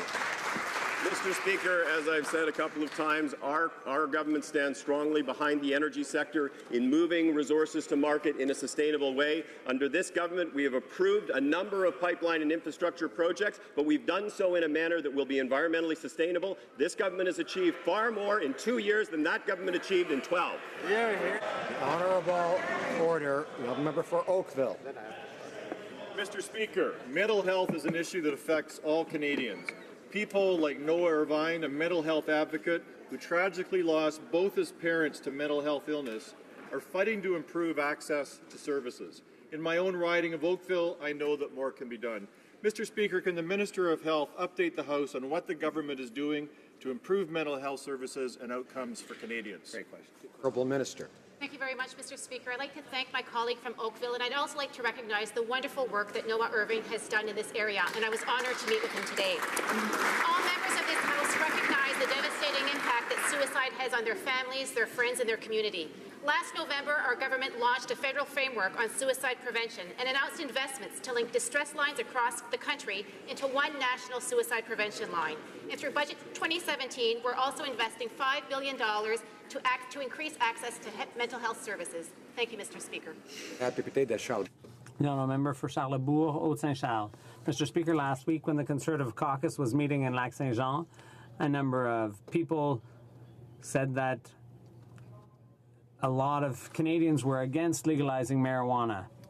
They want to know why the Liberals are ignoring the concerns of police officers, the views of healthcare professionals, provincial governments that aren't ready. Can the Prime Minister explain why legalizing marijuana is his government's top priority? Honourable Minister of Public Safety. Mr. Speaker, this is an issue that's been debated extensively over the course of the last 2 years.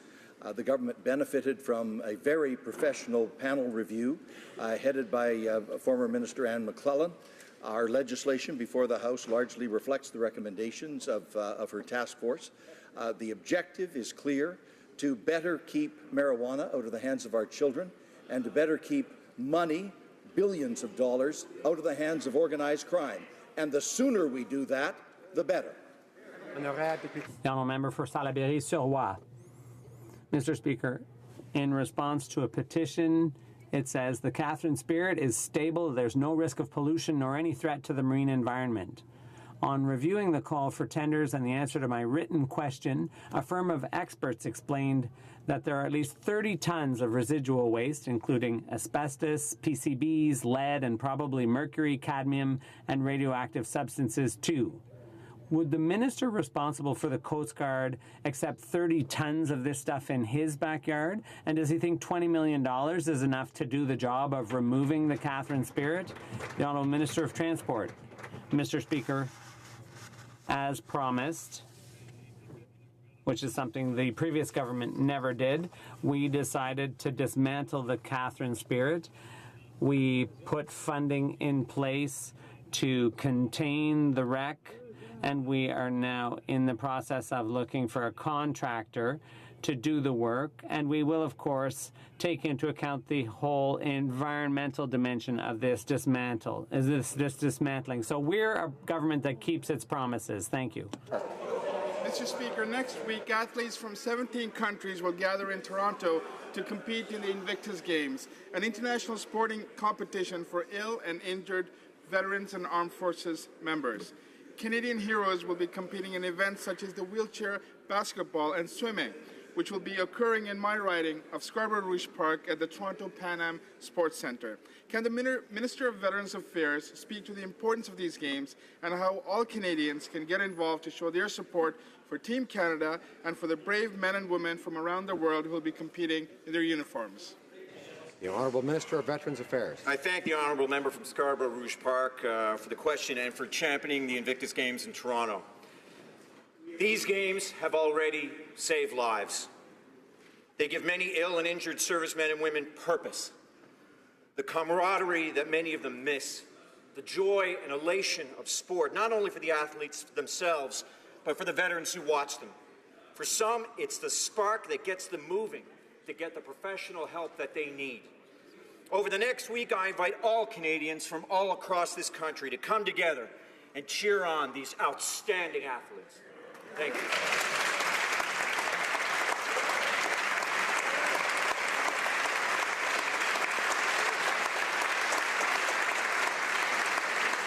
Honourable Member for Edmonton Riverbend. Mr. Speaker, this summer my office received over 1,000 emails and letters about the Finance Minister's statement calling them tax cheats and tax evaders. I stand with these entrepreneurs, risk takers and hard-working Canadians. Right. The member for Edmonton Centre has apologized for the minister's attack on hard-working entrepreneurs, for the tone and language he used in rolling out these proposals. My question is simple. Will the Finance Minister do the same? The Honourable Minister of Finance. We will continue to fight to make sure that our tax system is fair. We'll continue to talk about tax advantages that encourage the wealthiest to incorporate so they have a lower tax rate than middle-class Canadians. That, we think, is important work. We know that we need to listen to Canadians to make sure we get these measures right, but we also know that over the long term, they will ensure that our system works so that people can make investments, so that the future generations can believe that they have an opportunity just like we do. The Honourable Member for Pierre Boucher, Les Patriotes Verchères. Mr. Speaker, the authoritarian excesses continue. Yesterday, the government of Spain used a heavy police hand when Josep Maria Jové, the Minister of Finance, Luis Salvador, Secretary General of Revenue, and 11 other senior officials, Catalan officials, were arrested. When duly elected officials are getting thrown in jail, it's democracy that suffers. Using non-interference as an excuse for looking the other way is shameful. Will Canada distance itself from the Spanish government and condemn these outrageous arrests? The Honourable Parliamentary Secretary to the Foreign Affairs Minister. Mr. Speaker, Canada has friendly relations with Spain. The matter of Catalonia is a domestic matter for Spain to settle. We hope that the internal debate will be harmonious and respectful, and certainly that it will remain within the constitutional framework of Spain. The Honourable Member for Repentigny. Mr. Speaker, is it possible the Innovation Minister is a wannabe NDPer? Because when a Liberal minister takes sides with the future NDP leader, an NDP leadership hopeful against Quebec, you have to wonder. You can't help asking yourself, how does the minister explain his disrespect for Quebec democracy by announcing, without even having seen it yet, that he opposes a bill that falls within Quebec's exclusive jurisdiction? Ministre du Développement économique. I'm very proud to live in a country that promotes diversity and inclusion. As I said yesterday, the Charter of Rights and Freedoms applies to all Canadians. I will continue to defend the freedom and equality of all Canadians. This is a fundamental principle for me.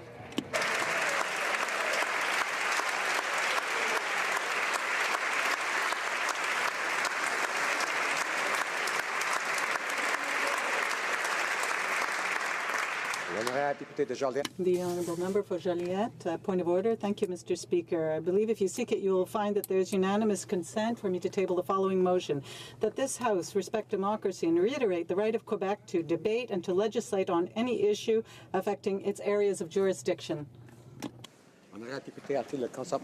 Does the Honourable Member have a unanimous consent for the motion? No?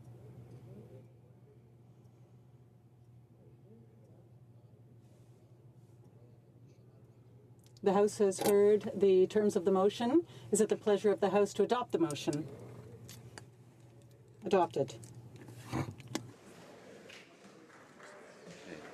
And now we will have the usual weekly Thursday question. The Honourable House Leader of the Opposition. Maybe we should wait a moment, unless members would like to keep it down a little for a moment.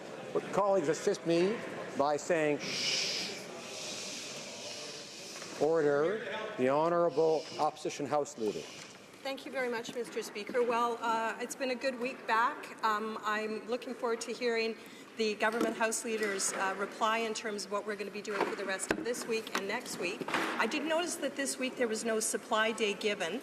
I know that it's probably been a bit of a difficult week for the government, and they probably don't want to give us more time to be asking questions about things like the tax changes that they're making. So I'm wondering if next week there will be a supply day so that the opposition can do our job and have at least a full day to call the government to account on a number of issues, not which is of the least is these tax changes. Thank you very much. The Honourable Government House Leader. Monsieur le Président. Thank you, Mr. Speaker. We will continue the debate that we began this morning on Bill C-47 on the Arms Treaty Agreement, and tomorrow we will commence a second reading debate of C-58. Rather, we will continue. 58 on Monday and Tuesday next week. On Wednesday, we will commence second reading debate of C-55, the bill to enhance the protection of Canada's marine and coastal areas.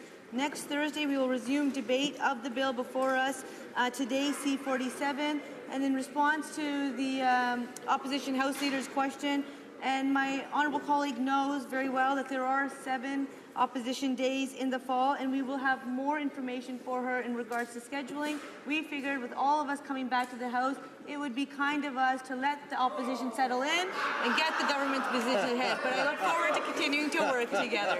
Thank you, Mr. Speaker. That's pretty good.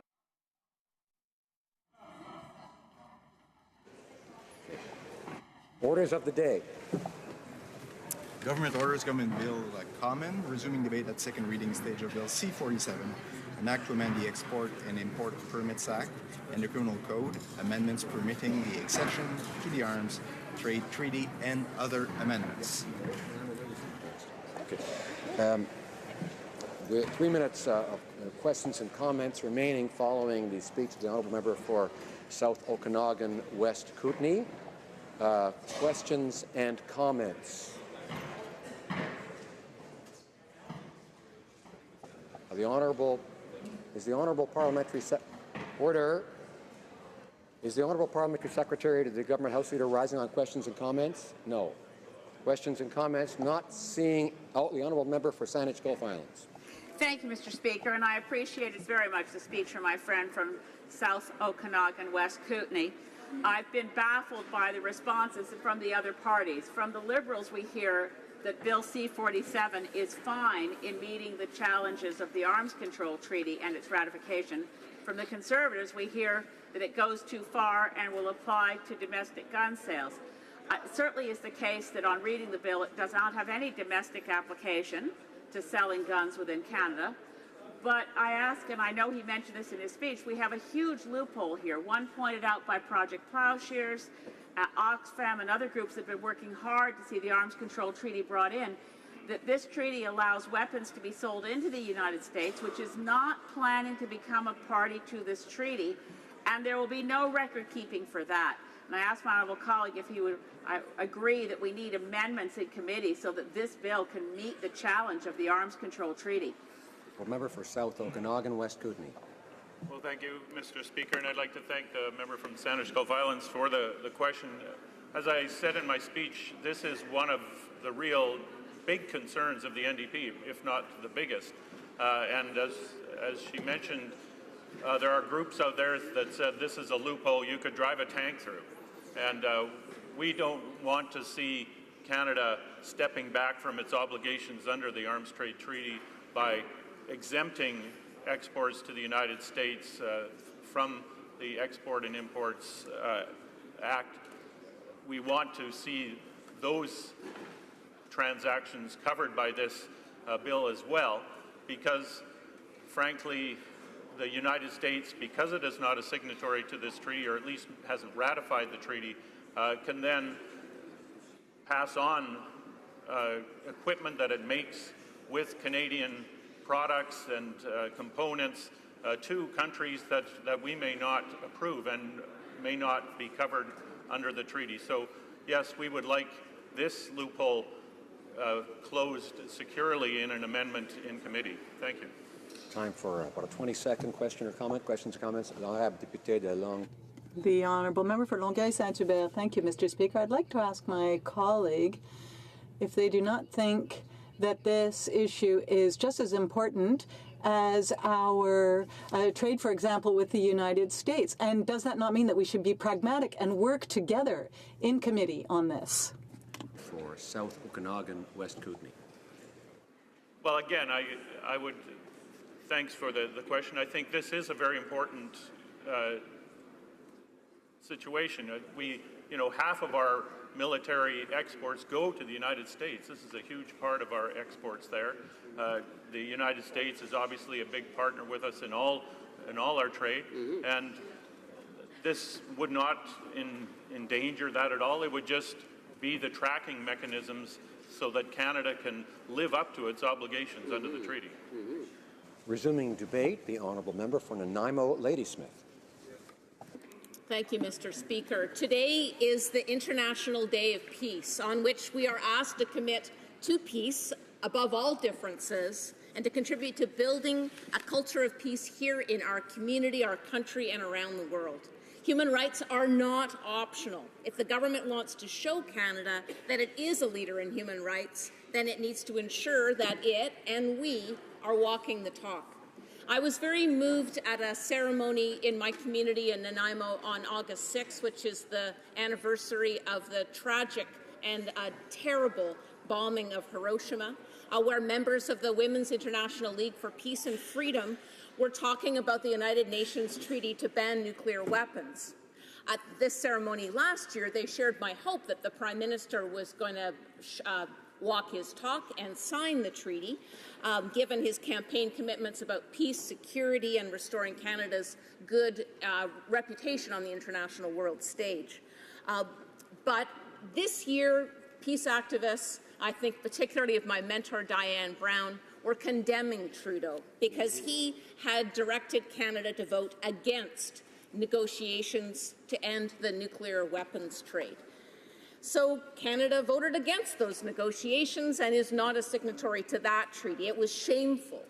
And we had heard the United Nations Secretary General say that these nuclear negotiations, he'd called for them. 68 countries ended up voting in favor. This is a bit more than a year ago. So Canada was on the outside of that international consensus. The vote was called, quote, the most significant contribution to nuclear disarmament in 2 decades by one of the United Nations member countries. It's a shameful position for our country to be in. With this vote, with a Liberal government's vote, that Canada has effectively removed itself from nuclear disarmament democracy and diplomacy. We don't understand how Canada can be back, in its words, on the international stage when, in fact, the Prime Minister is turning his back on the most important international negotiations in years. And the threat of nuclear war is so present on the international stage right now that it is even more important that the international community work together at this time. And so many of us, New Democrat members of Parliament, representatives for the Green Party, stood on the steps of Parliament just yesterday with activists in the area. We ourselves signed, in a sign of solidarity, that treaty, even though our Prime Minister and the Government of Canada will not. Now, there's much more United Nations consensus in which our country can join. A 2009 resolution of the Security Council stressed the particular impact of armed conflict on women, children, refugees, and internally displaced persons, persons with disabilities, and older persons. As the New Democrat spokesperson on status of women, I'm going to bring a gender lens in particular to this debate. The UN and international aid agencies say women are among the most heavily impacted victims of war. Tens of thousands suffer sexual violence, rape, and lack of access to life-saving health care. Amnesty International says women and girls are uniquely and disproportionately affected by armed conflict. Women bear the brunt of war and are the vast majority of casualties resulting from war. Rape and sexual violence target women and girls and are routinely used not only to terrorize women, but also as a strategic tool of war and an instrument of genocide. Systematic rape is often used as a weapon of war and ethnic cleansing. And in addition to rape, girls and women are often subject to forced prostitution and trafficking during times of war, sometimes with the complicity of governments and military authorities. So is it not time that we look more closely at the regimes that Canada exports weapons to? In all countries, everywhere in the world, sexual violation of women erodes the very fabric of a community in the way that few weapons can. This is the moral challenge to our country and government. 603 million women live in countries where domestic violence is not considered a crime. Are we exporting weapons there? In many countries, there's repression, silencing of abuse, mistreatment and imprisonment of women, human rights defenders and activists. Are we exporting weapons there? In some countries, women are considered perpetual legal minors, permanently under the guardianship of a male relative. Are we exporting there? In some countries, it's actually legal for a man to rape his wife. Are we exporting arms to those countries? We hear again and again that Canadians want to have more scrutiny over the destination of Canadian weapons, and they want to know that we are not exacerbating those human rights abuses in countries abroad. At last year's New Democrat convention, Stephen Lewis powerfully said, quote, "We're not supposed to be sending armaments to countries that have a persistent record of serious violations of the human rights of their citizens." Saudi Arabia is the embodiment of the meaning of the word violations, and the Government of Canada refuses to release its so-called assessment of the human rights situation in Saudi Arabia. So much for the newly minted policy of transparency, end quote. He then called out the Prime Minister who, quote, unselfconsciously calls himself a feminist, yet is selling weapons to a regime steeped in misogyny, end quote. Is it not time that we looked more closely at the regimes that we export weapons to? Many Canadians would be shocked to know that Canadian weapons exports have nearly doubled over the last 10 years. While Canada used to export primarily to NATO countries, under the Conservative government, these shifted to regimes with particularly troubling human rights records. Canada is now the second largest arms dealer in the Middle East after the U.S., and Saudi Arabia is now the world's second largest buyer of Canadian-made military equipment. And there are increasing allegations that Canadian weapons are being used to commit human rights violations in countries like Saudi Arabia, Yemen, and Sudan. Now, last year, the NDP wanted to create a committee in this House that would have provided parliamentary oversight of arms exports. We would have had a multi-party cooperation investigating current and future arms exports. But the Liberal government voted against it. All last year, we called for a session to the Arms Trade Treaty. And finally, with this legislation, Canada is. But Bill C-47 does not strengthen export controls, and we have no idea whether future arms deals with human rights abusing countries would be prohibited. The Arms Trade Treaty was meant to prevent these kinds of deals, but the government's legislation seems to go against the spirit and the letter of the Arms Trade Treaty. Nor does it consider violence against women and children. The Arms Trade Treaty requires the exporting country to take into account the risk of arms or munitions, quote, being used to commit or facilitate serious acts of gender-based violence or serious acts of violence against women and children. The Arms Trade Treaty is the first international convention to recognize and address the link between conventional arms transfers and gender-based violence. So that's a good thing. Such criteria should be incorporated into Canada's export controls, but this bill fails to address that. We have a government that says it's deeply committed to equal rights for women and committed to transparency. So let us move forward. Let us do the right thing collectively. Let's amend this bill to make it fair, transparent, full of human rights for women, and consistent with the Arms Trade Treaty. Let us make Canada proud again on the world stage. Bravo. Très bien. Questions and comments? Questions et commentaires? The Honourable Parliamentary Secretary to the Government House Leader. Thank you, Mr. Speaker. And, I appreciate the comments from the member. And, she made reference to Saudi Arabia. And we know that the NDP are hard to pin down in terms of what their actual position is. Who do you believe? Do you believe some of the NDP members of Parliament that are sitting in this chamber right now? Or do you believe someone like let's say, the leader of the New Democratic Party during an election campaign when he made a commitment to anyone that was in earshot at a factory great in London, talking about how the NDP would honour the agreement with Saudi Arabia? So my question to the member across the way is, was the leader of the New Democratic Party wrong to have made that particular commitment to the workers and others when he made the statement that the NDP would honour the agreement with Saudi Arabia? Was the leader of the New Democratic Party wrong at that time? Or are some of the members maybe a little bit misplaced in their thinking on the issue of Saudi Arabia and that contract? The honourable member for Nanaimo, Ladysmith. Thank you, Madam Speaker. I think we probably answered this question more times than I can count in this House. The signing of the contract at the time and the uses of the armoured vehicles were one question. By the time that, and that was a contract that was established under the terms of the old Conservative government. By the time that the Liberal government in its new power was asked to sign in its own name the export agreement to actually honour those vehicles moving, by that point it was very clear that there were guns mounted to the front of those armoured vehicles. At that point, the product being exported was a very different product.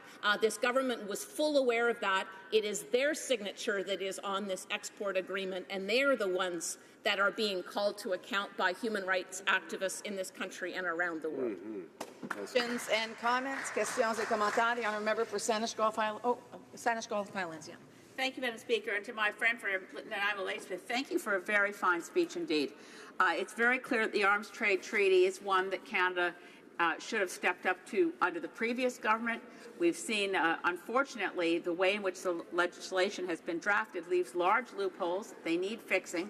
Honestly, I do think that in answer to the question from the Parliamentary Secretary, it is hard to square the comments of your outgoing leader with an objection to selling tanks to Saudi Arabia, but we move forward and we learn from those experiences, Madam Speaker. But I ask if she would agree with the statement that came through from Amnesty International, Project Plowshares, Oxfam Canada, that the loopholes in allowing weapons to be sold through the U.S. with no record keeping create a loophole so large you can drive a tank through it. The honourable member for Nanaimo, Ladysmith.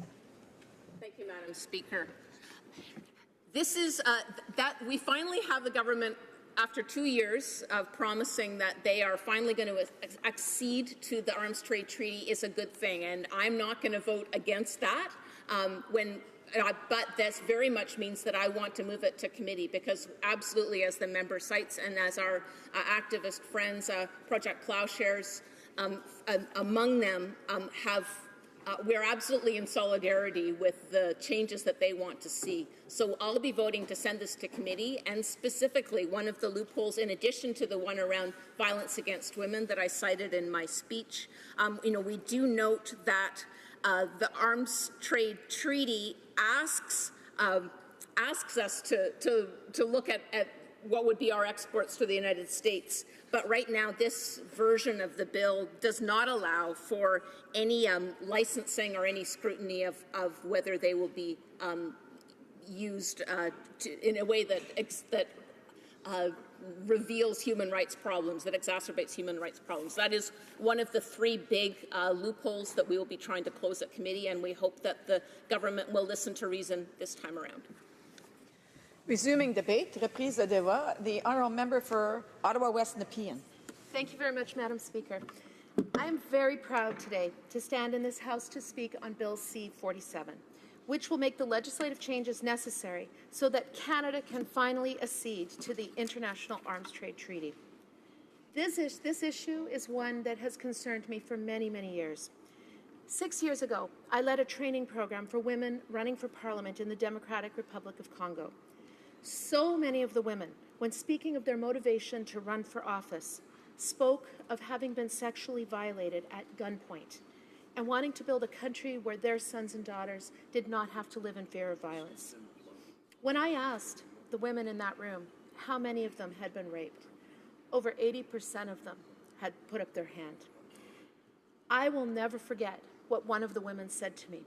She said, "Congo doesn't manufacture weapons. Every gun that was used against us was brought here by somebody. If you can stop the guns, you can stop the rape." I will never forget that. And then 2 years later, the international community came together in 2013 to sign the Arms Trade Treaty, which regulates the illicit trade in small arms and conventional weapons, and it was agreed upon. It came into force in 2014. The Arms Trade Treaty includes specific provisions on the use of conventional weapons to commit serious acts of violence against women and girls, including rape. I assumed that Canada would be one of the first countries to lead the world in signing this incredibly important treaty.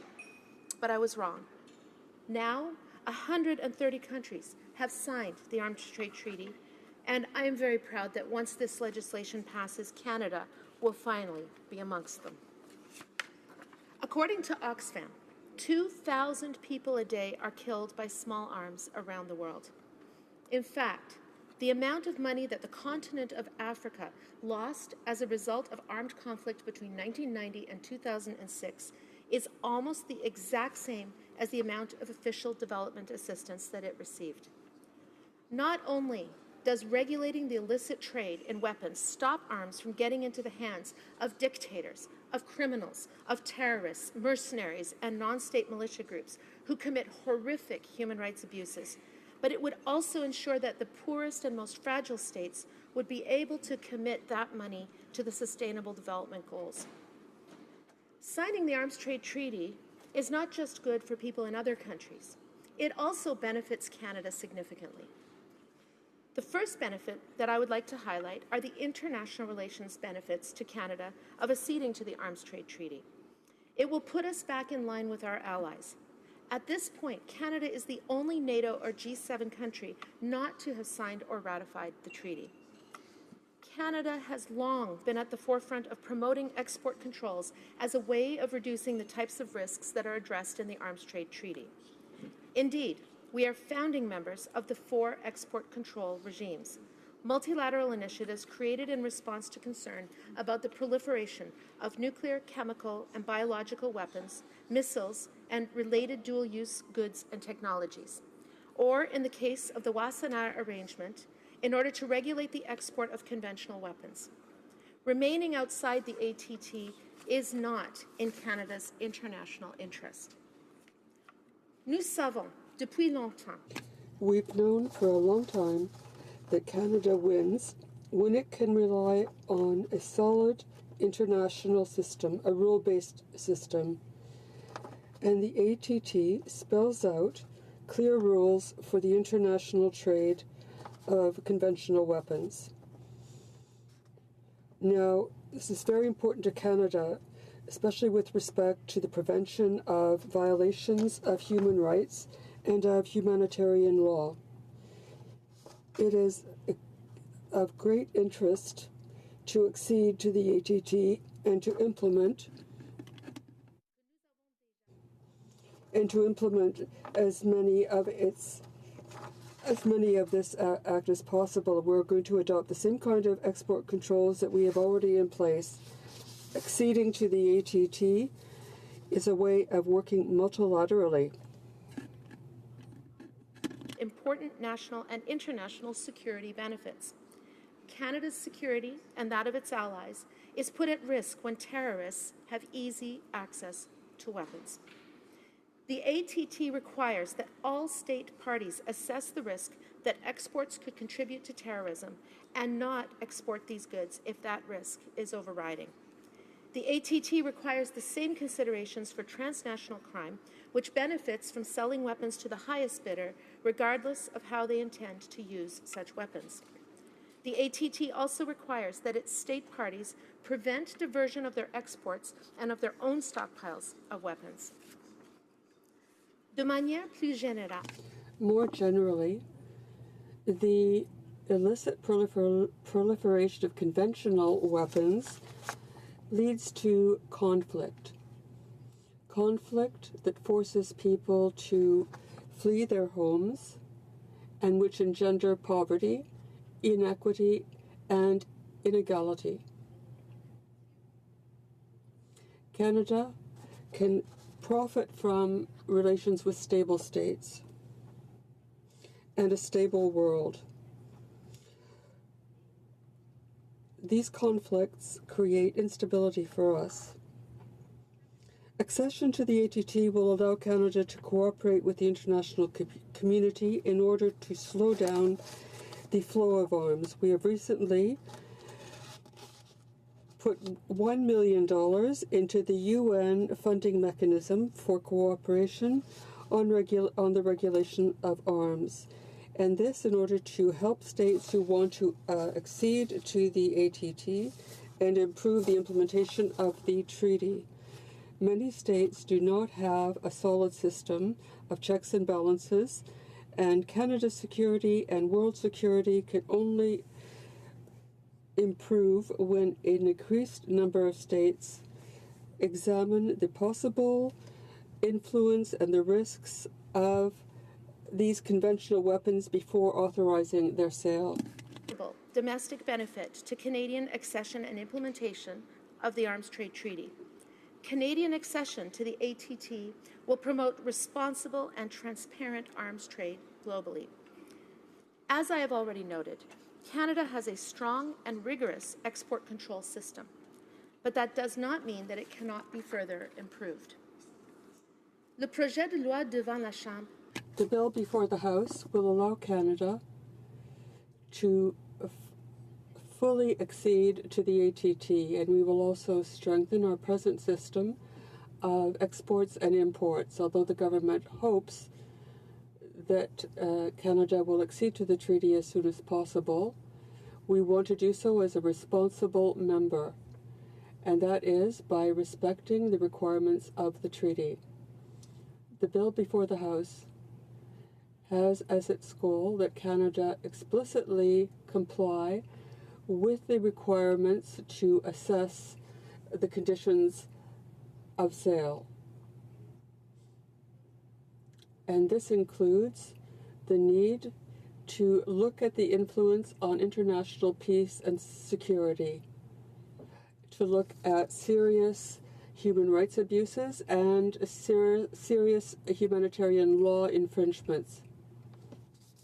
It also is to fight against transnational crime and to work against abuses against women and children. We are to bear these things in mind and before the minister approves a sale. The ATT has explicit requirements, the factors that are to be considered when assessing whether or not a permit will be issued. That Canada can comply with ATT obligations on brokering. It proposes to impose the same standards we expect from Canadian individuals and companies who export conventional weapons to those who seek legitimately to broker such weapons. Brokering controls will strengthen Canada's export control system by tracking the movement of controlled items outside of Canada and supporting global cooperation in the international trade of conventional arms. And our government will enforce these provisions, not only the provisions regarding conventional arms, as stipulated in the ATT, but also those of strategic importance. We intend that brokerage operations be assessed by using the same factors as those for obtaining an export permit. This will allow us to ensure that organized arms transfers will be in compliance with Canadian law. By talking about the courageous women that I met in the Congo and around the world, who are fighting for a world where their daughters and sons can live free from fear and violence. Through Bill C-47, I can stand in this place, in this seat, and say to the women that I met in the Congo, in Liberia, in Kosovo, in Bosnia, and in so many other places, that our country will do its part. Thank you, Madam Speaker. Questions and comments? The honourable member for Nanaimo, Ladysmith. Thank you, Madam Speaker. I thank my colleague for her speech, and I honour her work with the United Nations and around the world. And she's got a particular voice that is brought on this issue. Thank you for the storytelling that she included in her speech. So the question that I've got is about Bill C-47's commitment to examining the human rights violations of women and children in particular. And I'm very interested in her perspective on this because I know this is an important part of her background. So it's my understanding that the Arms Trade Treaty requires the exporting country to take into account the risk of arms or munitions being used to commit or facilitate serious acts of gender-based violence or serious acts of violence against women and children. But it's my understanding that that is not, although it's in the Arms Trade Treaty, it's actually not translated into this Bill C-47 that we're examining today. So if I can ask through the Speaker, can the member speak to that? And if she agrees with me that it's a missing piece, will she argue for amendments in committee that would close that loophole? The honourable member for Ottawa West Nepean. Thank you, Madam Speaker, and I thank my honourable colleague for her kind words and appreciate the work that she also does for women and girls in Canada and around the world. Specifically on this question, I think where the confusion might lie is that this is a factor that's going to be done through regulations, but I can reassure my colleague that the regulations are going to include every single one of the Article 7 obligations. So that means that this legislation is going to include the very provisions in the Arms Trade Treaty that talk about protection of women and girls from violence. So I think that one of the things that is important to note is that by doing this through regulation, we are actually making it more flexible. In fact, this is the very kind of thing that would allow us in the future to be able to expand and include other forms of gender-based violence in these regulations rather than having to go through legislative frameworks. So I think that, if anything, this actually empowers even more the ability for Canada not only to accede to the Arms Trade Treaty and to all of the provisions of the Arms Trade Treaty, but also to be a leader in the world and show an example in the world. Thank you, Madam Speaker. And comments, questions et commentaires. The honourable member for Durham. Thank you very much, Madam Speaker. I'd like to thank the member from Ottawa West Nepean for her remarks. And I'm sure she proudly represents a number of people that work for the Department of National Defence and the Canadian Armed Forces. She might find it strange that Article 5 of this treaty actually prevents DND from potentially doing government-to-government transfer of assistance of a military nature, like we're doing with the Peshmerga and our fight against ISIS, Madam Speaker. Canada's safe and effective regulatory regime for export of military equipment and such has never required such a drastic step, but that's at Article 5 of this treaty. Since she also proudly represents a number of civil servants, I wonder if she would comment on why our current system is broken. The one we've had, since the 1940s that leads the world, the fact we have the Trade Controls Bureau, the fact that the Import and Export Permits Act permits the government to have an area control list, banning countries entirely from getting anything from Canada? We have a number of measures, Madam Speaker, that have effectively regulated in this space on a Canadian basis since the Second World War.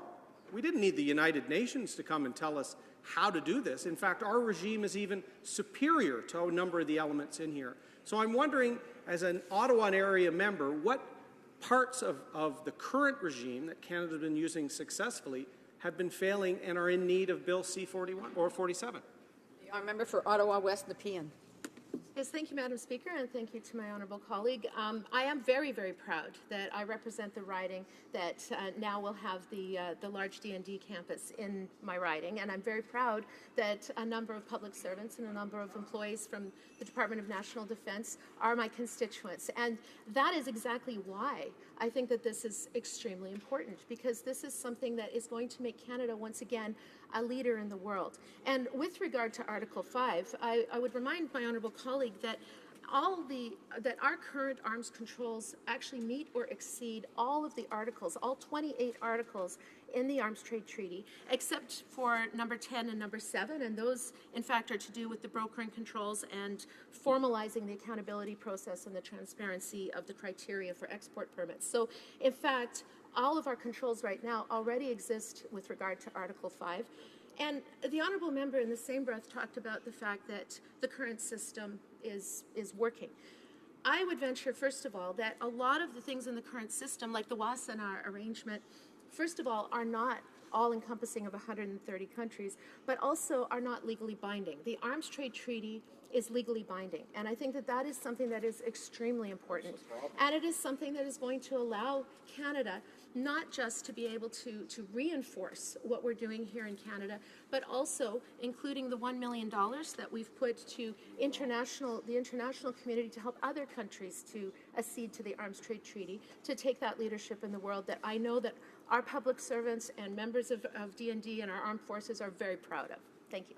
Questions and comments? The honourable member for Toronto Danforth. Thank you, Madam Speaker. And what I would like to ask my colleague is, she spoke very eloquently at the beginning about her international experience and her conversations with women and the use of arms against women in other countries.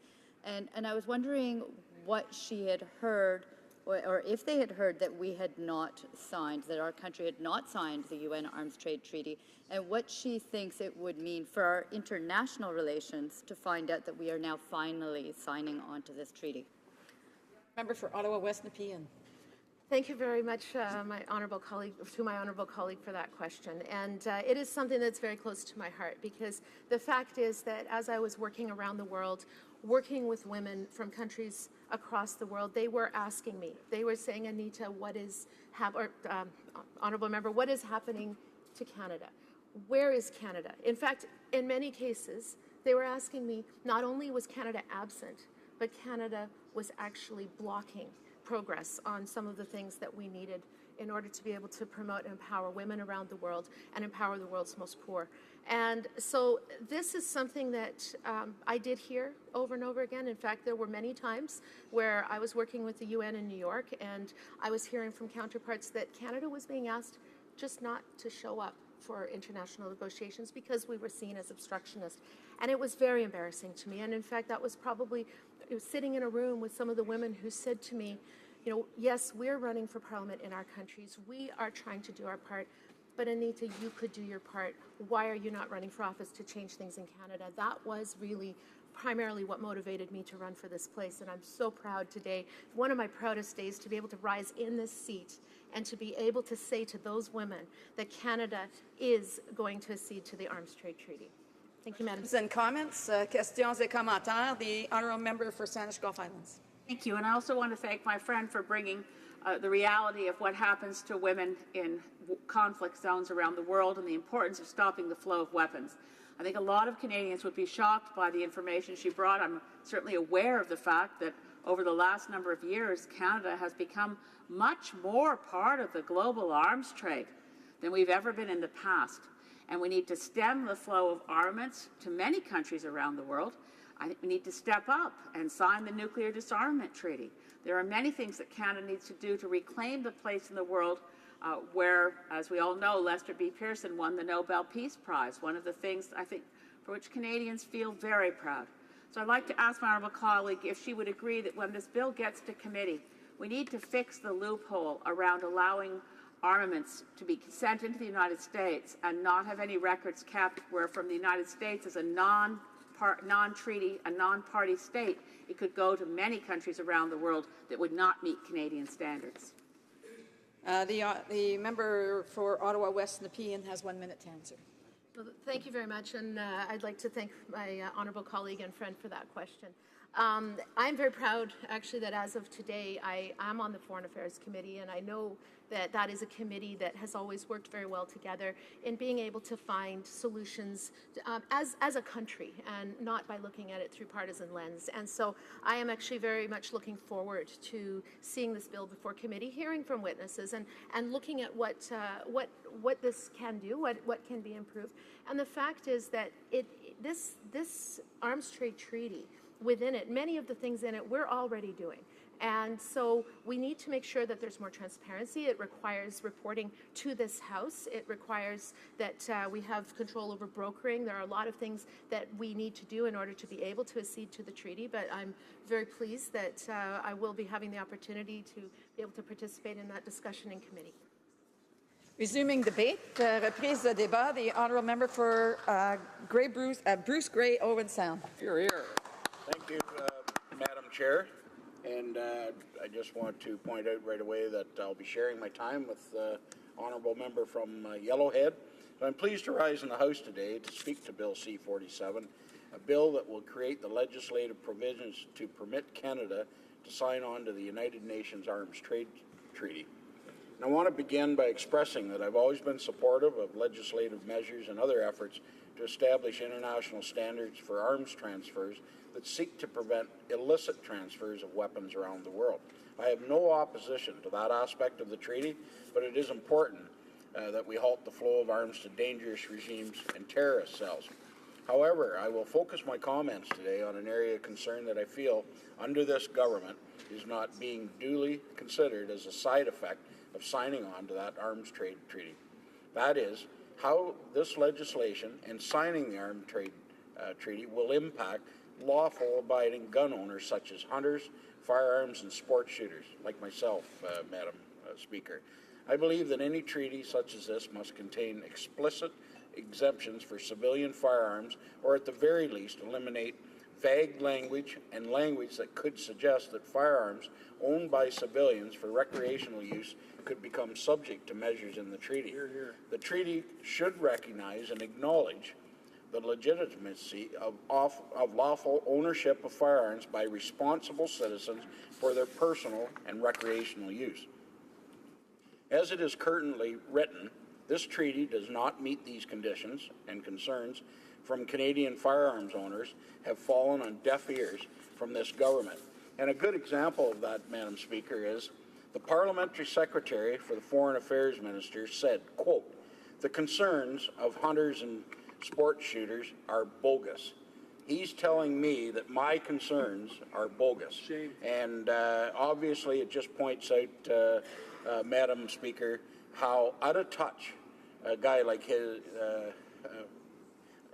I just have to shake my head on a comment like that. Obviously, he's not representing all the people in his riding, because every riding in this country has people who like to sport shoot or whatever. And I'll tell you another concern that I have, Madam Speaker, is the fact that, well, I support some of the stuff that the UN does, but I also have some pretty grave concerns. And all you got to do is, if you're following the international news, is see the comments in the last couple of days from British Prime Minister May, and basically is telling the UN, either reform, clean up your act, or we're going to cut funds to you. So there's some other stuff in here too that raises real concerns with me and a lot of other Canadians. Now, while in government, the Conservative Party took time to analyze this treaty and its impacts on the firearms community in Canada. And the government is seemingly looking at this issue as a one-and-done type of deal. Sign on, pass the legislation that the UN deems must be passed, and call it a day. Well, it's not quite that simple, and concerns have been raised about the implications of this treaty, as I allured to. Now, I was honored to serve alongside the Honourable John Baird, former Minister of Foreign Affairs, and it was during his tenure as Minister of Foreign Affairs that this treaty was at the forefront of public debate. Minister Baird took his time in making a decision as he knew how complicated this matter was. He noted that the vagueness of the language in the treaty had the potential to create situations wherein backdoor firearms registries could be created. He asked that civilian firearms be removed from the scope of the treaty and that it be made explicit. When this request was not met, the decision was made to not move forward with signing on to the treaty. That's what should be happening today, Madam Speaker. And I understand that when the Liberals made this promise, they were in opposition, and it made for a nice 2015 campaign promise. But I know that they perhaps did not understand. In fact, it wasn't that they may not. They didn't understand, and they still don't understand the complexities that come with the implementation of these treaties. However, I'm asking the government now to consider all the impacts and to consider all concerns that have been presented. They are not bogus. This government is typically hell-bent on consulting. For example, Mr. Speaker, or Madam Speaker, my apologies, at this very moment, there are currently 87 open consultations. And this is great if it was really true. It's great that the government will hear concerns on a number of issues. But my question, though, is why won't they hear from firearms owners? Why won't the government at least give firearms owners an opportunity to voice their concerns with this treaty? It is ironic that one of their open consultations right now is on their proposed tax reforms for small businesses, farmers, and physicians. And Madam Speaker, they opened this consultation process in the middle of summer when many Canadians are on vacation and when all farmers are busy working the fields. And it's actions like this that make you wonder if the government really wants to hear input or whether they're simply consulting for the sake of saying they've consulted.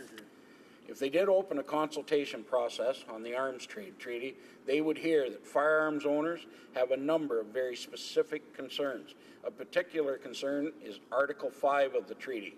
Article 5 contains several sections, but in particular, Sections 2 and 4 are quite concerning.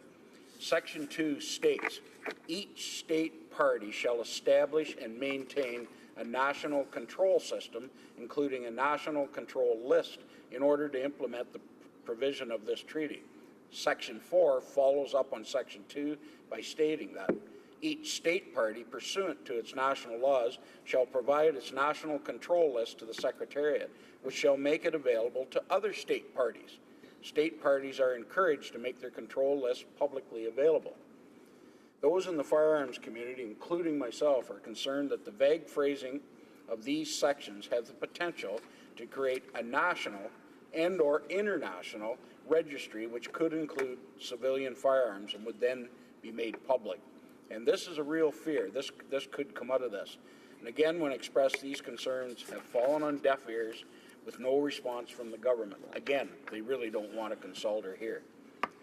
I can speak firsthand, Madam Speaker, to the level of concern that Canadians have with Bill C-47. I recently sponsored a knee petition. In fact, I have it sitting beside me here on my desk that I will table in this House tomorrow. The petition was initiated in Prince George, British Columbia. And this petition, Madam Speaker, calls on the government to not sign on to the UN Arms Trade Treaty and to not pass Bill C-47 as is into law.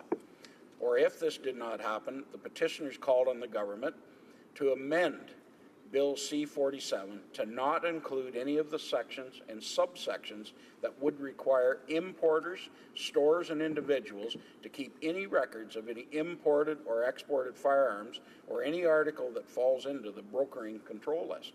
Furthermore, they call on the government to amend the bill to eliminate the penalty for not keeping adequate records, which the legislation states carries a fine not exceeding $250,000 or imprisonment not exceeding 12 months or both. This petition, Madam Speaker, has 4,584 signatures on it from ridings right across the country, from some of my colleagues sitting here beside us, and more than likely from ridings of colleagues across the way, Madam Speaker. and they include signatories from every province and territory across the country. That's how widespread this is. The support is also very evenly distributed across the country, does not seem to have any sort of regional bias. It's a shame, though, Madam Speaker, that this government must learn about this from me. They would know this information themselves if they'd done the right thing in the first place and given firearms owners an actual opportunity, a real consultation to voice their concerns. Unfortunately, this seems to be standard practice. Doesn't seem to be, it is standard practice. It's, they give lip service and they don't really carry out with the consultation in a real truthful manner. And this seems to be the standard practice for government when it comes to relating to firearms owners in Canada, no matter what the issue. Now, given that the government refuses to listen to firearms owners and concerned stakeholders in the firearms community, I'd like to take a few moments to read some of the comments from these groups. 36. I will wind up, Madam Speaker. So I'm not going to get a chance to read some of these comments from the Canadian Shooting Sports Association, also from the President of the National Firearms Association, and some others. And with that, Madam Speaker, I look forward to taking questions from my colleagues across the way. And just lastly, I want to urge the government again, do the right thing, do the consultations. The Honourable Parliamentary Secretary to the Minister of Foreign Affairs. Thank you, Madam Speaker. I listened to my colleague's speech. He indicated toward the beginning of his speech, I don't want to directly quote him and misquote him as he misquoted me in his speech, but he seemed to agree with the intent of this bill, which is to allow Canada to accede to the Arms Trade Treaty and ensure that international trade in conventional arms doesn't contribute to international conflict and instability that we know negatively impacts women and children more than a lot of other vulnerable groups. The treaty is about import, export, international brokering of arms. My colleagues seem to agree with the notion that that was a good idea and that he could support that. So let me disabuse him of his misunderstanding of what this bill is not about. It is not about domestic gun controls. Nothing in Bill C-47 affects domestic controls on lawful and legitimate use of firearms. Secondly, it does not create a registry of conventional arms. Record-keeping for the import and export of arms in Canada has existed since the 1940s. It existed under the Conservative government. Bill C-47 leaves in place the same record-keeping of conventional arms that was used under the former Conservative government. If he agrees with what this bill does and it now has an understanding of what this bill does not do, will he now agree to support it?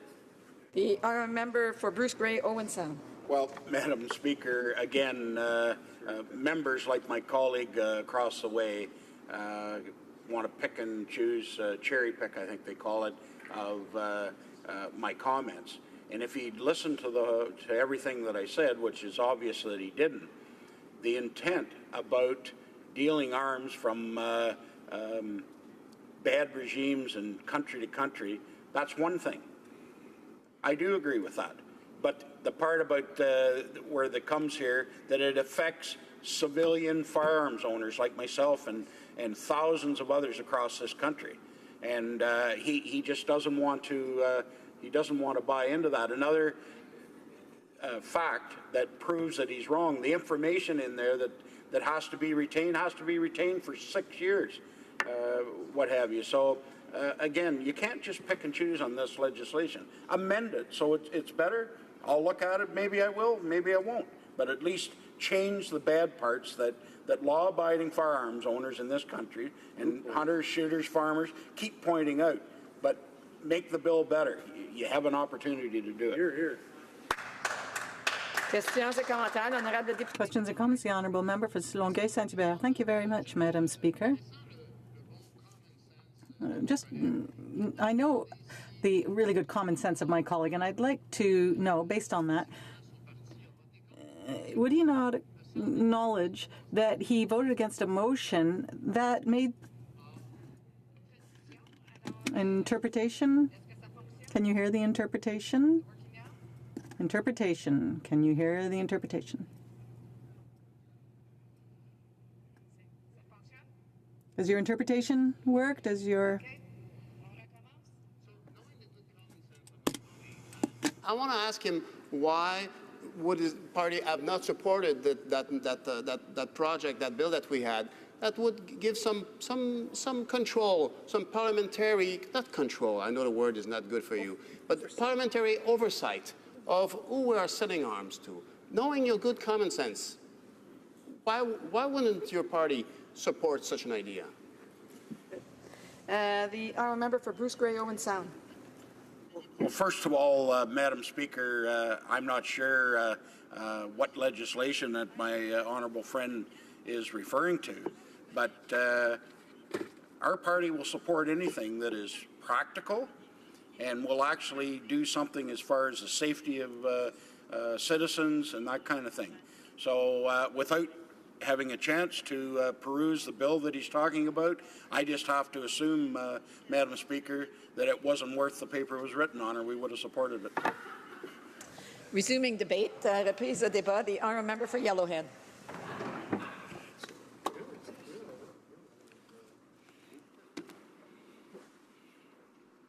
Thank you, Madam Chair, or Madam Speaker, sorry.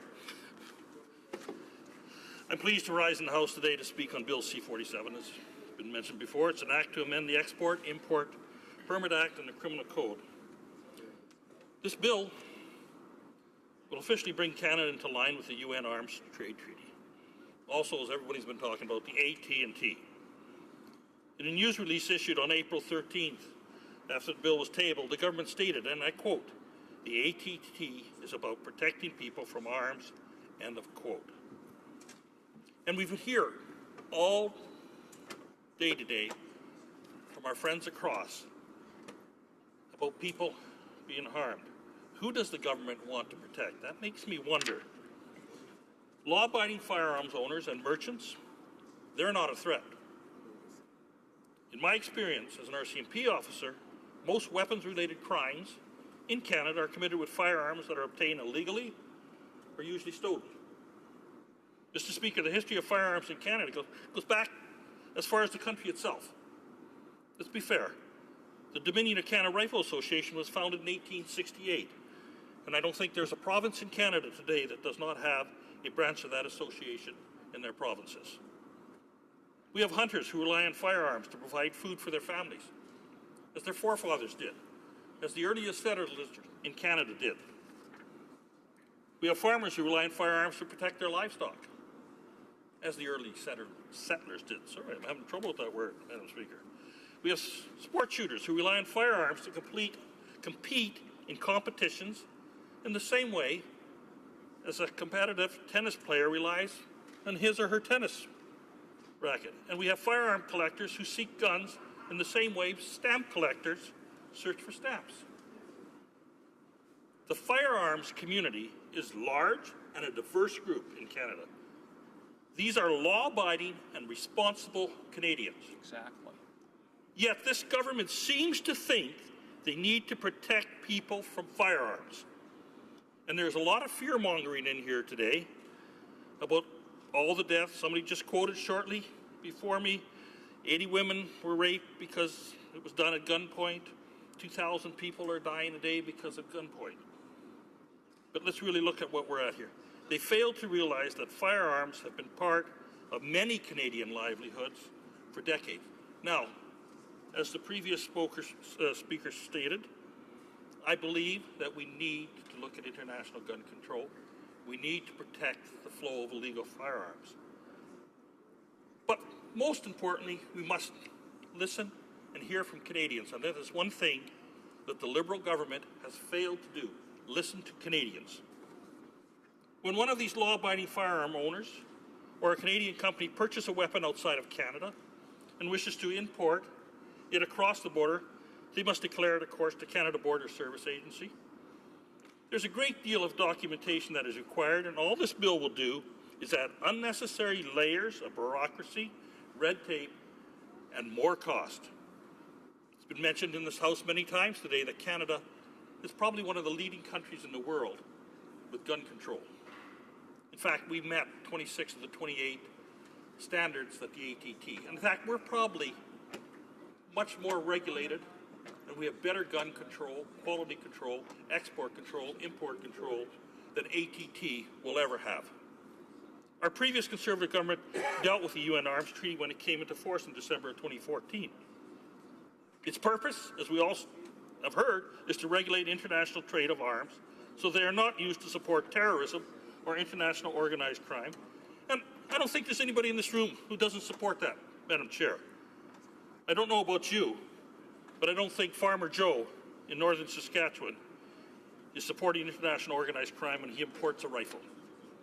Whether he intends to use it for hunting, protecting his livestock, or sport shooting. I think we're going a little bit overboard with this bill, Madam Speaker, and that's why so many of us have stood up on this side of the House and are speaking about our concerns. We're speaking for the average Canadian because they want to be heard, and that side does not want to hear them. We have to speak for them. Our former Prime Minister, Harper, requested that civilian firearms be removed from this treaty in 2014, yet the UN ignored the request to respect the interests of Canadians and refused to remove civilians from the language of the treaty. So, what did our previous government do? We didn't sign it. Good. We stood up for Canadians. That is what this government is failing to do. We refused to sign the treaty at that time. Yet here we go, with a government ready to sign a document that is not good for firearms owners, does nothing to improve the safety of Canadians. Nothing. Yet this is my opinion, and my colleagues across from me may disagree. But let me remind them of something. Former Foreign Affairs Minister Stephen Dion even admitted this in his own press release issued in June of 2016. To paraphrase it, Madam Chair, it stated that Canada already meets the vast majority of the obligations, and the treaty was designed to bring other countries up to the high standard that Canada already applies through its export control regime. Why are we going where we're going? During the summer, I attended the Edson Rod and Gun Club range. It's located in a remote part of my riding, and the reason it's way out there in the end of my riding is because it's one of the longest ranges in Canada. I went there because there was going to be a group called Got Your Six at the range that weekend. They were there last year, and I was there last year too. This is a group of current and retired military, police, firemen, first responders, and civilians. They're a great organization. You may not have heard of them, Madam Speaker. They are a charity shooting competition group that raise funds and create awareness of post-traumatic stress disorders. Last year, they gathered for their first competitive shooting tournament. It was a popular event. I can tell you, it was amazing to watch the military and civilian marksmen hit a target a mile away time after time. But more astounding to see was the camaraderie between men and women, a brotherhood. Yes, by shooting weapons in competition. They were also gathered there to help talk about and help others with post-traumatic stress disorders. That's only a small group of thousands and thousands of Canadians that either sport shoot, hunt, or collect.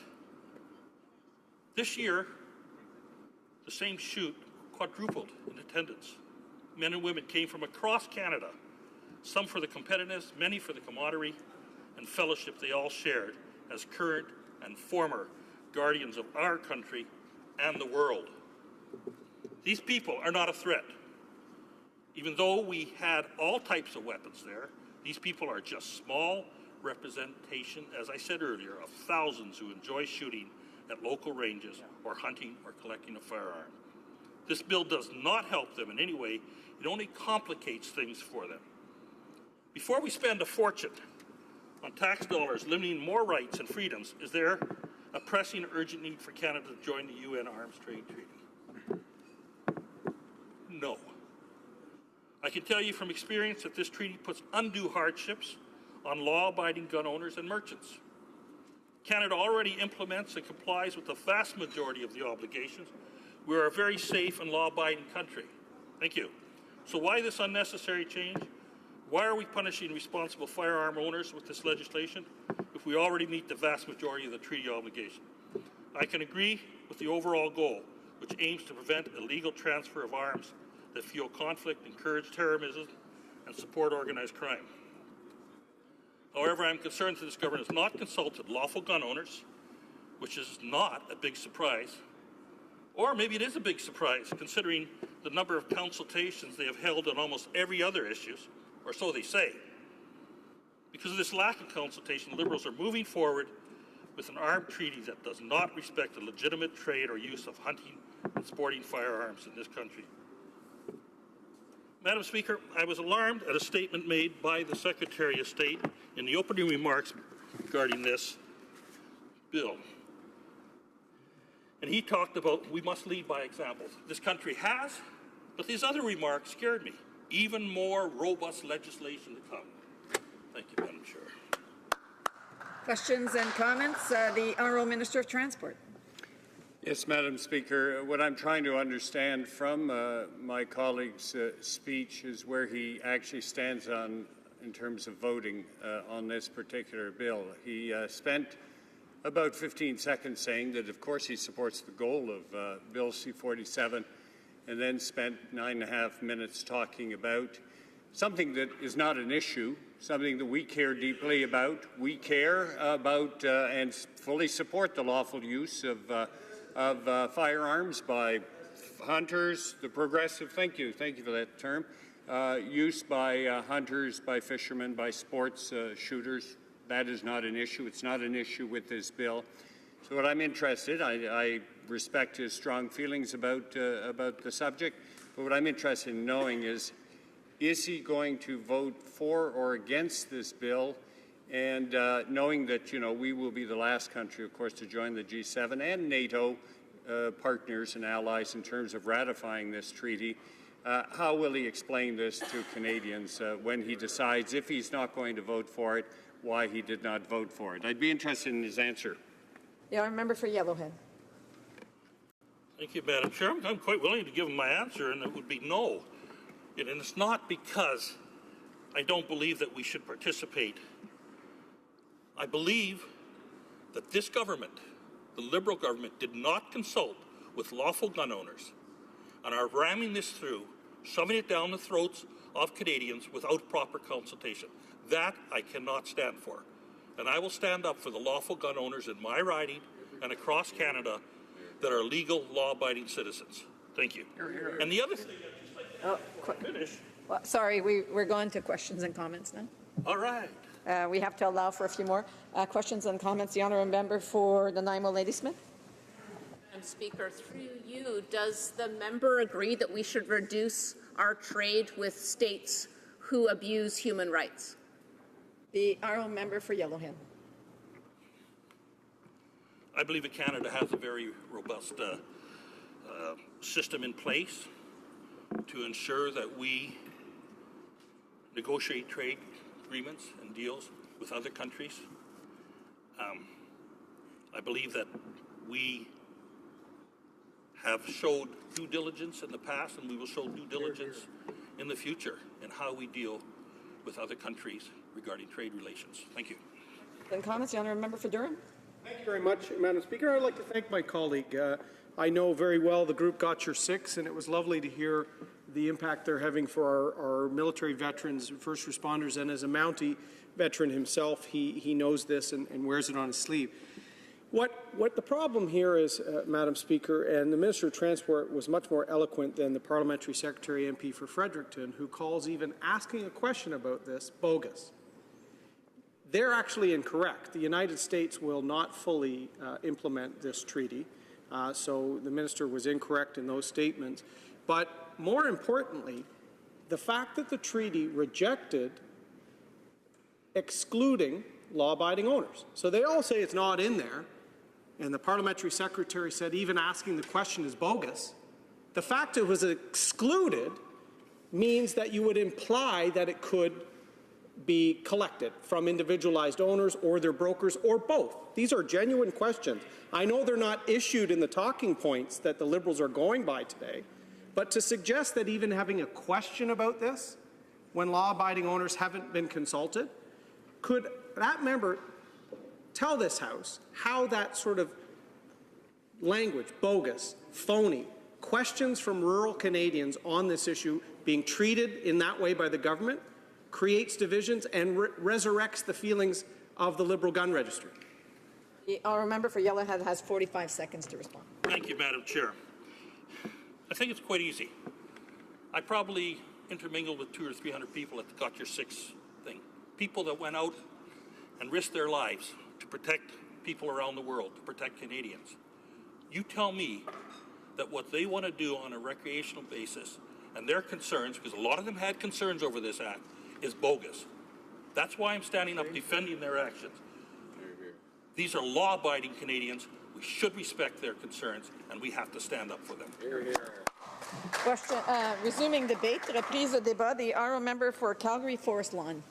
Thank you, Madam Speaker. It's a pleasure for me once more to rise to speak on this bill put forward by the Liberal government. During my tenure as Parliamentary Secretary for Foreign Affairs, I spoke many times on this bill on behalf of the government. And now today I'm speaking on this bill on behalf of, and not on behalf, but in the opposition. Why do we have an opposition to this bill? Of course, it was very clear that this was something that the Liberal Party said it in their election promise, Mr. Speaker. Promises that they made during the campaign, which without thinking, as we know from their own broken promises, like the electoral reform and that they would oppose anything that the Conservative government was doing, even if it was doing legitimately everything. They had only one focus. We will not do what the Conservative government was doing, which is why on many occasions, Mr. Speaker, Madam Speaker, they have had to break their promises that they did during the elections. So coming back to this bill, during the time I was government, we raised many questions as to why we were not going to be signing the arms trade treaty. So in here, and here is to the talking points given by the government, by the department, the same department that I was representing at the time in the Parliament. The question here is, this bill is to enhance transparency and accountability in Canada's export controls. And here is, Madam Speaker, the major issue: allow accession to the arms trade treaty. So we are talking about joining into the arms trade treaty. The arms trade treaty is already have been done under the UN, has provisions in there. And you, Mr. Speaker, Madam Speaker, on the major issue of whether is that the right approach to take, of course it is, Madam Speaker, no question to the fact that the arms trade treaty is designed to reduce the violence, that is, gun violence right across the world. I have, Madam Speaker, traveled all over the world in my capacity as Parliamentary Secretary for Foreign Affairs, and I have gone to conflict areas where you see conflict taking place. Matter of fact, Madam Speaker, I even met a child soldier in Burundi who was carrying a big rifle, automatic rifle. But the point is, Madam Speaker, that most of these conflicts that do have out there are getting arms from the illegal trade, which is very thriving around the world. How do ISIL have so many arms that they can fight? Of course, they took it from the abandoned by the army. Nevertheless, there is a very robust arms trade where conflicts today are still going on. In Africa, Madam Speaker, where I have gone on many occasions, conflicts carry on. Conflicts carry on in Rwanda, conflicts carry on in Congo, conflicts carry on in Burundi. Conflicts are going on and on because the illegal arms trade is thriving and people can access this thing. So in contrast, Madam Speaker, the question arises is, would the arms trade treaty do that? So it is an attempt to do that. But in Canada, we, during the period of time, through our export control and many actions, we have controls Madam Speaker, that at times does match and even exceeds the arms trade treaty. This thing. So we do have export controls in our systems that ensures that we do control our arms trade that when we are selling it out to people. Madam Speaker, a question was asked whether shall we sell arms to countries that abuse human rights, or should we not do trade? And we said the issue is, Madam Speaker, trade will give us the leverage to ask them to improve their human rights record, but we can always decide whom we are going to give arms and whom we cannot give arms. The issue based here is, Madam Speaker, again, as I said, the illegal arms trade. The largest exporters of the world of arms are not going to sign this treaty. And if they are not going to sign this treaty, Madam Speaker, then how does this treaty have an effect? Would it become another one of the UN treaty that does not have teeth in it because the major players are not signing it? It is the question that we need to answer in Canada. And what we need to answer in Canada is that any time we sign an international treaty, how would it have an impact on the domestic scene, Madam Speaker? My colleagues very eloquently have already indicated, and during the time when I was as parliamentary secretary and the NDP and the Liberals were all asking us to sign this, they were talking about signing the treaty, but nobody was talking about its impact on the domestic scene, Madam Speaker. So on the domestic scene, we had indicated that it would have a negative impact and could have a negative impact on the gun owners, who are sports gun owners, as have been eloquently pointed out. So the point here then is that if it is going to have an impact, would it not then be 2 points to look at? Number one, is this treaty very effective, which I've just pointed out, because Russia and USA will not sign it. Number two, will it have a negative impact on the domestic scene? Yes, it will, as you already indicated. So, therefore, what would be the point of signing something that has no value to us, Madam Speaker? What is the point? Just because the NDP and the Liberals want to look good, feel good like sunny day, and sign a treaty, and then they say, oh yeah, we signed the treaty. But in reality, we are already doing it. One of the reasons when we were in the government didn't sign it is not because we were not in meeting the major objectives of this treaty, as many of my colleagues have already pointed out to the fact here that since we agree on the major aspect of the treaty, why are we not signing it? It is not the question of the major aspect of the treaty. We already have and we already exceed majority of those points that are mentioned in the treaty. But nobody has addressed the issue where it would overstretch itself into the domestic laws. And when we pointed this out to the UN, of course, they didn't want to do it. They didn't want to change it for reasons, Madam Speaker, in other parts of the world, maybe there is not enough force hunting or whatever. But the fact of the matter is when we are looking at Canada signing it, we must look at our laws here to see how this would impact domestic ones. And it is made very clearly on that. So, Madam Speaker, it becomes pretty obvious that signing for this treaty, as I pointed out, 3 points. One, an election promise, just an election promise, without doing a thorough review of it. Number two, Madam Speaker, this would impact the domestic market over here. Number three, Madam Speaker, it would not be very effective because all the other players who are doing the who export arms will not be signing this. We have said, and we say it, and the government says it, and we say it, and we said it, we need ourselves to be able to, and I'm sure my colleague on the other side here will agree with, we need ourselves to make decisions as to whom we are going to sell this product. Are we going to sell it to countries A, B, C, depending on, it is based on us to decide, Madam Speaker, and we do have robust controls, and we do have a robust debate going on how we can, who should we sell it to and who should we not sell it to.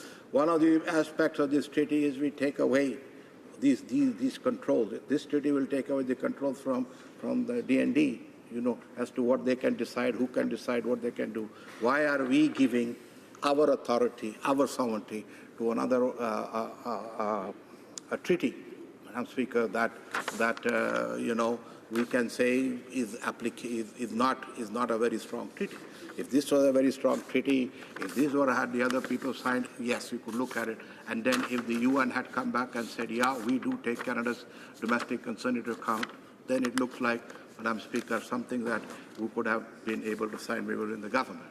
So pointing out these points here, Madam Speaker, it becomes very clear it would not be the interest of Canada to sign this treaty. We can take provisions if they want to on this bill on further trying to see enhancing robust ways to ensure that we do have controls, domestic controls, export controls, which we do. And so, Madam Speaker, it is not the question that we don't have it. We already have it. Therefore, this whole bill and this whole thing is not really something that is of any enhance anything around the world in stopping the arms flow or the trade flow that is flowing around in the country all over the world. Conflicts are going on, Madam Speaker. We need to address the bigger issue to see. 1 minute? Do I have 1 minute? Oh, it's not me. Okay. Madam Speaker, as I was saying, thank you. As we were saying around the world, conflicts are going on. Conflicts in Africa, conflicts in other parts of the world, in the Middle East, ISIL, dangers. All of these places are fueled by arms, illegal arms trade. Of course, we've seen the great movie about the blood diamonds, and one of the ways of the Kimberley process of stopping the blood diamonds fueling the illegal arms trade. Now that was something that we supported, Madam Speaker. That was now a positive steps internationally taken to stop the arms trade and giving money for people to buy the arms trade. These are the kinds of initiatives that we need to take. So it becomes critically important, Madam Speaker, that we can look at, see how and where, and I'm sure there are ways and means to do. How is the illegal arms trade thriving? I mean, say this is where we can go, and this is where we can put our efforts. There is no point in telling us, because we already have it. It's not that we have a vacuum. We already have it. We've got good controls. We've got everything. So no point in us being penalized to do something which is not going to be effective because, Madam Speaker, this treaty is unfortunately does not have the teeth to it, Madam Speaker. We can continue. We can return back to the UN. We can say, well, let's have a relook at this whole thing again and do it. But at this current time, it is not why we will not be supporting it because we do not think it is in the best interest of Canada to sign the arms trade treaty, Mr. Speaker.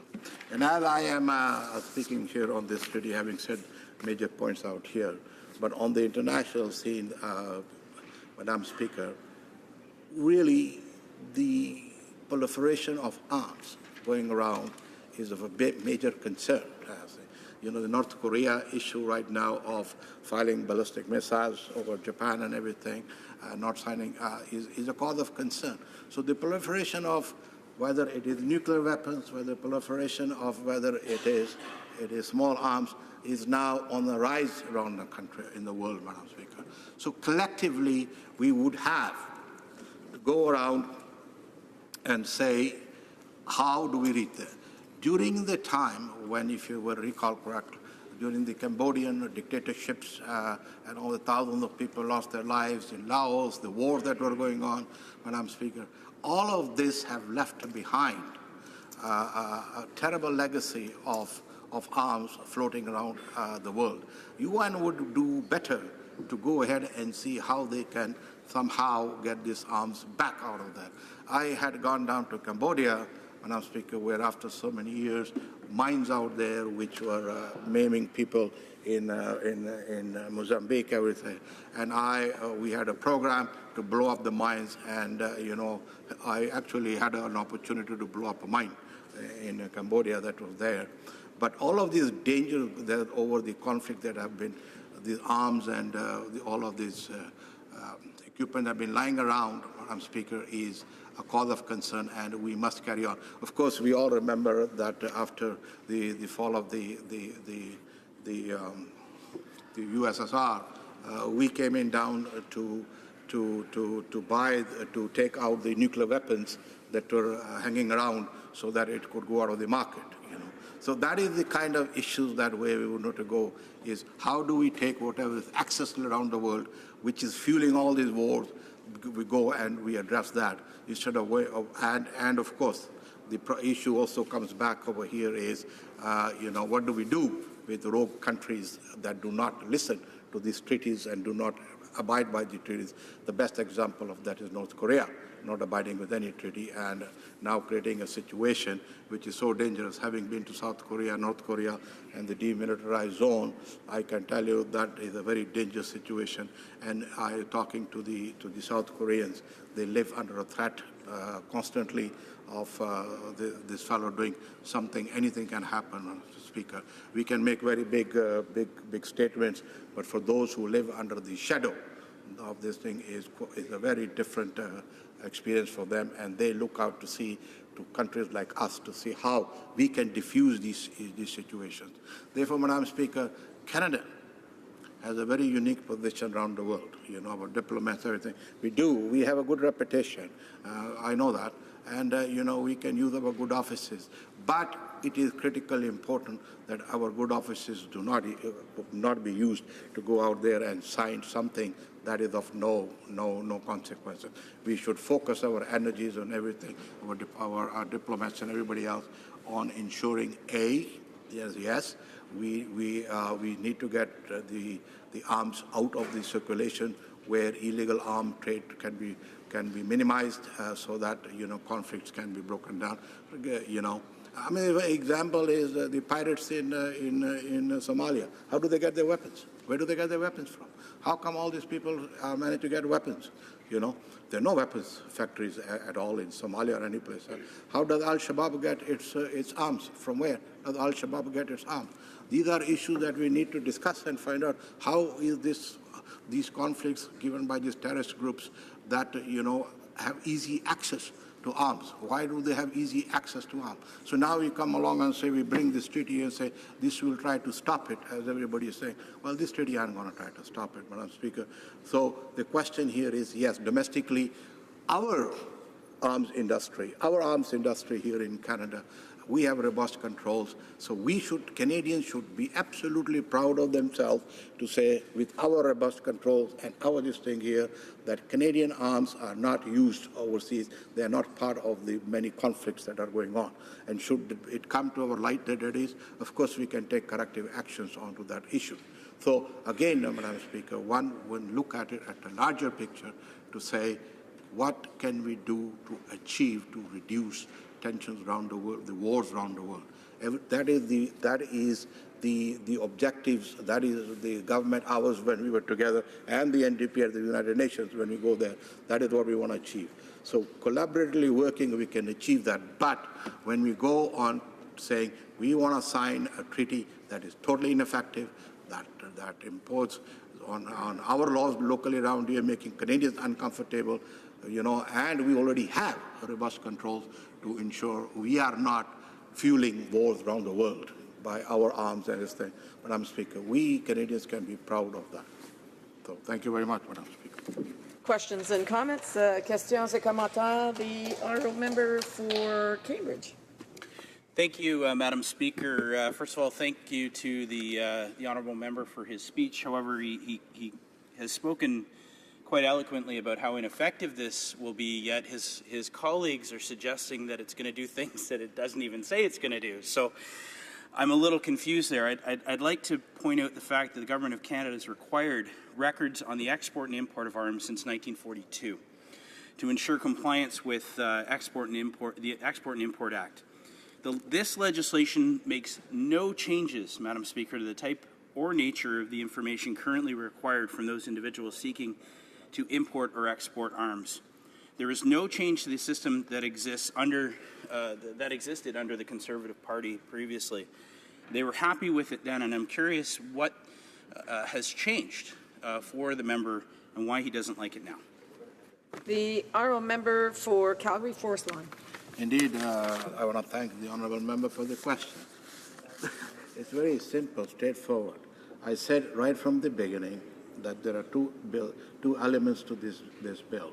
One is to enhance transparency and accountability of the export controls, which we are very robust, and you have just now pointed out since 1947 we have it. So that does not change. So why are we going to go and do that when, as you yourself have pointed out, it is already there and going to strengthen it?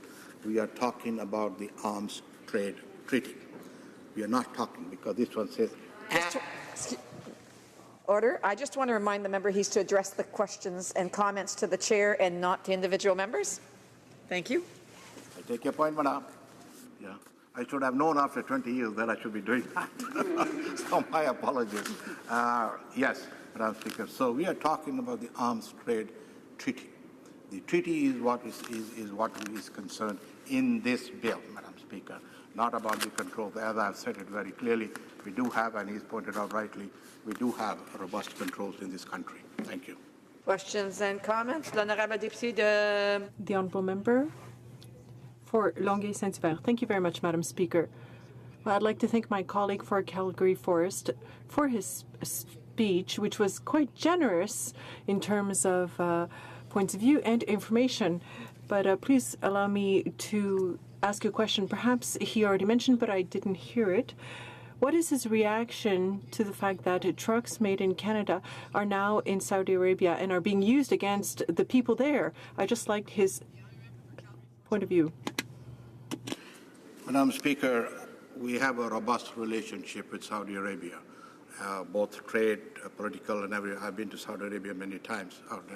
Madam Speaker, if we see and as its credible evidence comes along that this is what is happening, then it allows us through our connections that we have with Saudi Arabia to talk to them and tell them this is unacceptable, and that if our vehicles cannot be used to suppress human rights. Very clear. Sorry, I should be pointing there. So very clear, Madam Speaker. We do have, and that is the whole point. Within our control regime, we do have the ability to tell them that if they are doing that, it is wrong. Thank you, Madam Speaker. Questions and comments? Questions et commentaires? The honourable member for Durham. Thank you very much, Madam Speaker. And I'd like to thank my colleague, as he reminds us, the Dean of our caucus, for his address here today. And I'm continuing to focus on how the government, in their approach to debate of this subject, is suggesting to any Canadian that may have a question about the breadth of this treaty and its application are somehow making bogus arguments, Madam Speaker. We've heard many of our members actually suggest specific passages in the legislation by reference to the treaty that they have concern with.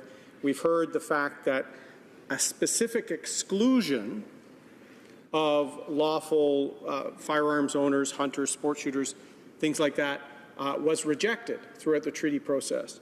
And when you approach statutory interpretation, if there's silence or uncertainty, you sometimes will read in favor of what the treaty or the piece of legislation is trying to do. So the silence here, I think, is a genuine question. So could that member tell me his thoughts as the Dean of our caucus on how that attitude, not listening to valid concerns of Canadians back in the mid-1990s, a different Liberal government at that time, introducing a long gun registry, made people feel like they were part of the problem because their questions and any concerns they had weren't even taken as genuine. Member for Calgary Forest Lawn. Thank you to my colleague from Durham, and I congratulate him for his new position as critic for Forest Lawn, for Foreign Affairs, which I'm sure is going to do a great job holding the government accountable. But coming to that point, Madam Speaker, very clearly as the Dean of the Caucus, knowing both these things, the other side is just talking from talking points given to them to justify this thing. They have not been told that what is wrong and what is not wrong. They've just been said, just go on this thing. It is our job on the opposition side to say what is wrong with it, what you are doing and what we have done, and therefore, naturally, we will not expect them to give an answer to us and just stick to their talking points, which we all know, which we have very eloquently, all my colleagues have said, stood up and said why we don't want to sign this bill, this treaty, Madam Speaker, very strongly. So to answer my friend's question, they are relying on the talking points. Questions and comments? The Honourable Parliamentary Secretary to the Government House Leader. Yes, thank you, Madam Speaker. You know, the member across the way continuously tries to regurgitate an issue from the 90s, knowing full well that this legislation has absolutely nothing to do with the gun registry. The members across the way know that. That is the reality. And then they try to say, well, you know, the government's not listening to Canadians. There has been no government in recent history that has listened to Canadians more than this government. I would challenge the members across the way, under Stephen Harper, how many town halls, outreach programs, consultations that were done under the Harper government? You could count them on one hand, Madam Speaker, over 10 years. So, you know, they need to calm themselves down. Don't get too excited. This has nothing to do about the gun registry. Sorry to disappoint you all, but that's the reality. My question to the member, he's traveled all over the world, is does he not believe, as Liberals believe, that Canada has a leadership role to play in the world, and this is an arms treaty, the first of its kind? And this can have a profound, positive impact at making our world a better, safer place to live. And in fact, the Conservatives would do well by supporting the legislation, just like every other G7 country, NATO country, you name it. The honourable member for Calgary Forest Lawn. Thank you, Madam Speaker. I thoroughly enjoy my colleague whenever he stands up. He used to stand up in the same rhetoric when he was in the opposition, talking about the same way as he's talking. And now he's on the other side. Nothing has changed. The same old rhetoric which does not carry. All he cares about what we did consultation. He should really look at to say, why did he not follow through his electoral reform? Why did he not follow? What is he doing now with the small business tax? What information, what consultation is doing? In 1 minute they say we are doing consultation, next minute you see the Prime Minister say, I'm not going to change. Is that a consultation, Madam Speaker? So I mean, say, you know, all this thing is telling us, I say, you do take a little nice breath. Thank you very much. Well, I won't take the breath, but questions and comments, questions et commentaires. The honourable member for Sandwich Gulf Islands, a brief question, please.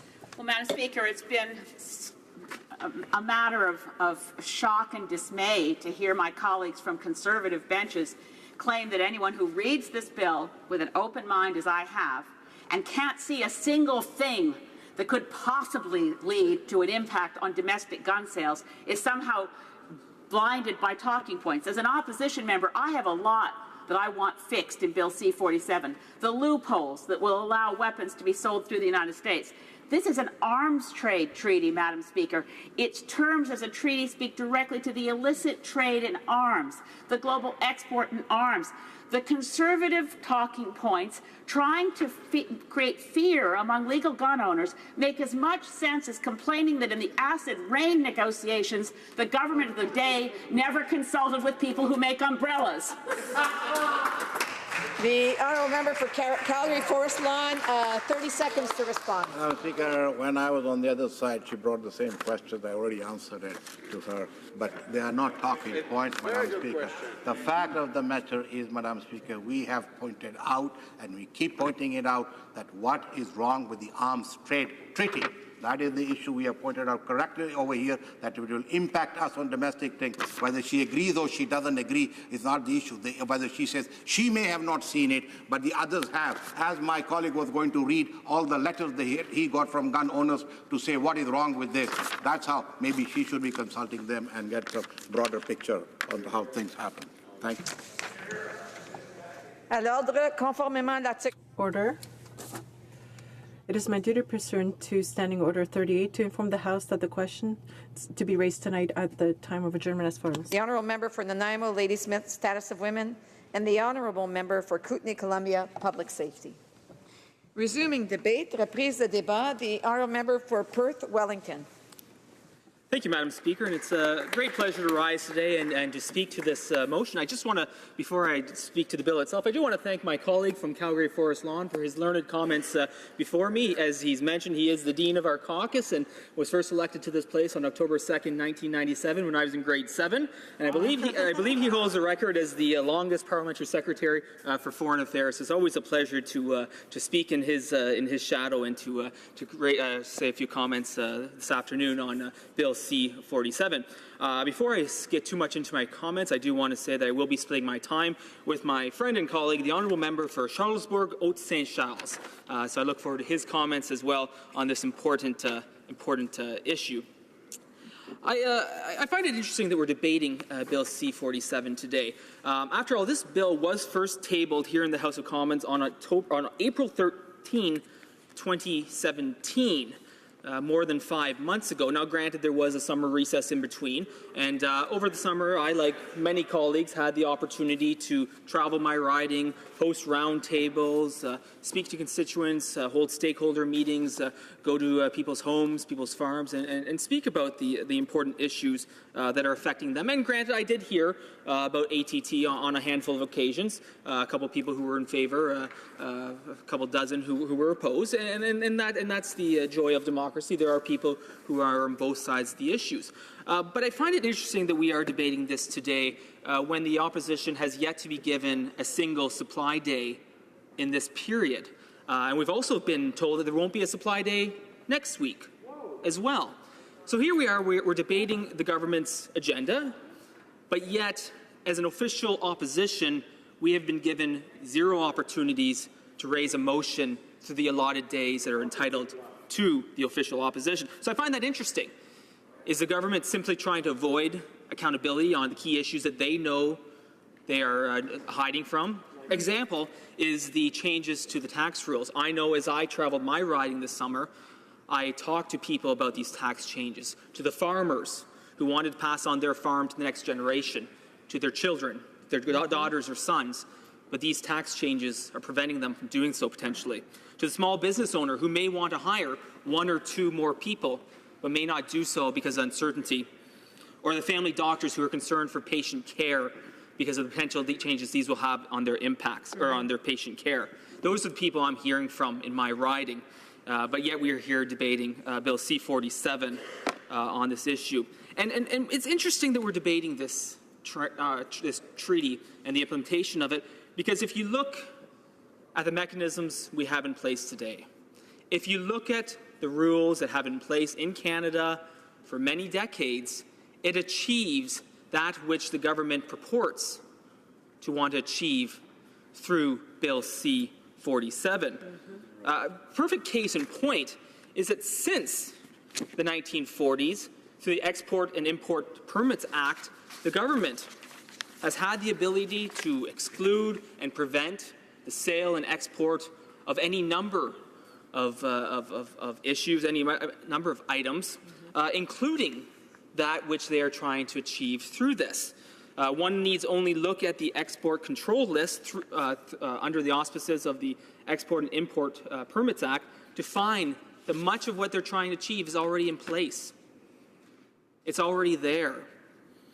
Group 1, dual use list. Group 2, munitions list. Group 3, nuclear non-proliferation list. Group 4, nuclear-related dual use list. Mr. Speaker, the government is once again using a symbolic gesture where issues are already addressed through the existing matters, through the existing mechanisms that previous governments, granted of all stripes, have put in place over the years. And so to try to change to a system with no noticeable improvement, I find is unfortunate and frankly not a good use of the time of this House when there's so much more that we as parliamentarians, we as Canadians, can be debating in this place on behalf of our constituents. I also find it interesting about the collection of data, the collection of information, when the fact of the matter is, under the current regimes that are in place here in Canada, through the Canada Border Services Agency, through Statistics Canada, a lot of the information of items that are exported from Canada are already being collected and provided to the appropriate agencies within Canada, and yet the government is here today bringing in yet another bill to collect information that which is already being collected. Now, interesting as well is that this isn't the only tool at the disposal of the government. The government has many opportunities to restrict the sale of goods to foreign entities. And one example is the area control list. Now, currently, the only country that is on that list that Canada has placed on that is North Korea. But it's certainly open to the government to place any number of countries on that list if they have sufficient grounds to cut off all exports to that country. I don't think there's anyone in this chamber, in this House, that would disagree with placing North Korea on that list, and I think it's rightfully correct that that is so, and I think all Canadians will agree with that. And if the government has concern with another entity, as it's happened in the past, for example, Myanmar, Belarus have both been on this list in the past, the government could bring forward that through the area control list and add a certain country to block exports altogether to those countries, especially when we're looking at regimes that may use any number of products against its own citizens or against those in the region, something that we would strongly oppose to and be against. Now, I find it interesting as well as we talk about the measures that are already in place and the strength of those measures that are already in place. But I don't always like just taking our word for it. I'd like to quote from a government official who was quoted in a June 2016 Globe and Mail article in which he stated that he believes it already has sufficient restrictions on arms exports. And he's quoted as saying, "Canada already has some of the strongest export controls in the world, which means that we already meet the vast majority of the obligations under the Arms Trade Treaty," said the senior official in a briefing.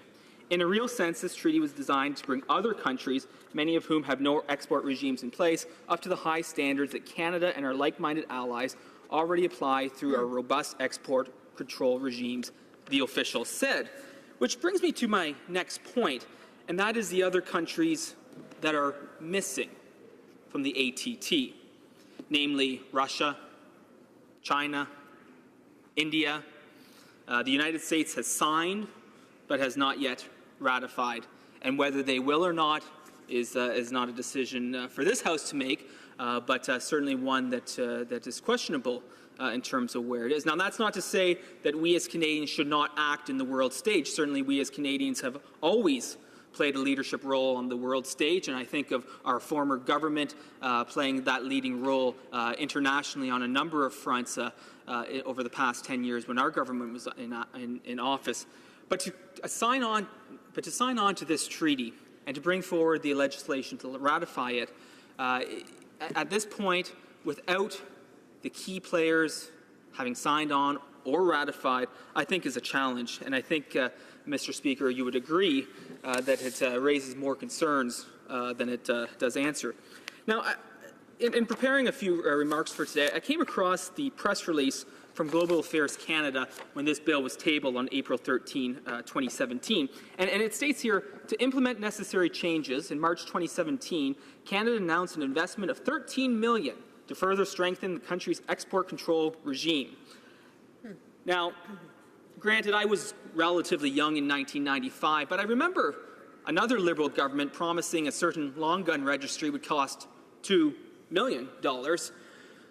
And yet, over the years, the Auditor General found upwards of $1 billion. So I find it interesting that the government is proposing a $13 million price tag, but yet has not yet tabled a coherent plan through which that $13 million will be spent, and where the cost overruns may or may not come from if that $13 million is gone through relatively quickly. And of course, you know, I've heard members from the other side, you know, go as far as saying that claim they're bogus. The concerns of law-abiding gun owners are bogus, and I think that's really bringing down the tone and the level of debate in this House to dismiss the concerns of legitimate law-abiding gun owners as being bogus. You know, I'm very proud of my family. My late grandfather, he came to Canada in 1952.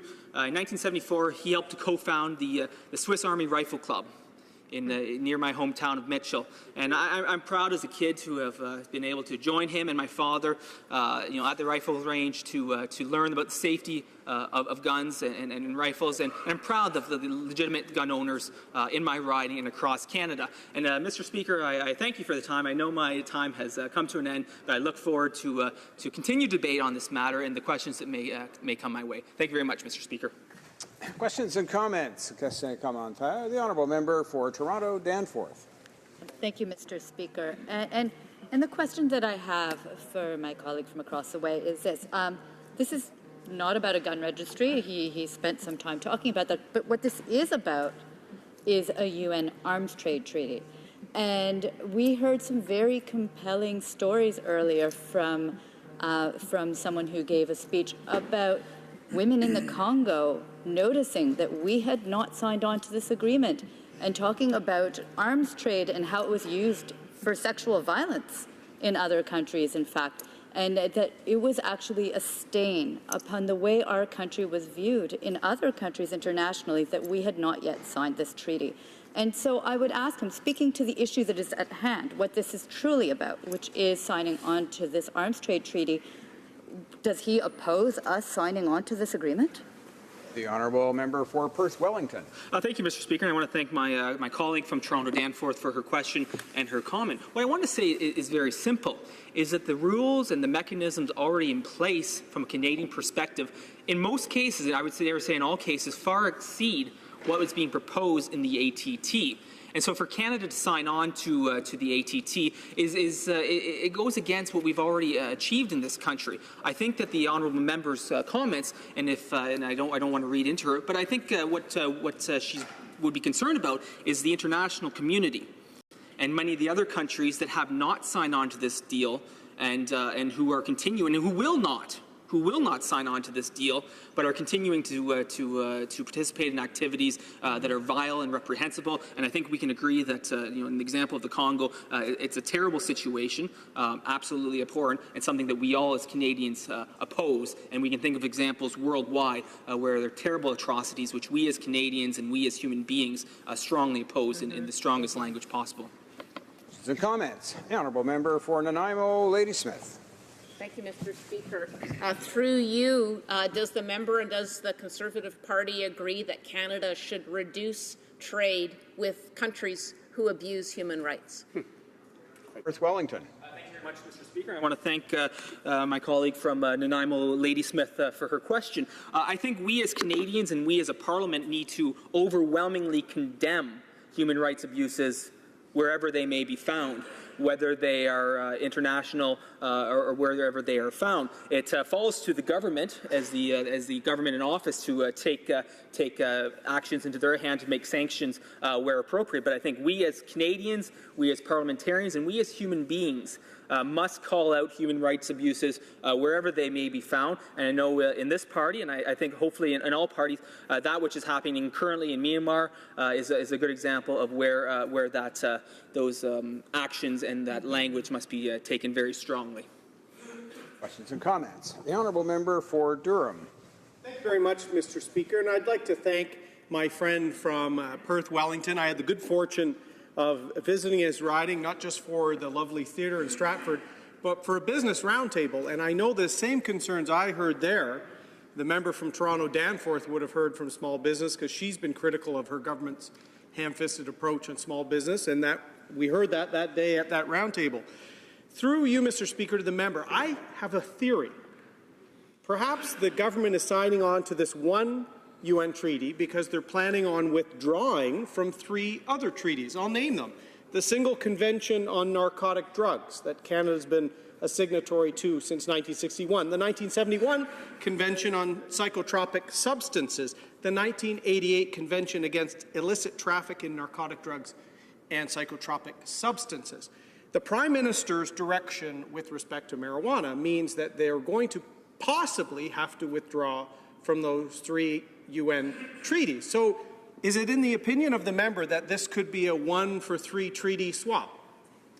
Member for Perth Wellington. Well, thank you very much, Mr. Speaker. And I thank my friend from Durham for his great question and for his hard work over the summer. I know he went to many roundtables, but I appreciate him coming to my riding. And I think he's probably right.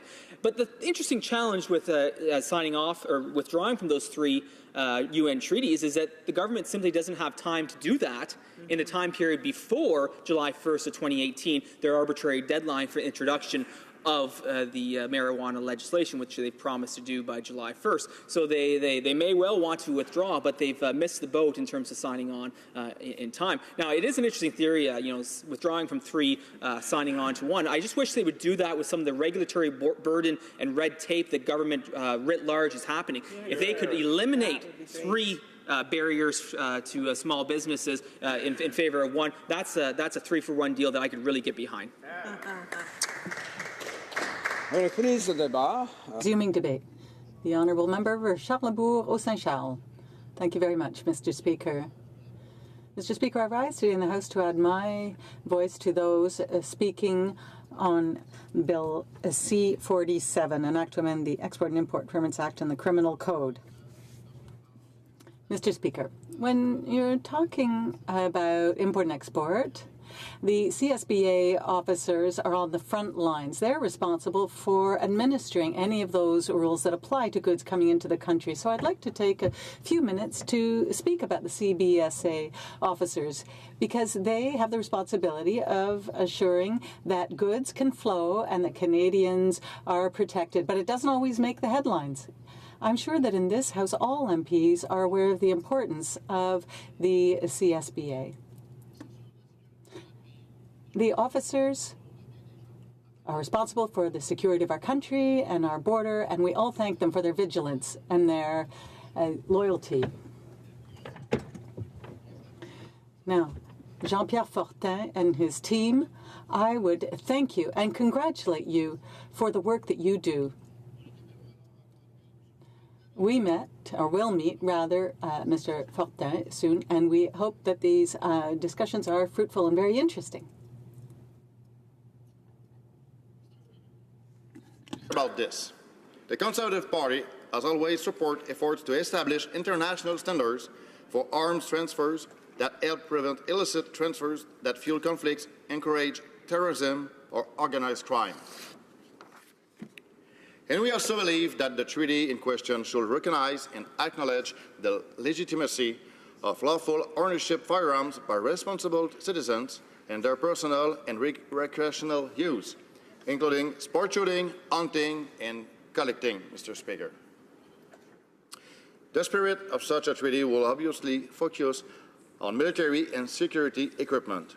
If the treaty language cannot make the difference between military equipment and hunters and sportsmen, that language must be reviewed.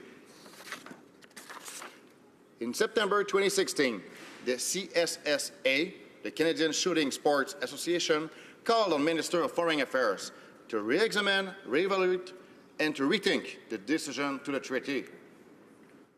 In other words, Mr. Speaker, the Liberals are sloppy in their approach to representing Canadians.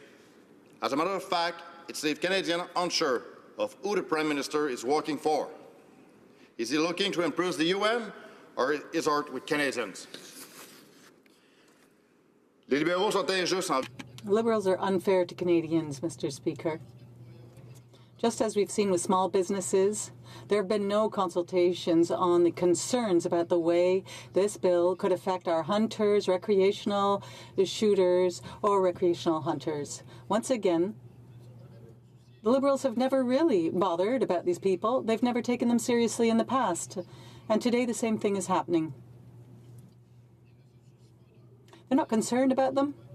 And under the bill that has been tabled, C-47, I am certain that they do not have the intention of taking their concerns into account in the future. Mr. Speaker, as you know, Canada already has a responsible system to control and monitor the export of military equipment and security equipment that respects and even exceeds the UN treaty.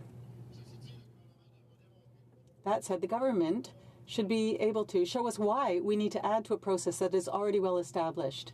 Mr. Speaker, the Government of Canada has a controlling office that regulates imports and exports, and this office allowed the minister to stop the movement of military equipment in more than one circumstance. The Liberals are going to have to explain what they think is missing, because we have seen nothing that have shown that the current system is inefficient. We already have what we need in Canada.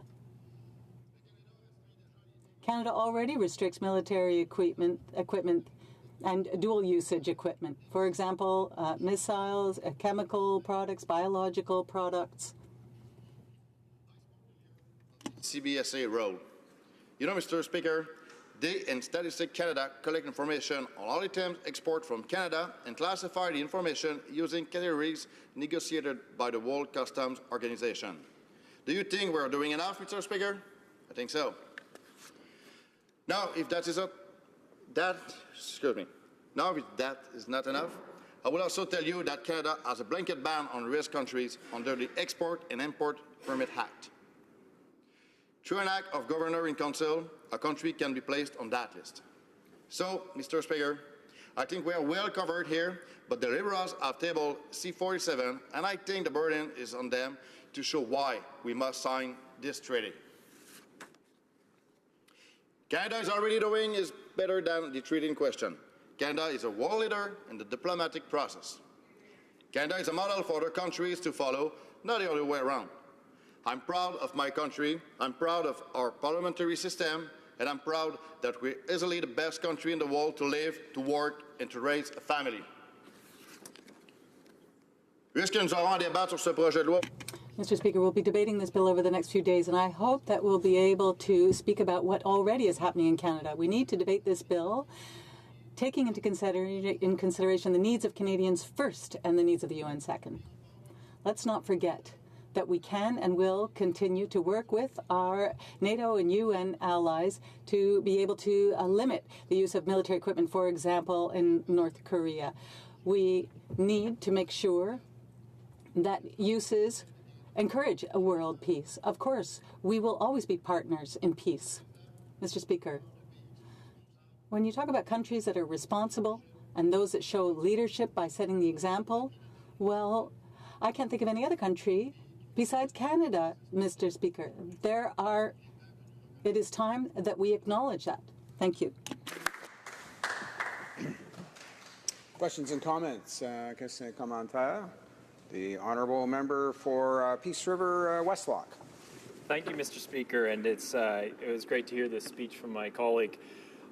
One of the things that often comes up in my riding is the long gun registry, and let me tell you, Mr. Speaker, firearms owners in my riding do not trust the Liberals when it comes to firearms and firearm registries in this country. And I hear from them all the time is that people are concerned that this is the first step in bringing forward a long gun registry. So I was just wondering if my colleague has any comments on that, and in particular, how this will affect perhaps also the sovereignty of Canada. Thank you, Mr. Speaker.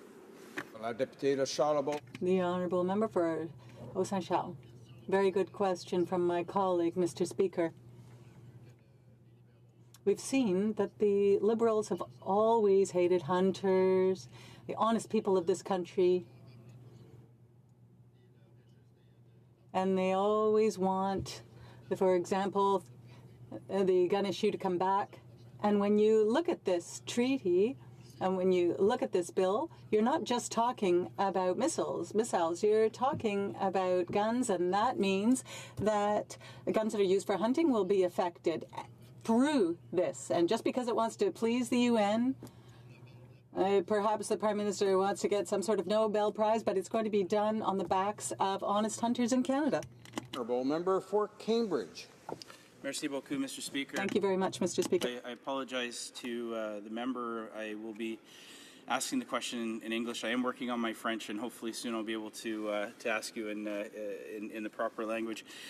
I am very frustrated, Mr. Speaker, how many people that have intervened today are reading into this bill so much. And I ran in 2011, and I can assure everyone in this House that I have absolutely no interest in talking about the gun registry. Okay, and my question for the member is, has the member had a chance to read the definition of broker under Article 2, subsection 2(1), which explicitly defines broker as someone performing the transaction of arms from one foreign country to another. Can the member explain what this possibly has to do with domestic gun, really those that good Canadians that own guns, that are responsible gun owners. How does this have anything to do with them? Honourable Member for Charlebourg-Haute-Saint-Charles. Mr. Speaker, I thank my colleague for his question. And even though his question was in English, I appreciate the question and how courteous his question was. Now, my colleague is raising a problem that needs to be discussed in the context of Bill C-47. He's asking me if I saw that clause dealing with brokering. So, once again, rather than specifically excluding certain things like hunting guns, he's coming up with terms, and there are terms here that just confuse everyone. I think we'll have to clarify some of these terms in the bill so that if the UN treaty actually protects hunters, well, then it should be said clearly. Questions and comments? The Honourable Member for Saanich Gulf Islands. Merci, Monsieur le Président. Thank you, Mr. Speaker. I am going to try and ask my question in French. It's really unbelievable that when I see this bill, it's impossible to imagine how it could be applied to hunters in Canada. It's unbelievable. It's not even possible that it could be. Mr. Speaker, I've studied law. I've worked as a lawyer. And when I read Bill C-47, it is impossible to imagine how it would apply to hunters in Canada. Please, could the Conservative member please read the section and the words in the bill that shows that this applies to hunters? The Honourable Member for Charlebourg-Haute-Saint-Charles. Mr. Speaker, I'd like to thank my colleague for her excellent French. Now, why do you think we have debates in the House? It's so that we can all understand each other. We need to be able to explain things to each other. And the problem in Bill C-47 is that we are adopting a UN treaty that has indirect implications for hunting guns. And if it's not clear in Bill C-47, well, then that's why we can't adopt it. That's simple. We'll go to resuming debate. Before I ask the member to rise, I must inform the House that there are about 13 minutes left for debate before we interrupt proceedings. So resuming debate, the Honourable Member for Abitibi, Bay James, Nunavik, AU.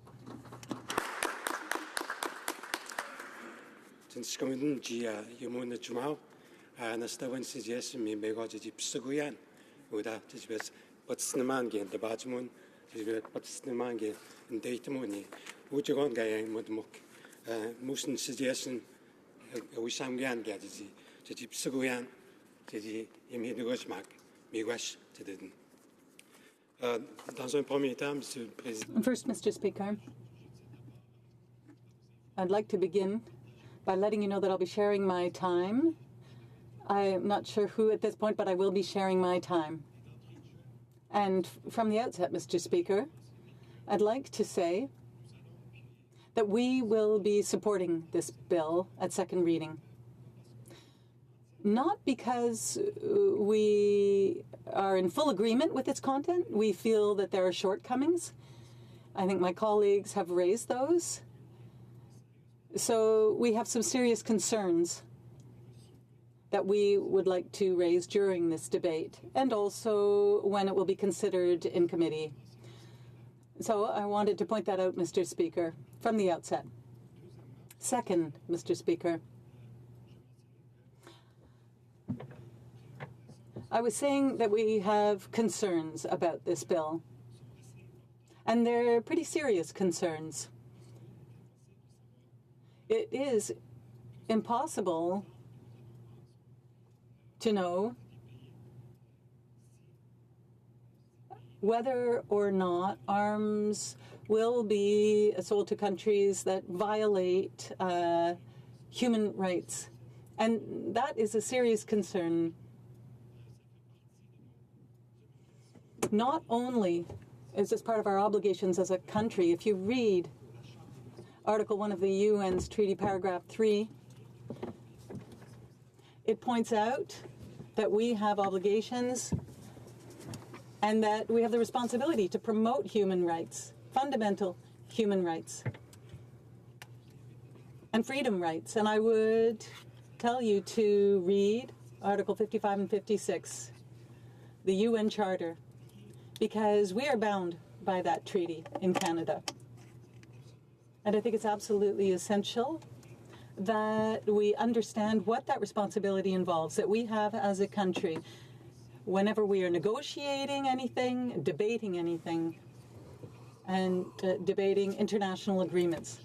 So that's a legislative framework that we're dealing with, the international legislative framework, and that is what should guide us during a debate like this at the international and at the national level. So we must always keep those responsibilities in mind. Mr. Speaker, I think we have an opportunity to improve the text of this bill. Because of the two first points I mentioned, I think it's necessary. It's necessary. This is part of our responsibilities as elected members. We have to be transparent whenever we present a bill. And every time we present a bill that will have a particular influence, a particular impact on human rights. Now, we sign treaties, international treaties, especially treaties of free trade. And we do this, and as doing it, we always study the impact of these treaties on human rights. And here's an example. We have to respect the rights of Indigenous peoples in the countries we sign free trade agreements with. We make sure, we verify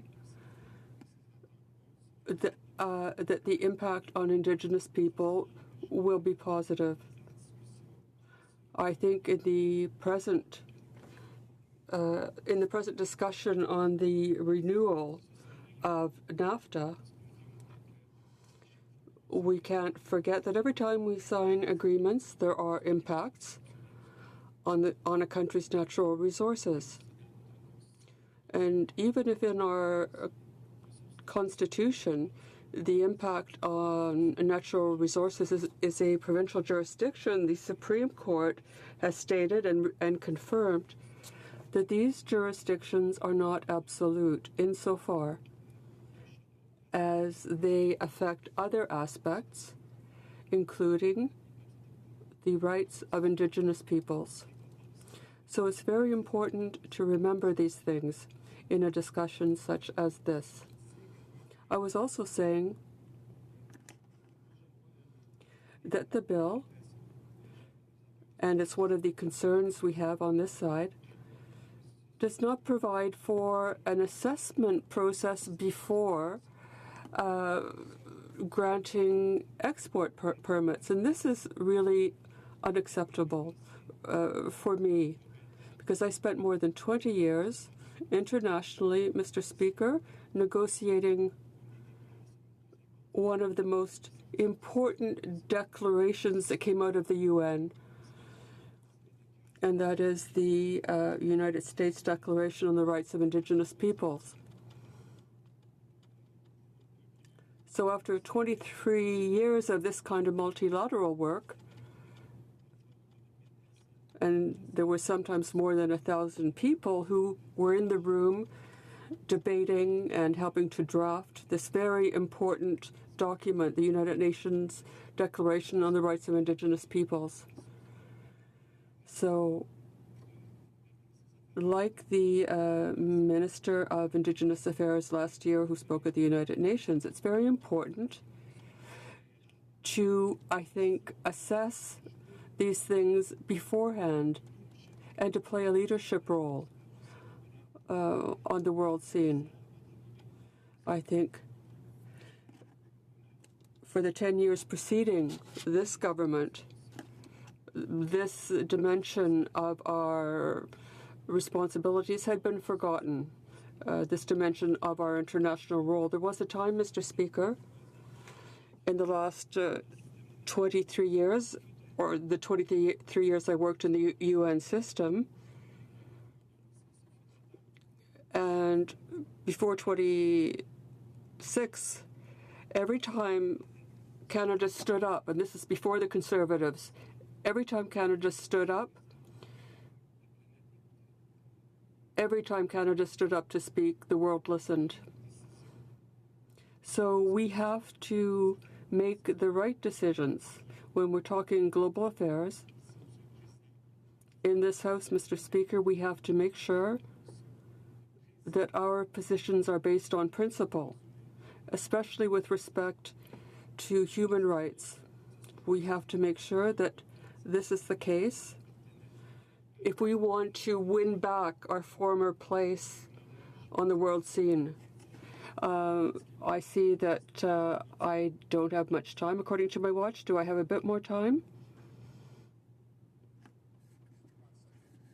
I'm not sure. The honourable member? Well, I'm sorry, I lost my chronometer. The honourable member has 1.5 minutes before the question and comments period. Well, I could sort of do this in a wrap fashion. But, Mr. Speaker, our role internationally is important. And one of the examples I gave you is, for example, in conflict zones. In conflict zones, the most vulnerable people are children, women, and girls. And this is why we have to make sure there are measures in this bill which help defend the basic rights of these children, women, and girls. There's already a human rights regime internationally, and we have only to respect what is there. And I think this is one of the grave shortcomings in this bill. Thank you, Mr. Speaker. Questions and comments? Question commentaire. The Honourable Parliamentary Secretary, Minister of Foreign Affairs. Merci, Monsieur le Président, et merci à mon... Thank you, Mr. Speaker, and I'd like to thank my colleague for his speech. I think we're on different sides of the House, but we agree that this is the time for Canada to reaffirm its leadership role in the world, and this is what we are doing passionately every day. We're trying to make sure that Canada contributes to a world that is more peaceful and safer. I just wanted to clarify a point that my colleague made. I may have misunderstood, and if so, I apologize. But I'd like to give him the chance to clarify something. This bill creates a legal requirement according to which the Minister of Foreign Affairs has to consider certain assessment criteria before issuing an import or export permit. And there are criteria that will be set out that the minister will consider before she issues a permit. Now, does my colleague understand that this is the intent of the bill? The honourable member for Abitibi Bay James Nunavut. Thank you, Mr. Speaker, and I appreciate the question because one of the problems is to make sure that the regulations be really clear and be in the text of the bill and the legislation. I think this is a deficiency. Mr. Speaker, I'd like to take this opportunity to mention, there have been polls that show that most Canadians are not in agreement that with selling arms to countries that violate human rights. And this means that our most important obligation is that when we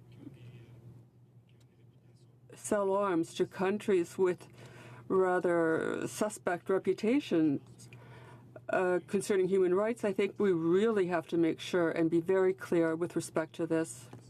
La députée de Durham. The honourable member for Durham. I'd like to thank my colleague for his remarks.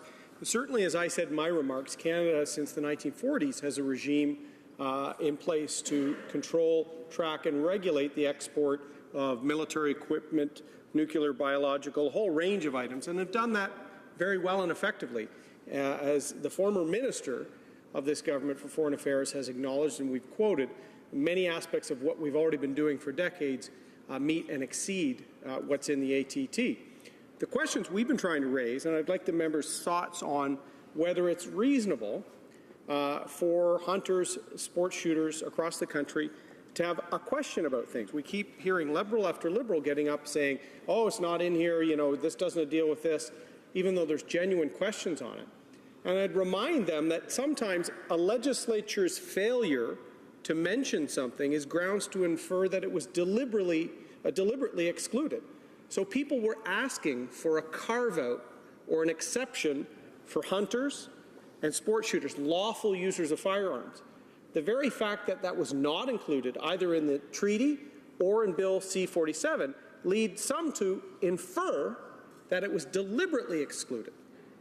This is a legal principle, Mr. Speaker, and I think it's reasonable. Does the member think it's reasonable for these people to ask these questions while this bill is being pushed through the House? The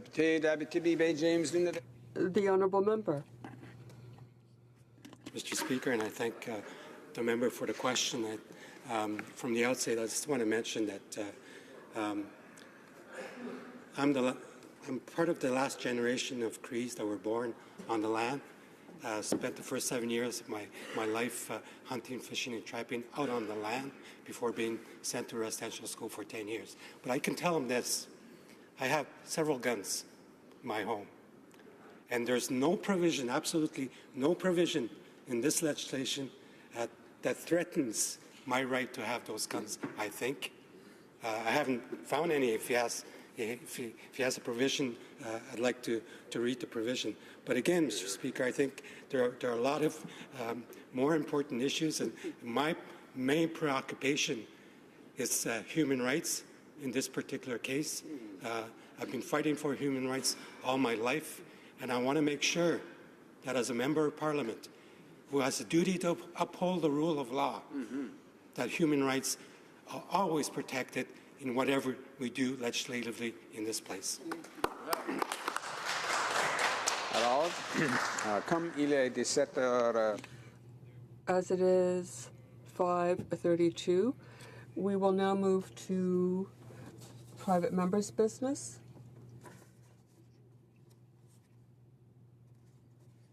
Consideration and second reading of Bill C-338, an act to amend the Controlled Drugs and Substances Act, punishment, standing in the name of Mr. Soroya. Reprise de débat. Resuming debate. The honourable member for Belleuil-Chambly. Thank you, Mr. Speaker, and I'd like to say that I'm rather unhappy to speak about this bill because this deals with an issue. It deals with an issue, with a crisis, the opioid crisis. It's not just in Canada, it's in the United States. It's been the subject of many discussions.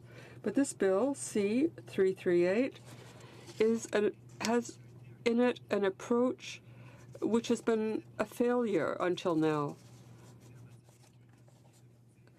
I can say that when we look at the opioid crisis, it's not really about public safety, but it's about public health. And this is a very important clarification. This bill proposes that we have stiffer fines and greater punishment. And these things have been proven to be a failure worldwide in putting an end to this plague of opioids. all experts, both political experts, policy experts, medical experts, and legal experts agree.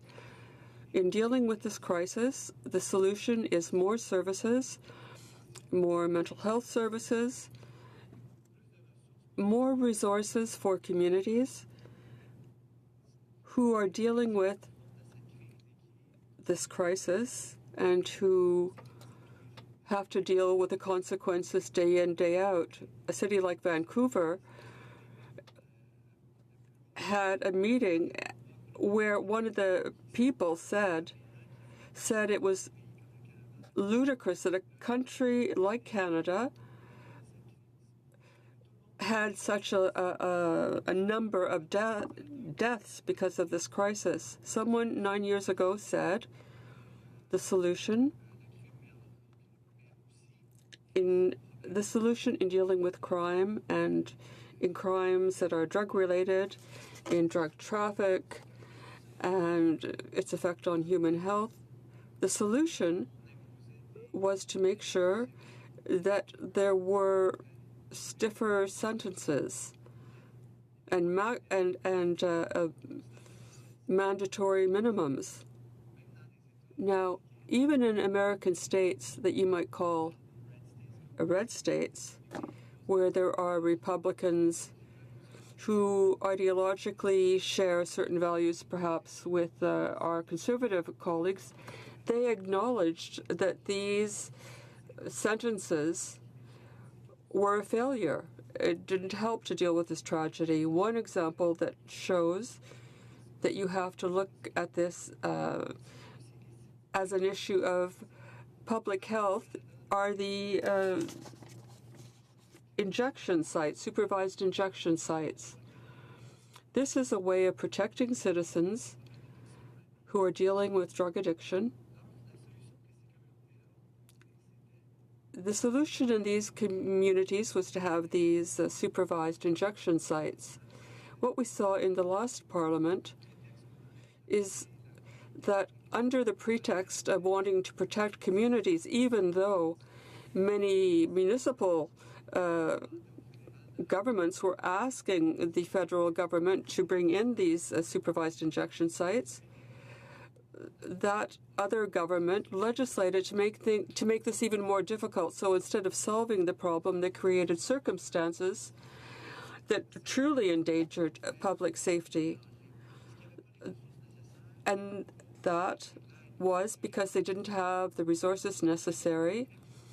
And I don't want to be too graphic, but there were people who would be dying in a laneway from an overdose. And I think that we do have to commend the government on doing this, helping with these injection sites. But, Mr. Speaker, and the member for Vancouver Kingsway is from a committee and represents a constituency where there are the worst statistics in terms of deaths. So when will the government acknowledge that this is a national health crisis, a national whole of Canada crisis? That would be so easy to do. And this would be a means to start taking the actions that will help us protect these populations and protect the public. 40 or 50 years ago was a war against drugs. The approach was to attack the criminal element. But the people who were forgotten were the people that are now part of these statistics, people who lose their lives because there weren't the measures to help them or people couldn't help them. And with this bill, C-338, we're against it because it doesn't talk about having more resources to help people, to help them deal with their drug addiction problems. These are people with mental health issues and who need need care. We have to make sure that these citizens are protected, because when we're talking about public safety, in this case, we really have to talk about public health. And this is what is neglected in the approach advocated by this government, which is in the same vein as the approach that we've seen for many years, especially when the Conservative government was in the majority.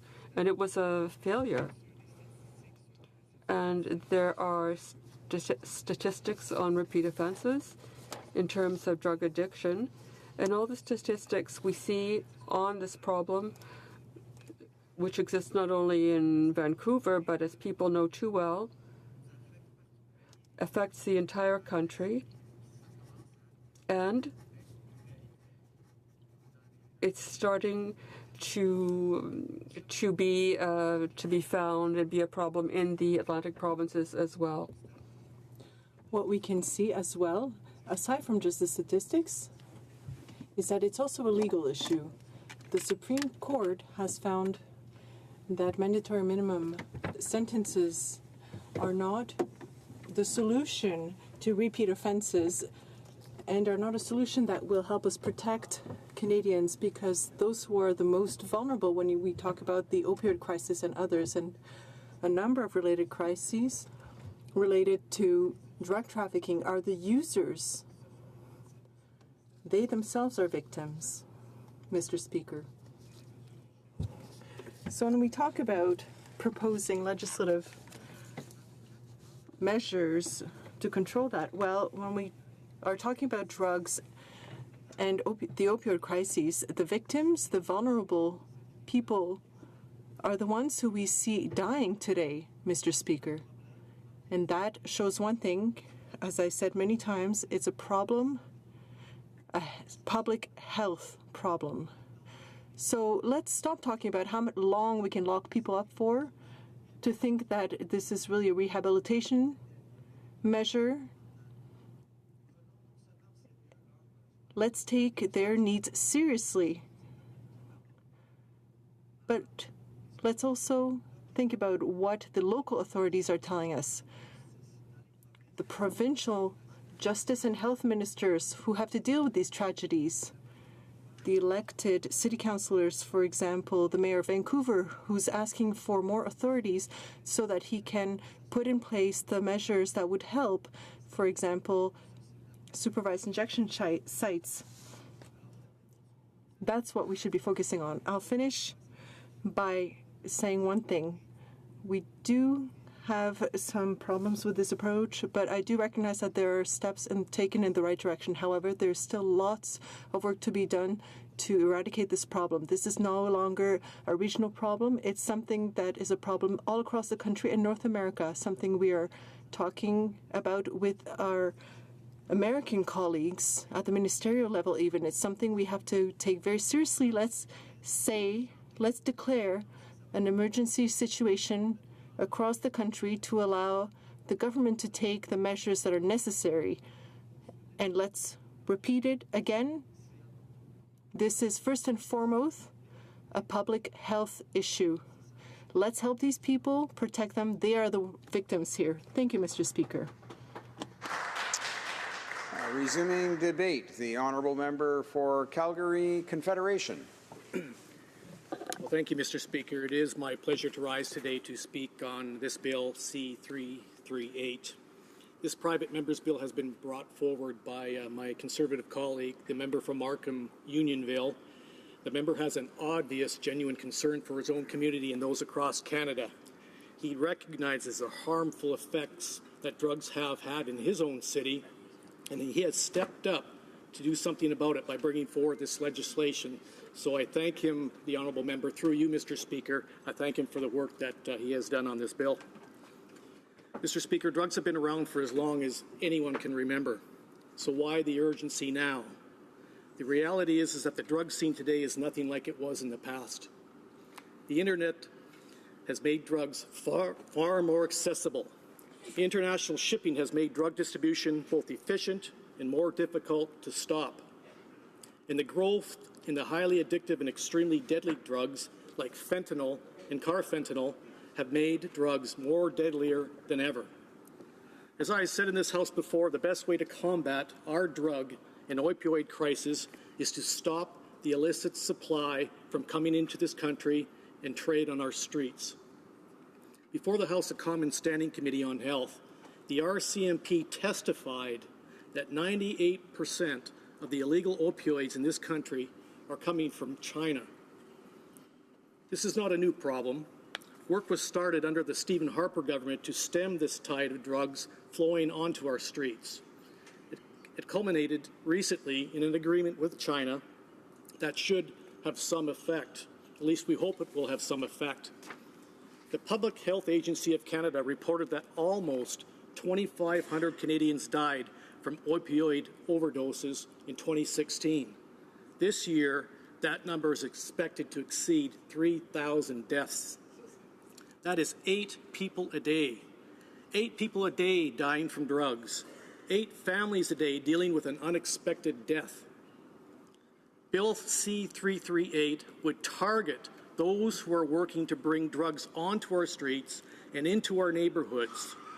Unfortunately, even if we do catch those responsible for shipping these deadly drugs, the punishment that awaits them is insufficient and hardly a deterrent for protection of our communities. As Section 1 states in the bill, if the amount of drugs involved is less than 1 kilogram, the offender will be subject to a maximum of life in prison with a minimum of a 2-year sentence. So this would increase from 1 to 2 years in the minimum sentence. And Section 2 in the bill states, if the amount of drugs involved is more than 1 kilogram, the offender will be subject to a maximum of life in prison with a minimum of a 3-year sentence. This would be an increase from 2 to 3 years in this minimum sentence. Mr. Speaker, one of the most dangerous drugs on the street today is carfentanil. It can kill in the smallest amounts. The equivalent of less than a grain of salt can kill. Simply touching the drug can potentially kill. First responders are at a high risk of death. Now, I'm not trying to be an alarmist here, Mr. Speaker, but I'm just reporting the reality. Young children are dying after coming into contact with this drug. Even just the residue on the clothing can be deadly to a small child. In June of 2016, Mr. Speaker, the Canadian Border Services intercepted 1 kilogram of carfentanil en route to my city of Calgary. RCMP Inspector Alan Lai said that this 1 kilogram could produce 50 million doses, fatal doses. That is enough to kill every man, every woman, and every child in Canada 1.5 times over. If we are going to turn this tide, we need to equip our courts with the tools that they need to remove these dealers of death from our streets. Alberta Health, in my province, has found that 343 people died from fentanyl overdoses in 2016. This is a whopping 33% increase over 2015 and a horrifying 110% rise from just 2 years ago. A doubling of the death rate in just 2 years is incredible. It's disgusting. Calgary experienced the worst of it. Half of the province's deaths were in Calgary. Of those 343 deaths in Alberta in 2016, 22 were linked to carfentanil. Now, in the first 5 months of this year, more Albertans died from carfentanil than in all of last year, and the body count continues to grow. Albertans are dying at a rate of more than 1 a day from opioid overdoses alone. If we need to give our courts the tools and the willpower to keep the drug pushers and the drug traffickers off our streets where they can't do harm, we need to show our law enforcement that their tireless efforts and risky work was worth it. We need to show our first responders that we recognize the dangers that they face and we are looking to reduce potential harm. We need to show our overworked medical staff, those who see the damage daily, that we are trying to save lives as much as they are. We need to show our communities that their safety and security is under threat, and we are taking action. But most of all, we need to show Canadian families that we are doing what we can to better protect their children, their brothers, their sisters, and in some cases, sadly, their parents. Now, the reality is, Mr. Speaker, that the Liberals have said that they will not support our efforts to make these changes set out in Bill C-338. We have this Liberal government that is working hard to expedite legislation that would make it legal for children to carry up to 5 grams of marijuana while defeating Conservative attempts to jail drug dealers. And the NDP are even worse, Mr. Speaker. Some of them are suggesting that we legalize all drugs. This cavalier attitude toward drugs has consequences, and 8 times a day we are reminded of what is at stake. Now, I'm not naive, Mr. Speaker. I know that we cannot simply increase all penalties and think that it will magically make everyone follow the law. However, we are talking about people who cruise our streets, literally handing out death pills. I know that we are all safer if they are in prison and not in our streets or in our communities.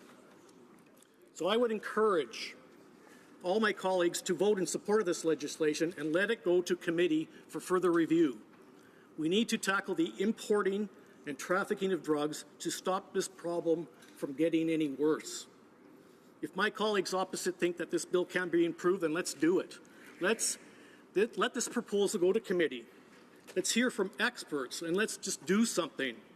Voting down this legislation is tantamount to doing nothing as Canadians increasingly die around us. Let's do something. Let's do the right thing. Let's vote in favor of this bill, Mr. Speaker. Thank you. Resuming debate, the Honourable Parliamentary Secretary to the Minister of Justice. Thank you, Mr. Speaker. I am pleased to participate in the debate on Bill C-338, which proposes to amend the Controlled Drugs and Substances Act to increase mandatory minimum penalties, which I will refer to as MMPs throughout my remarks, of imprisonment for offences related to the importation and exportation of certain drugs and substances. And I would like to begin by commending my honourable colleague across the way for bringing forward this private member's bill. It will encourage and foster an ongoing and important discussion regarding how we best regulate controlled substances. Permettez-moi de commencer en disant que... Let me start off by saying that I have listened carefully to the ongoing debate on Bill C-338, and I would like to echo the policy and legal concerns already expressed, including the constitutional implications associated with this bill. Mr. Speaker, it strikes me as inappropriate to provide the same MMP for substances that have vastly different levels of potency and dangerousness. I believe it is exactly this type of situation about which the Supreme Court of Canada has raised concerns in cases where they recently struck down MMPs, and I refer this House to the Supreme Court of Canada case in Regina versus Muir, where the Supreme Court of Canada said the following, quote, mandatory minimum sentences that apply to offences that can be committed in various ways under a broad range of circumstances are vulnerable to constitutional challenge. Although the bill targets the importation of powerful opiates like fentanyl and carfentanil that are lethal in very small quantities, the increased MMPs would also apply to other substances like cannabis. And it goes without saying that honourable members will recall the government has introduced Bill C-45 and C-46 to address and introduce a new comprehensive regime so that we can keep cannabis out of the hands of our youth and vulnerable communities. Although a highly regulated substance, cannabis simply does not share the devastating qualities of fentanyl, for instance. Suffice it to say that such differences are material from a sentencing and charter perspective, so it does not make sense to treat these two substances in the same way. Having said this, there is no doubt that the increasing prevalence of potent opioids in our communities has sparked a public health crisis in Canada. The onslaught of this deadly epidemic in Canada is twofold. First, the overdose crisis has been driven by the emergence of these powerful illicit opioids on the black market, leading to an unprecedented number of deaths among illegal drug users. This unfortunate reality is exacerbated by vile and deceitful drug dealers who mix these incredibly cheap yet highly addictive and potent substances with other more expensive drugs, for instance, heroin or cocaine, in an effort to maximize their profits. The relative ease with which these opioids can be produced further compounds these problems. A secondary contributing factor has been high levels of addiction to legal opioids across Canada. This trend has been caused in part by inappropriate prescribing practices and poor education on the risks associated with opioid use. Unfortunately, once prescription renewals expire, many individuals turn to the black market to supply their addiction. The demand that emanates from legal opioid addiction helps fuel the demand for such substances on the black market. To effectively respond to the opioid crisis in Canada, both contributing factors must be addressed. Mr. Speaker, this is partly why I have strong reservations concerning the approach proposed in Bill C-338. It proposes an unnecessary, costly, and likely ineffective approach to a complex drug problem. The bill is focused on increasing MMPs for offenders engaged in importing and exporting instead of focusing on the root causes of this epidemic. Evidentiary support is simply lacking to suggest that increasing MMPs in this way, proposed by the bill, will reduce the influx of these lethal drugs in Canadian communities.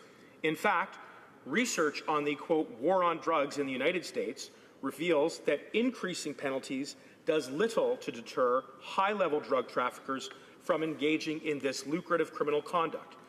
Nor does it do anything to help those battling addictions, Mr. Speaker.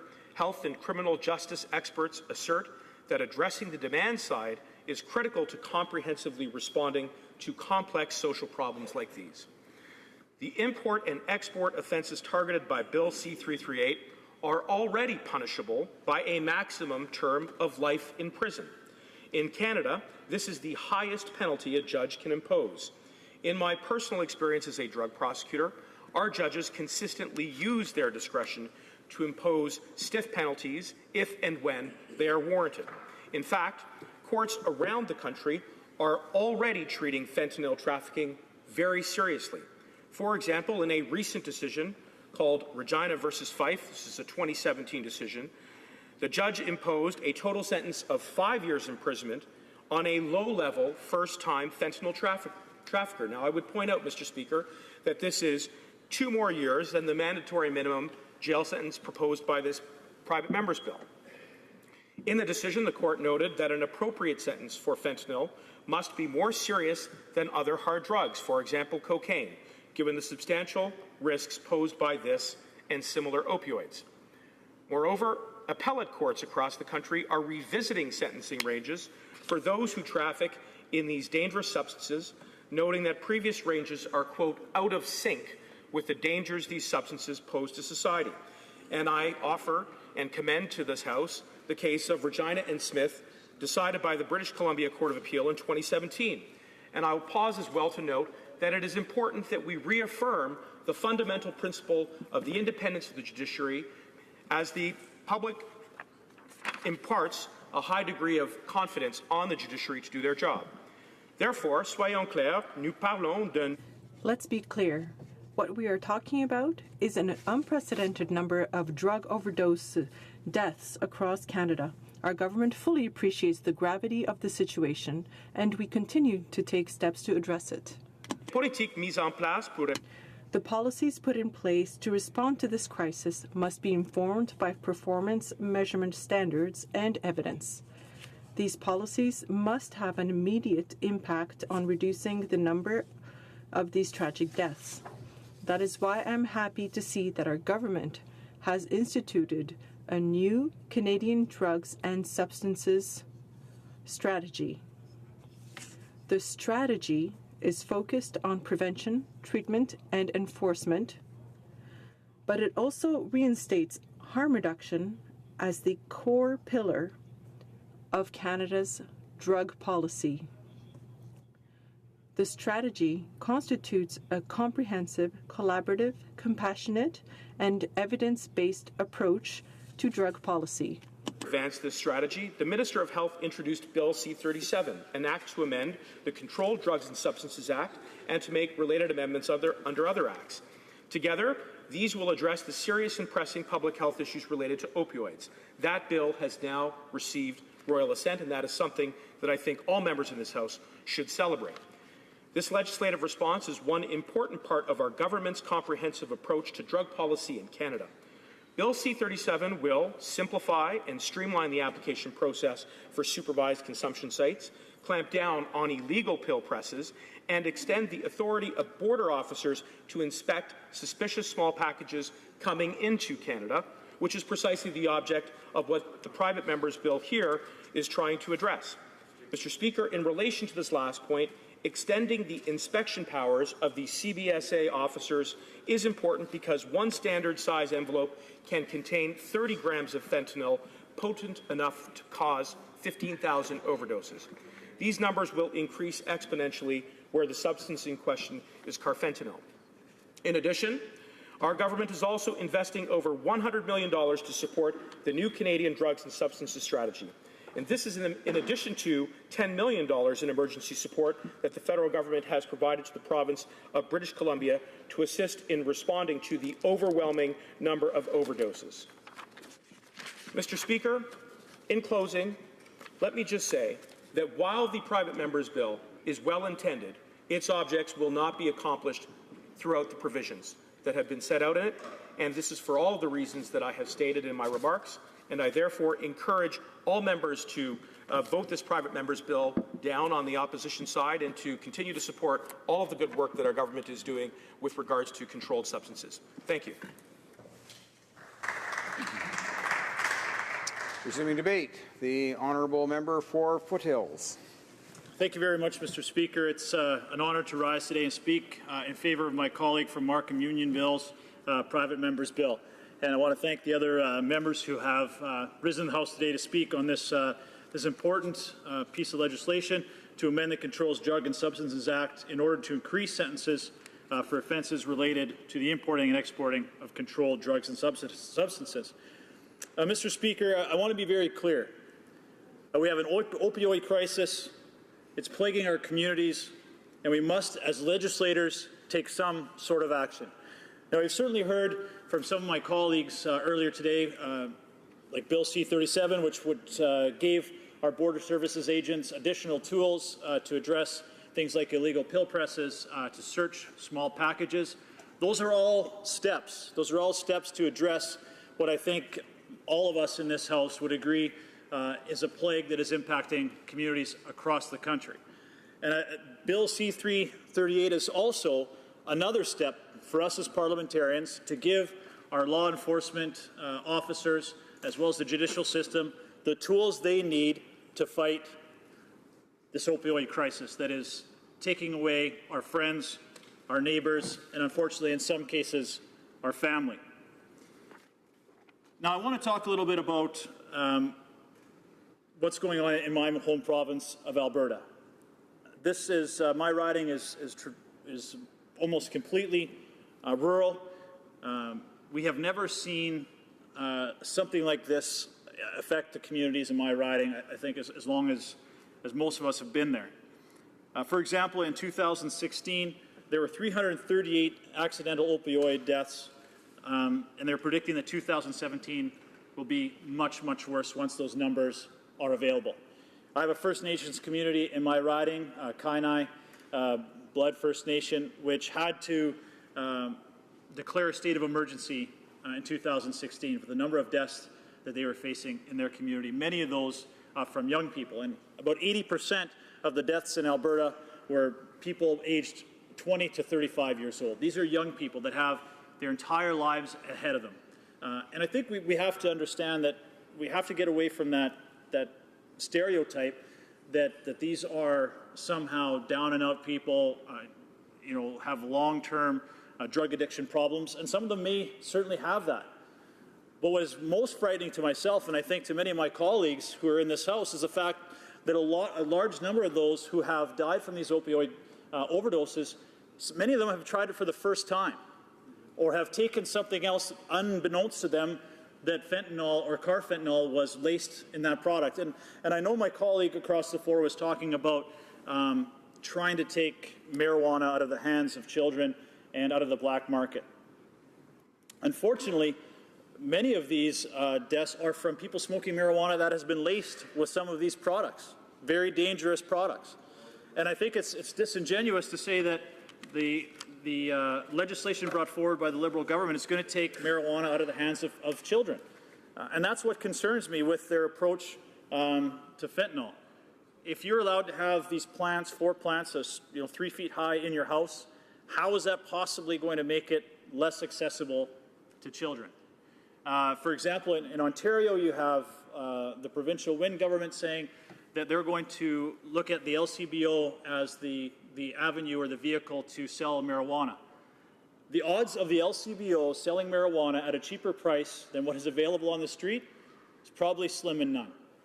So we have to take stronger action to address some of these issues. And I think what is attractive with Bill C-338 is the fact that it takes a hard line on those who are importing and exporting fentanyl and carfentanil and these other very harmful opioids.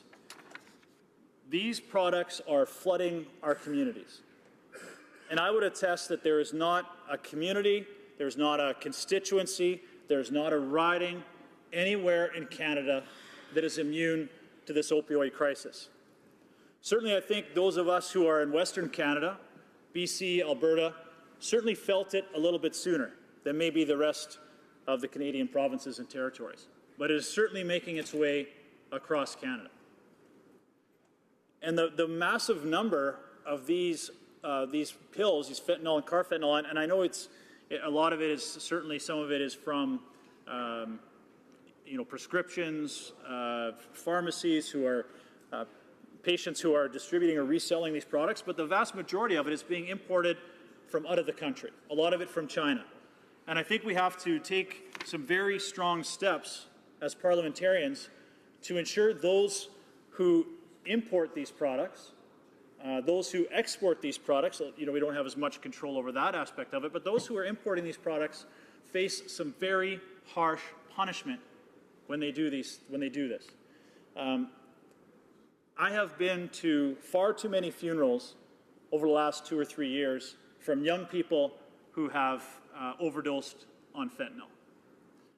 The last one I was at, the young man was 26 years old. Somebody I've known for most of his life, coached him in hockey, certainly never expected something like this to happen. And this is a life that was taken much too soon.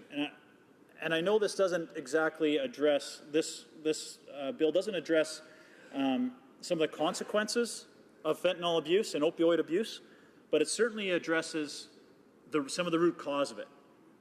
And I'm not saying that we can't focus on funding for mental health. I think that is a key part of this issue as well. Certainly access to counseling, access to addictions counseling and recovery.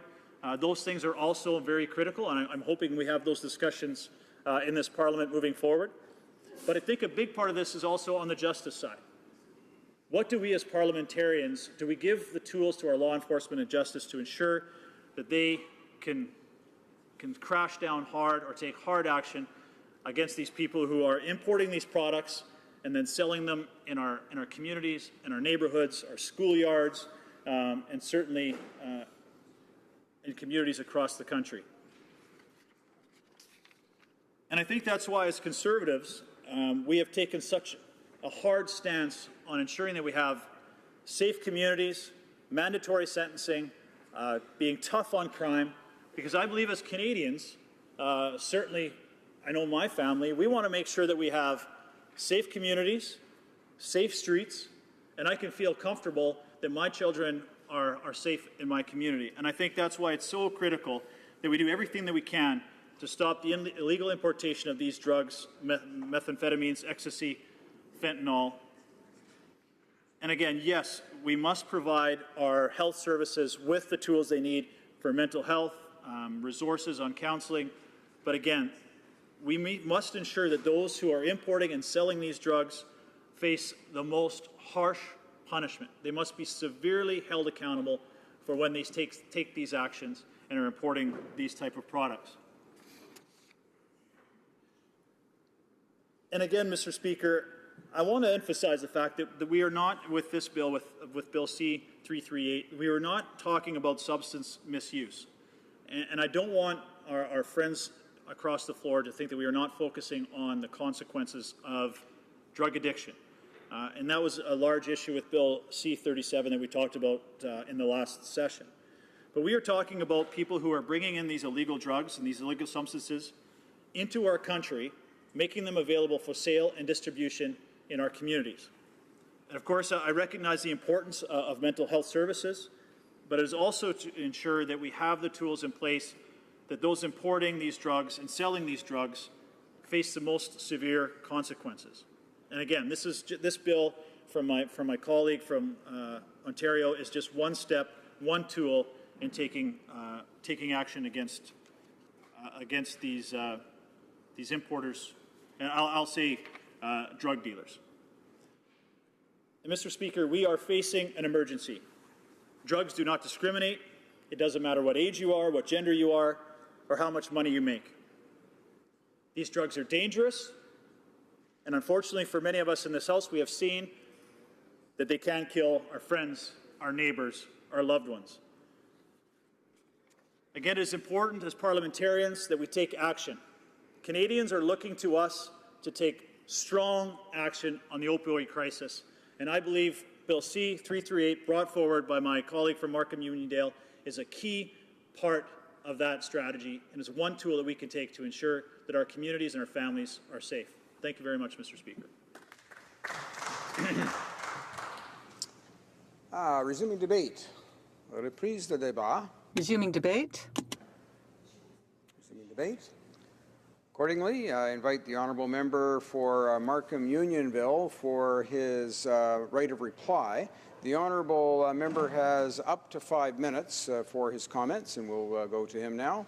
The honourable member for Markham-Unionville. Thank you, Mr. Speaker. Once again, I rise today to address the serious issue that is causing thousands of deaths in Canada each year. Importing and exporting of dangerous drugs and substances is a serious threat to Canadians. More must be done. Mr. Speaker, I introduced Bill 338, which would amend the Controlled Drugs and Substances Act in order to increase sentences for offences related to importing and exporting controlled drugs and substances. Bill C-338 indicates that if the subject matter of the offence is as a substance included in Schedule 1 less than 1 kilogram, or in Schedule 2 guilty in indictable offences and liable imprisonment for life with minimum sentence for 2 years. It also includes that if the subject matters of the offences is substance including in Schedule 1 in an amount that is more than 1 kilogram, is guilty of indictable offences and liable to imprisonment for life and a minimum punishment for 3 years. The current sentences is too light, and this is unacceptable and does not deter drug traffickers and continuing importing and exporting and profit at the expense of society's most vulnerable. This reality is that criminals who import and export deadly drugs and substances are responsible for thousands of lost lives. Mr. Speaker, Canadian families expect safe and healthy communities in which to raise their children. Canadians are especially concerned about crime, which is why Conservative government introduced and passed over 30 measures aiming at strengthening our justice system, standing up for the victims, and keeping our streets safe. Canadians lose faith in criminal justice system when they feel that the punishment does not fit the crime. We make no apologies for strengthening penalties for drug trafficking or any other criminals. We must ensure that sentencing still reflects Canadian desires to get tough on drug dealers and other criminals. We are in grip of deadly fentanyl epidemic. In Ontario, about 2 people a day due to the opioid overdoses, mostly by fentanyls. A few months ago, a former Health Minister Jane Philpott claimed that Canada needs more data for the opioid overdose crisis. I was shocked. The reality is, fentanyl is on our streets and people are dying. We don't need more data. We need action now, and Bill C-338 will just do that. Mr. Speaker, in 2016, opiate claimed the lives of at least 2,458 Canadians, according to the new estimate released by Public Health Agency of Canada. Light sentences make it appealing for drug dealers to produce illegal substances in basements, labs, and kitchens. These dangerous drugs are produced in such condition that it is impossible to predict the strength of each dose. In my riding of Markham Unionville, drug lab was discovered in the heart of upper middle-class residential neighborhood. This forced residents to evacuate their homes. From coast to coast to coast, no community in any member's riding is immune to this epidemic. I truly understand the need for robust prevention and treatment option for addicts, but you cannot rehabilitate dead bodies. Let me finish it this way. As it stands, the Controlled Drugs and Substances Act provide inadequate, unintimidating punishment for criminals who import and export lethal drugs and substances. Those that import and export these drugs and substances must be brought to justice and must face increased mandatory minimum sentences. Our constituents expect us to do more to keep our children and communities safe. Thank you, Mr. Speaker.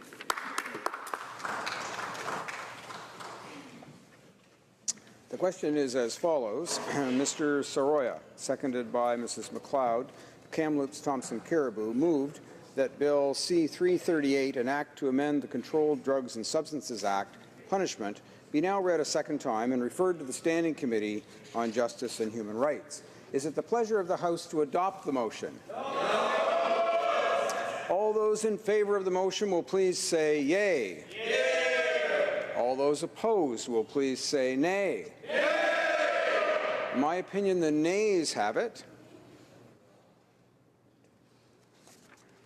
Pursuant to Standing Order 93, the recorded division stands deferred until Wednesday, September 27th, 2017, immediately before the time provided for private members' business.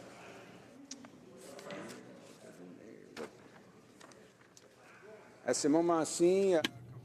this time, pursuant to Standing Order 38, a motion to adjourn the House is deemed to have been made and seconded at this time. Therefore, the question is that this House do now adjourn.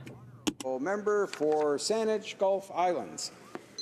Thank you, Mr. Speaker. It's my honor to rise this evening in adjournment proceedings to address a question I asked April 5th, 2017.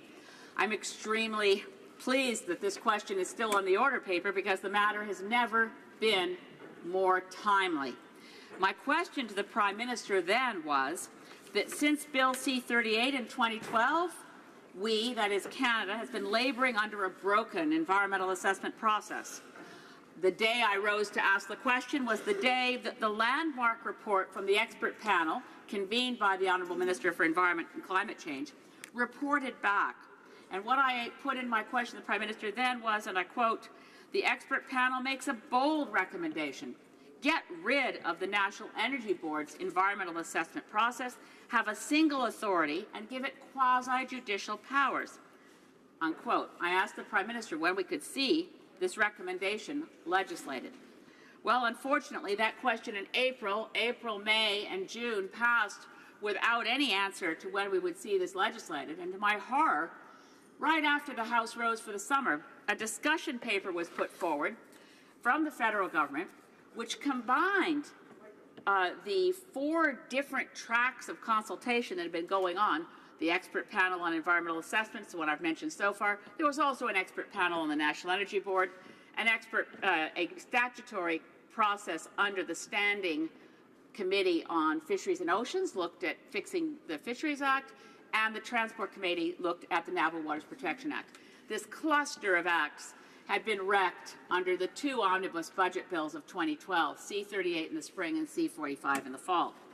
The discussion paper put forward by the government in a mere 23 pages makes a hash of all the recommendations and substantive efforts to improve those acts. Let me just refer to what they discuss in environmental assessment, where the expert panel had said sustainability must be central to impact assessments. The word sustainability did not appear, not once, in the discussion paper, suggesting how the Liberals plan to legislate to fulfill their campaign promises. Where the expert panel said the National Energy Board and the Canadian Nuclear Safety Commission should not do environmental reviews, that there had been a lack of public trust in their work. There should be a single agency with quasi-judicial powers. In the discussion document, we find that for energy projects and nuclear projects and offshore oil and gas, there will be joint assessments. I'm horrified by this, Mr. Speaker, that the National Energy Board will still be engaged. The Canadian Nuclear Safety Commission will still be engaged. And worse, the offshore petroleum boards will now get a new mandate to participate in environmental assessments for which they are completely unprepared and incompetent.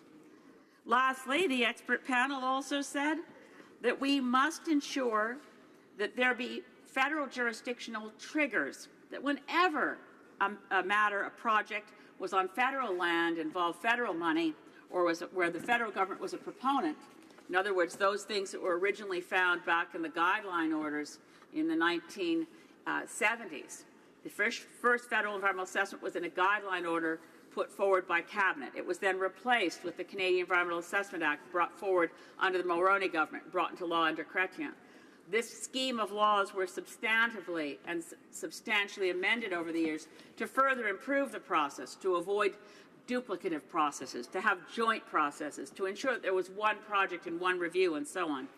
All of that trashed by Bill C-38 in 2012.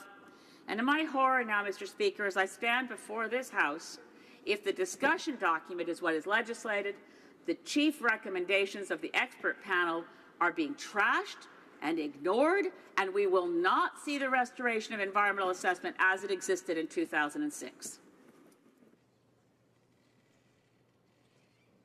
The Honourable Parliamentary Secretary to the Minister of the Status of Women. Well, thank you, Mr. Speaker. I'm pleased to have the opportunity to address the question by the member for Saanich Gulf Islands, a person I have enormous respect for, regarding the review of environmental assessment processes. In 2015, Canadians sent a clear message that they had lost trust in our country's environmental assessment processes, which had been undermined by the significant changes made by the Harper government in 2012. We pledged that if elected, a Liberal government would work to earn back the trust by reforming and modernizing Canada's environmental assessment system. Getting it right is crucial to both our environmental sustainability and our economic prosperity. Mr. Speaker, that's what our government is doing. As a first step to restore that trust, in January 2016, the Minister of Natural Resources and the Minister of Environment and Climate Change announced an interim approach and principles that took immediate effect for all major resources projects under review. These principles affirmed our government's commitment to assess direct upstream greenhouse gas emissions, to seek out and consider the views of the public and affected communities, to affirm that no current project would return to the starting line, to base decisions on science, traditional knowledge, and other relevant evidence, to meaningfully consult Indigenous peoples, and where appropriate, accommodate the impact on their rights. In June of last year, our government took another step to deliver on its commitment to restore confidence in Canada's environmental and regulatory processes with the launch of a comprehensive review in order to rebuild trust in environmental assessment processes, modernize the National Energy Board, and restore loss protections and introduce modern safeguards to the Fisheries Act and the Navigation Protection Act. Now, after more than a year of extensive consultations, our government is putting pen to paper on new legislation, and by early next year, our government will move to enact sweeping changes. Mr. Speaker, with respect to the Canadian Environmental Assessment Agency, this comes as a result of a series of consultation sessions across the country, a report of an expert panel that the member notes in her question, and over 500 formal written submissions and thousands of online comments from Canadians. In June, our government summarized what we had heard in a discussion paper entitled Environmental and Regulatory Reviews, which you can find online. At the core of the proposed new direction is a shift from environmental assessment to impact assessment. This is an important change, Mr. Speaker. It represents a move towards a more holistic approach that considers cultural, social, health, and economic considerations in addition to environmental impacts. Mr. Speaker, we have seen what has not worked in the past. It's clear that open and inclusive processes build better outcomes. Early engagement can enhance project planning, and a predictable, timely process is key. Indigenous peoples have also been engaged on an ongoing basis since the review was launched, and we will continue to work with Indigenous peoples as we consider options for legislative, regulatory, and policy changes. Mr. Speaker, just in closing, Canadians want to know that they can trust their environmental processes, and that is exactly what our government is working to deliver. Thank you, Mr. Speaker. The honourable member for Saanich Gulf Islands. Well, I thank my friend, the Honourable Parliamentary Secretary, for the status of women. But I have to say, when he says to us that the discussion document released in late June, quote, summarized what we have heard, I think there's something wrong with the Liberals' hearing. Because loud and clear, the expert panel said the National Energy Board should have nothing to do with environmental assessments. So too did the expert panel on the National Energy Board. The Environmental Assessment Expert Panel, chaired by our former Commissioner for Environment and Sustainable Development, was very clear that sustainability should be central.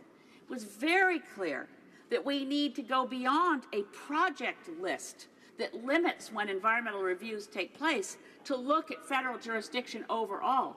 None of these recommendations, broadly supported by tens of thousands of Canadians, made it into the discussion document. So please, scrap the discussion document. Go back to the expert panel.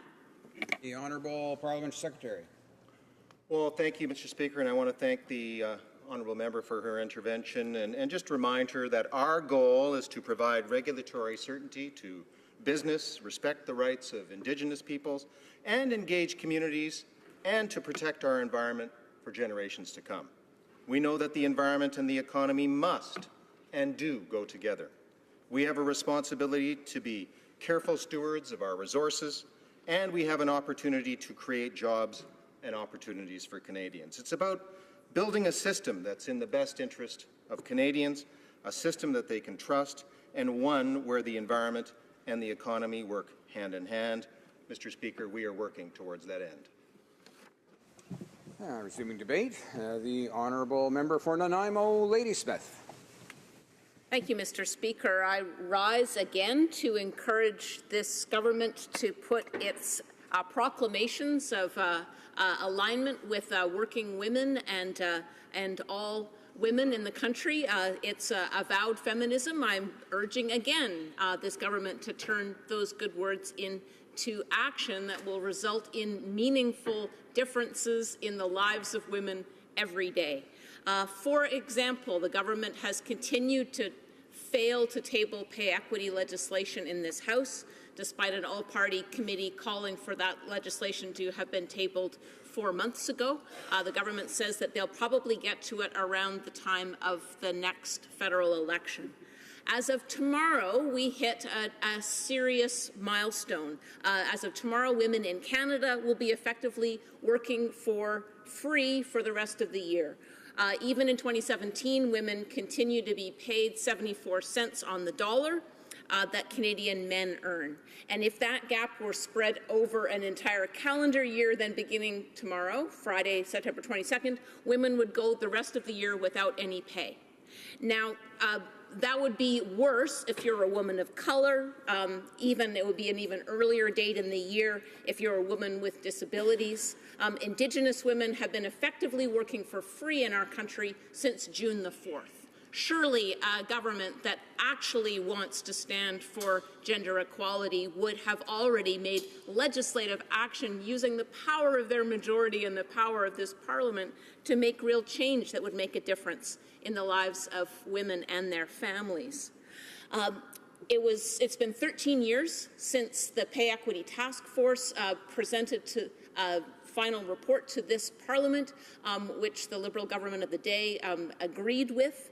The Pay Equity Task Force recommendations continue to be something broadly supported by feminist, labour, social justice organizations.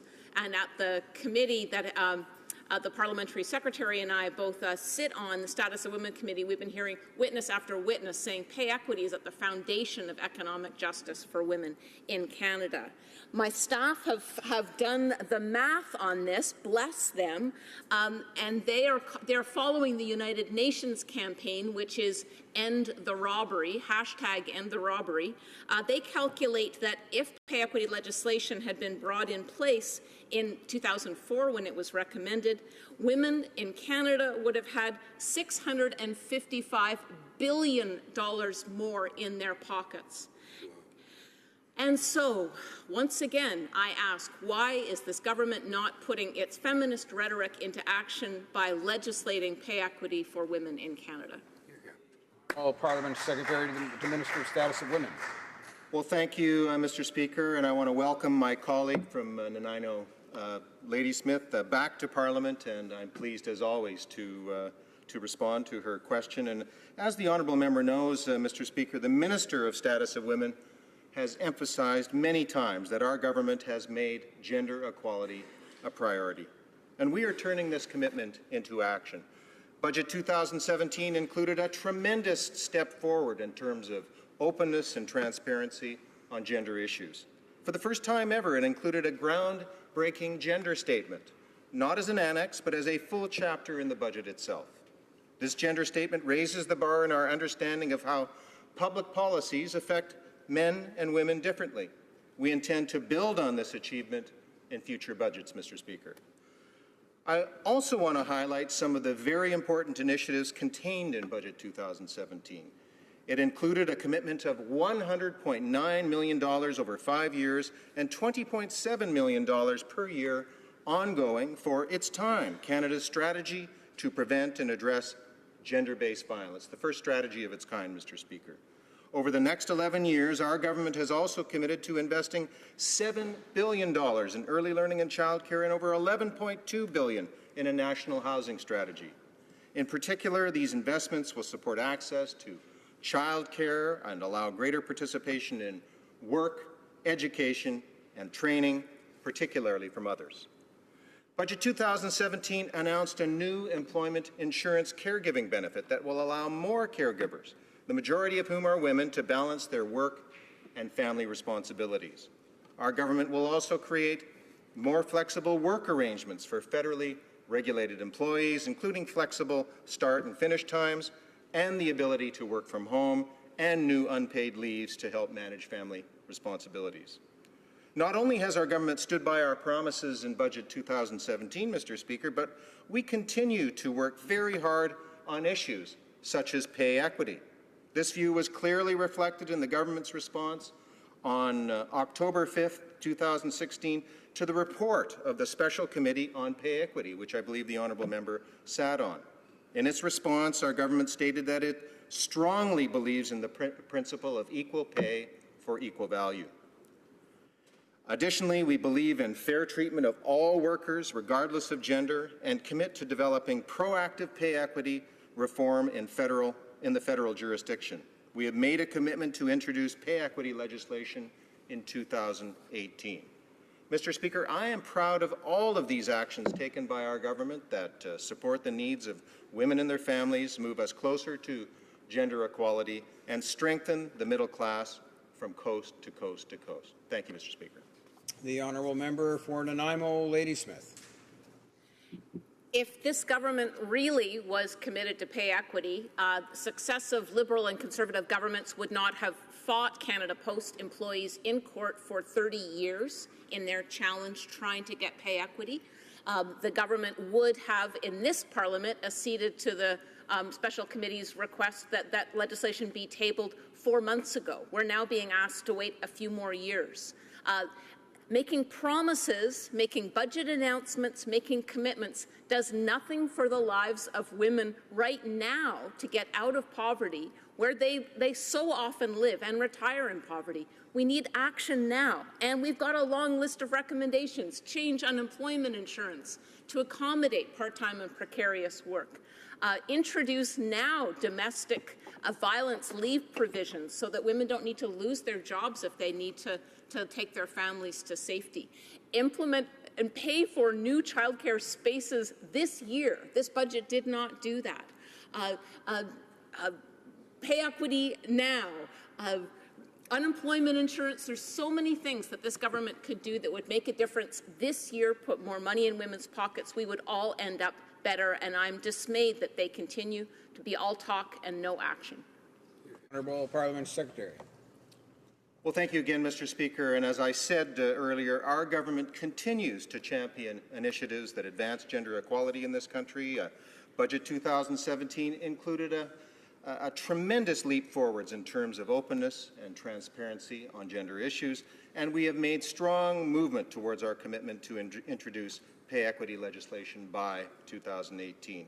Even prior to the budget, Mr. Speaker, we have committed to a national poverty reduction strategy, continued to enhance the use of gender-based analysis to ensure decisions about policies, programs, and legislation advance gender equality, introduced the new Canada Child Benefit, worked to ensure greater diversity for some 4,000 government and council and ministerial appointments. Mr. Speaker, I could go on and on. We will be doing much more, including introducing pay equity legislation in 2018. Thank you, Mr. Speaker.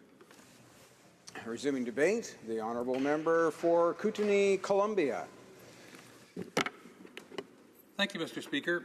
Last April, when I asked the government if they would return to the bargaining table with our Canada Border Service Agency's officers, I hoped we would see an end to the disrespect being shown these brave and hard-working officers.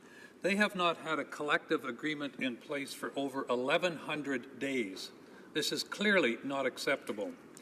At a time when global events mean more asylum seekers than ever are crossing our borders, it is our border security officers, or BSOs, who are there providing assistance, support, and even hope to those trying to escape oppressive regimes. And at a time when organized crime is attempting to smuggle drugs and arms into Canada, our border security officers are truly the thin blue line protecting our nation. Mr. Speaker, these are not border guards. They carry firearms and they enforce laws. They are law enforcement officers, and they deserve to be recognized as such in their collective agreement and to be treated with respect. This is at the heart of the dispute, Mr. Speaker. The previous Conservative government showed little respect for Border Services officers and their collective agreement. To date, it appears that the Liberals feel the same way.